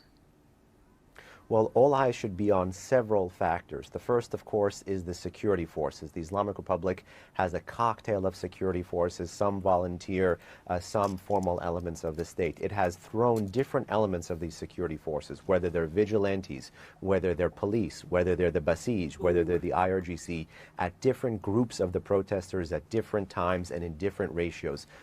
Yeah, so, like, I mean, if any of those, like, I guess it's not great if there's like radicalized people, like super uber radicalized people in those security forces, if they they might be less likely to turn. But I mean, I don't know. That's scary. The fact that people they're not really showing up, or they are showing up to fight. Because that did happen in Egypt too. Like eventually, as the people were out in the streets, the army turned against Mubarak. Sometimes it's withdrawn altogether, trying to exhaust or tire out the protesters. Other times it's returned with live fire. Other times it's returned trying to fire rubber bullets into people's eyes or private parts. This is a brutal regime that is not afraid to crack down, but is also afraid of provoking the crowds even more. And make no mistake, there are lots of cities on social media right now that look like they have fallen entirely. Small towns, villages, cities that look like they've fallen entirely to the population. Will the regime return with a vengeance? That remains to be seen. But one major X factor here is security force cohesion and loyalty, particularly over the next 72 hours. After that, of course, is the resolve of the street after the violence to continue to contest the regime. And I have to tell you, after the near day and a half information blackout due to the cutting of the internet, the fact that in dribs and drabs we continue to get images, we continue to get videos of protesters bravely contesting this regime means that Iranian protester resolve, despite the crackdown, despite the violence, remains high. All right, so in wrapping up, of course, we're going to take a look at what to watch for here in the coming days. I mean, this is happening fast. There have been some reports that the protesters may only be able to hold out for another 2 or 3 days at most. I'm not sure what that is being based on, other than just saying the morale of the protesters. But when you look at the morale, we're seeing the casualty counts rise and the protests continue. So it's hard from the information that I'm seeing and the videos that I'm seeing to notice any sort of significant crack in the determination of the Iranian people. In fact, just yesterday, we had a clip of some Iranians saying, this is it. It's all or nothing. This is the time we have to take down the regime. So I think a big indicator here are going to be these pro-regime protests set for tomorrow in Tehran. The regime continues to promote this. How many people are going to show up and actually stand alongside the regime that is now murdering their own people in the streets and stand against their citizens, their neighbors, their brothers, sisters, mothers, daughters, friends that they live beside? What does that look like after another night of Iranian regime forces murdering their civilians? Of course, we have to see if President Trump actually makes a decision here and what that decision might be in terms of U.S. intervention. The most recent I saw is that he's planning to make a decision on Tuesday. Again, if these protesters only have a couple days left of holding out and the U.S. decision is made on Tuesday, that might not be enough, to be blunt. So we'll see. I wouldn't be shocked if that's a bit of a feint, suggesting that we're going to wait a few more days before we actually do anything. In between now and Tuesday, there is some sort of significant U.S.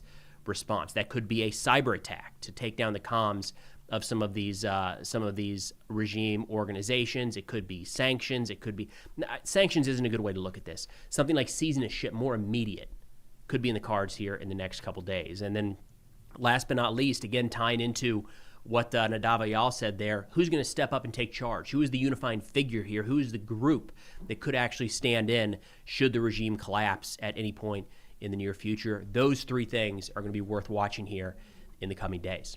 But that's all we got for now. Thanks for watching, and I'll see y'all next time. Thanks, buddy. Okay.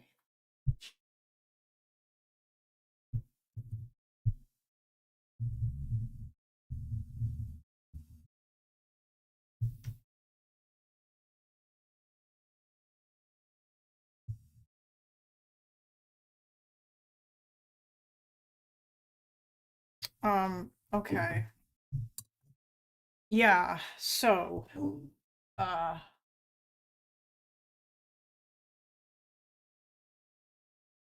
oh, a pro-Pahlavi march. Oh, that was in LA? That's what the tweet was that you sent me? Okay. 'Cause yeah, I was, I wondered about that. 'Cause yeah, like, you know, okay, if that's in LA, then that's all right. Wait, actually, that's kind of great. People's Red Mujahideen. I've never even heard of this. Who are these people?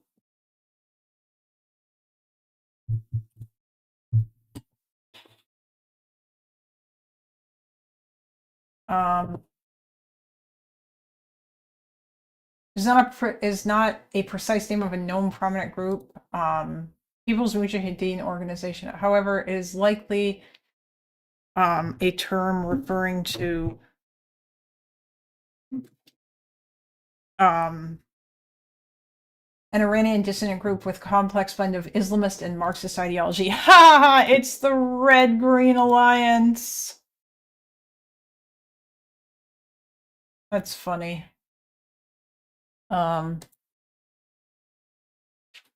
Yeah, you sent me this video.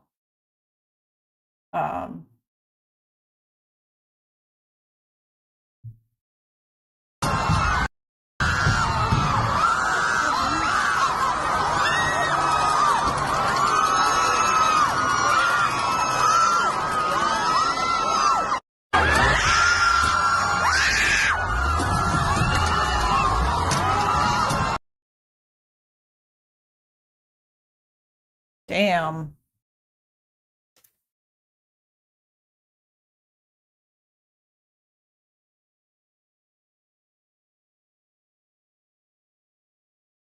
So wait, they just, I know, oh, it was like a U-Haul, and they just kind of tried to run, I see, and they were, wait, what does it say? No shot, no regime, USA, don't repeat 1953, no mullah. Huh.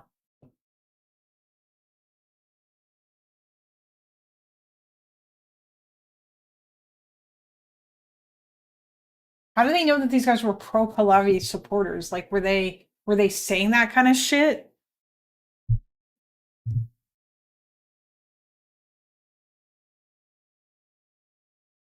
Like, do these people think that if you have Iran's old flag, that means that you're pro-Shah? I feel like that's kind of a bit ridiculous, but okay. They are real weird and have very little support domestically. Yeah, of course. I mean, communism doesn't really seem to have a whole hell of a lot of support, so you know. Yeah. All right, guys, we are at 7 hours, and I think it's still cool that there are like 36 people here. But yeah, thank you all for the subs. I believe that guy donated a while ago with money, and I'm glad that he did that. That's really nice. Yeah, thank you. I'm sorry that it got basically disrupted by a fucking troll. Hopefully that shit won't happen again, but I mean, I guess like it was kind of a funny, it was content. Nice PC, state of the art. It's an old ass PC. I don't know if I'm gonna post that or not. I might. Just because it would be funny. You know, maybe I will post that for the lols. It was funny. I mean, I guess like that guy didn't do a bad job of you know, imitating like stupid things, so Um,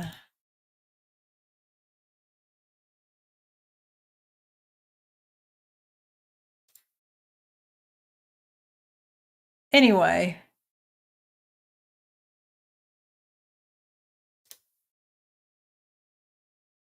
Oh, there was something funny that I wanted to point out. Holy fuck, I forgot. While y'all are still here, I'm gonna tack this on. Just a sec.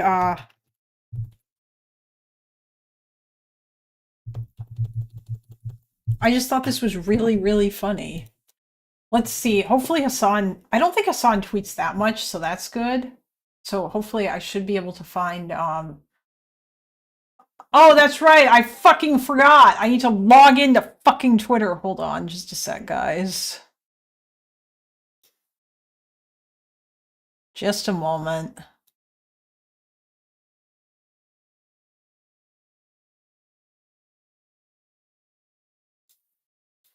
Because otherwise, because if I don't, then it's going to be like, it's not going to let me.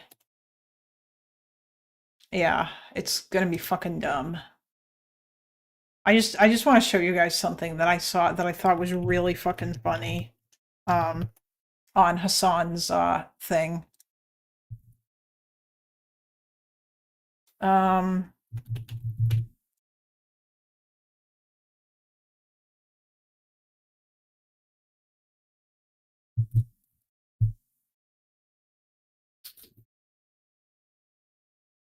One moment, friends. Oh, I'm not leaving yet, don't worry. Although I don't know if any of y'all have even said anything. Oh wow, everybody left. But I mean, I'll probably put this at the end of maybe the Vosh segment or something.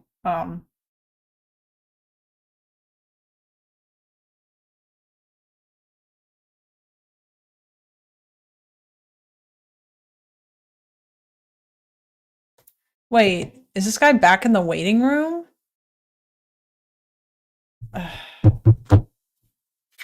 Okay.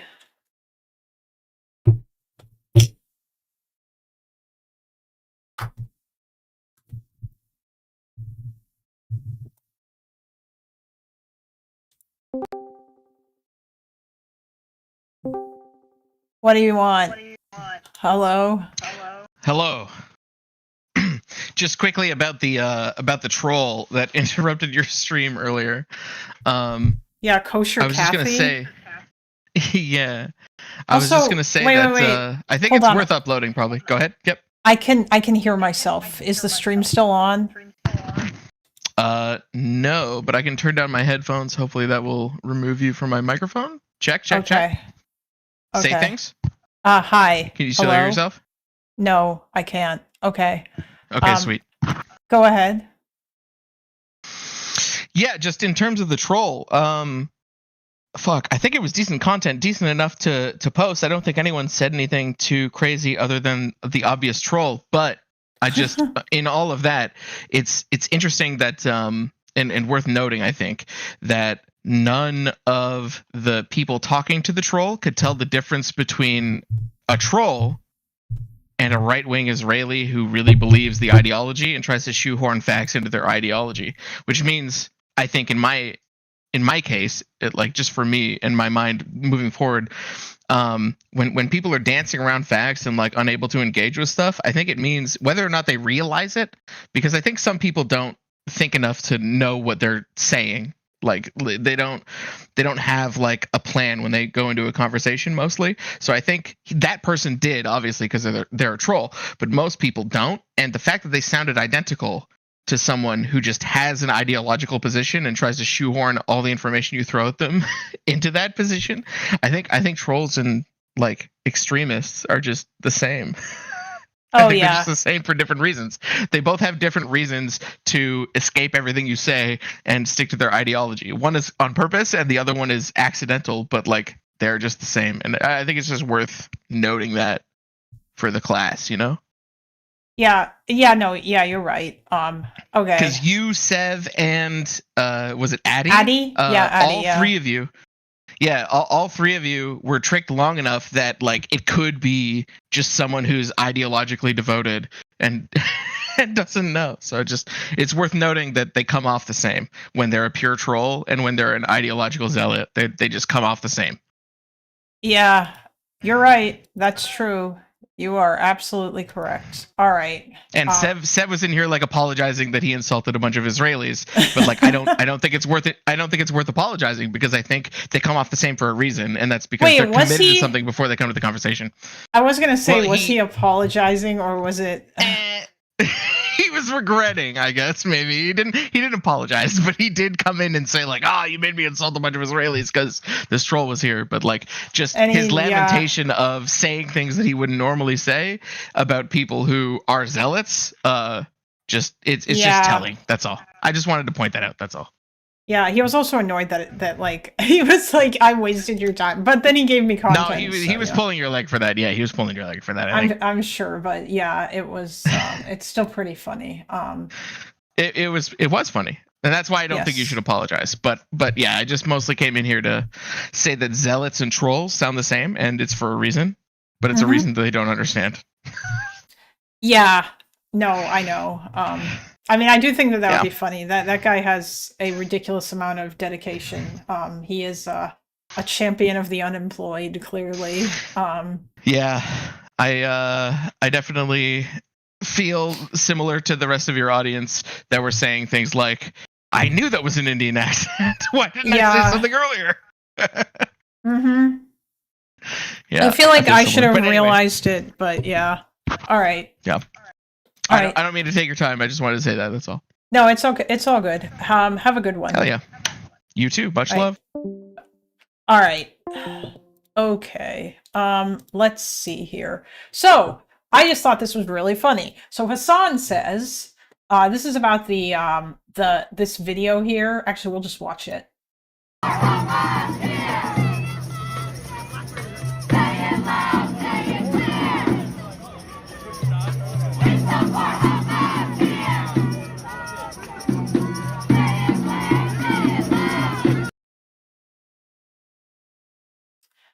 Yeah, you kind of get the gist of it. These were a bunch of people who were protesting outside a synagogue who were basically saying, we support Hamas here.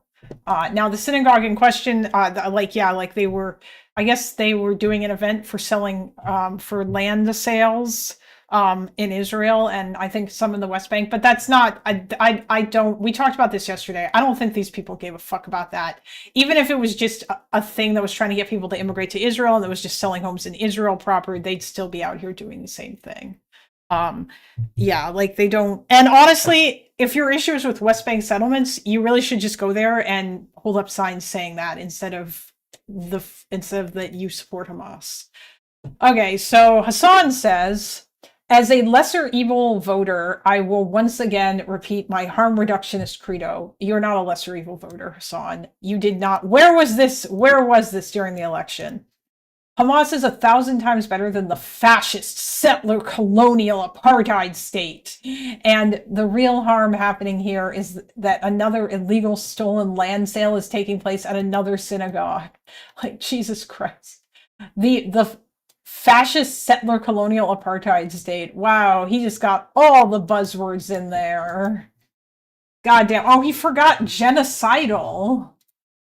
Okay, so this is what Hassan says, which is like fucking stupid. And then he goes, for the record, I don't expect an elected US politician to come out as pro-Hamas, but it's clear that many people see the pro-Palestinian cause as at least discardable if they're going to make a fuss about this instead of the Kahanas flags waving Zionists or the illegal synagogue land sale. I mean, bro, I think it's like you could just say both are bad. So then we go through the flags, or not like the illegal. If it's about the illegal settlements land sales, then yeah, that's bad. And if it's about Kahana stuff, okay. And then we go down here further, and we find Zay Squirrel, and this is what she writes. I know you think it's great. It's a great. I know you think it's a great way to hedge your bets between actually supporting the resistance and maintaining mainstream credibility by framing it as part of the same lesser evil framework that allows you to be a Dem party and AO CIA launderer. But Hamas is not a lesser evil in any way. It is a legitimate and morally virtuous resistance force against a genocidal Zionist death cult. Nothing about it, not one iota, is evil or harmful, and you should never, and you would never dare say Jewish and other resistance partisans against the Nazis were lesser evils compared to them, and that you only supported them as part of harm reduction. Jesus Christ. This person is holy fucking shit. Oh yeah, and then of course she adds further. She goes, I will include the other resistance factions in that, and then she has like a tweet here or whatever. And then Austinox, who I believe is Hassan's editor, responds with, Squirrel is right. Hamas is a resistance group of people battling the modern incarnation of Nazi Germany. Their struggle is morally correct, and stating support for people fighting a genocidal state is not anti-Semitic, especially when paired with signs clearly stating opposition to the sale of illegally occupied Palestinian land inside of a synagogue. Yeah, but you motherfuckers think that all of Israel is illegally occupied Palestinian land. Anyone who sees this protest and feels the need to criticize the people chanting instead of the actions and violence of those inside is thoughtlessly posturing or making a disgusting moral judgment. I just thought that was funny. I just thought it was really funny watching these people purity test Hassan. These people who are the most insane. Oh yeah, and of course, by the way, Squirrel posted Sheikh Ahmed Yassin, the founder of Hamas, and it's talking about how like Jews are not their enemy and they don't hate the Jews, they just hate Israel, which is, you know, it's very funny actually. I'm surprised that he didn't fucking learn, or that it took him that long. It's funny that that's not what it says in the charter, but I guess it doesn't say that there because that they, you know, or rather, I guess he probably made these comments after he got those lessons, or after he got the anti-Zionist leftist memo and he learned to speak the language of the West. Oh, hey, look! Why can't you reply to this? This author has blocked you, so I can't perform this action. She finally blocked me.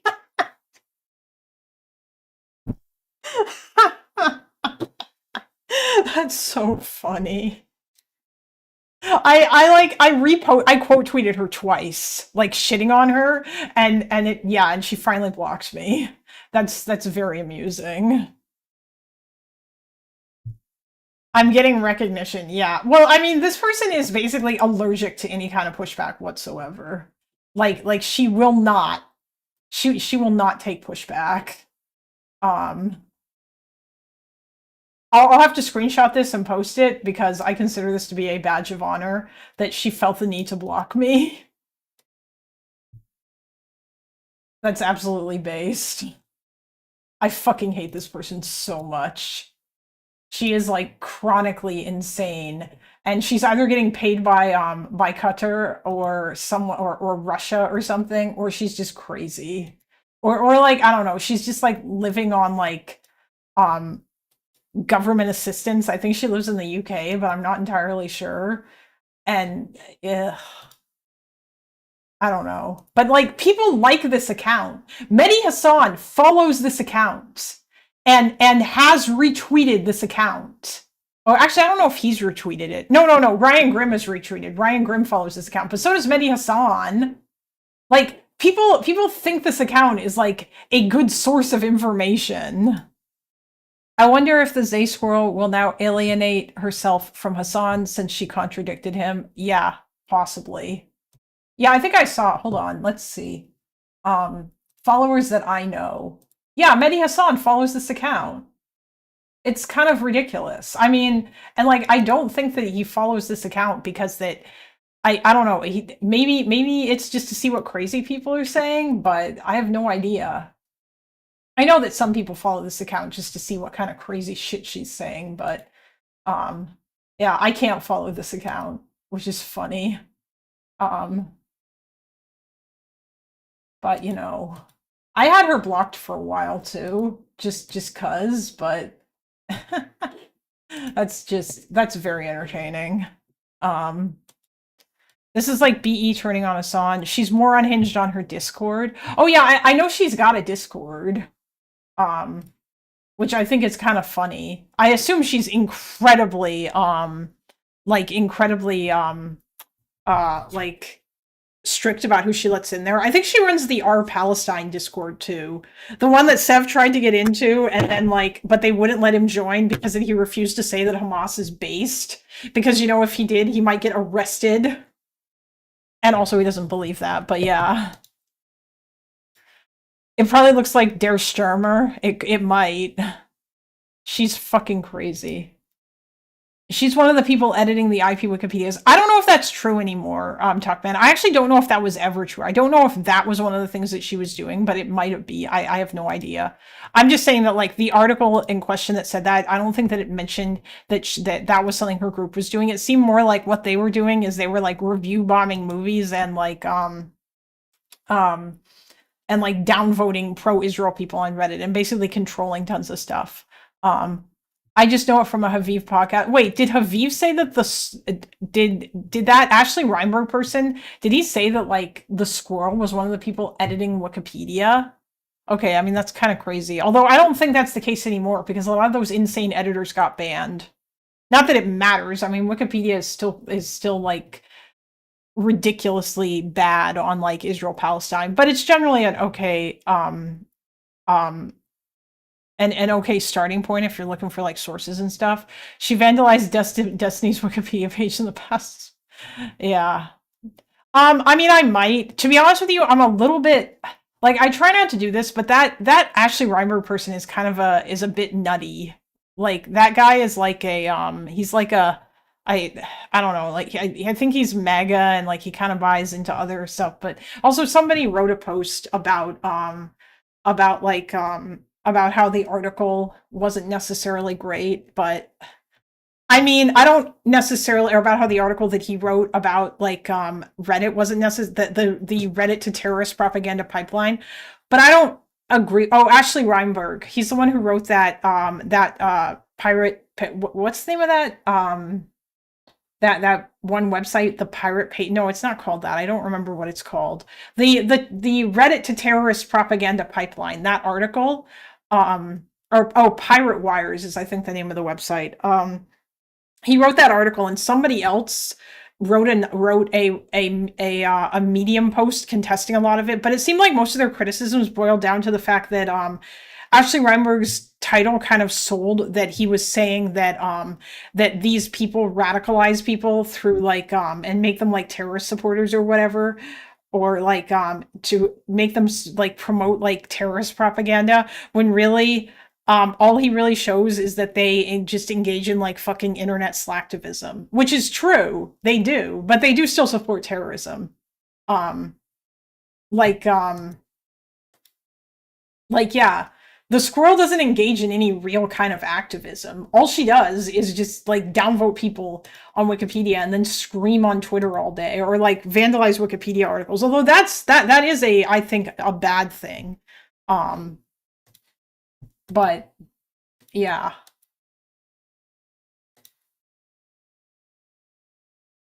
Oh, U-Haul drives through crowd of anti-Iranian government protesters in Los Angeles. Videos show. Yeah, this was what we saw.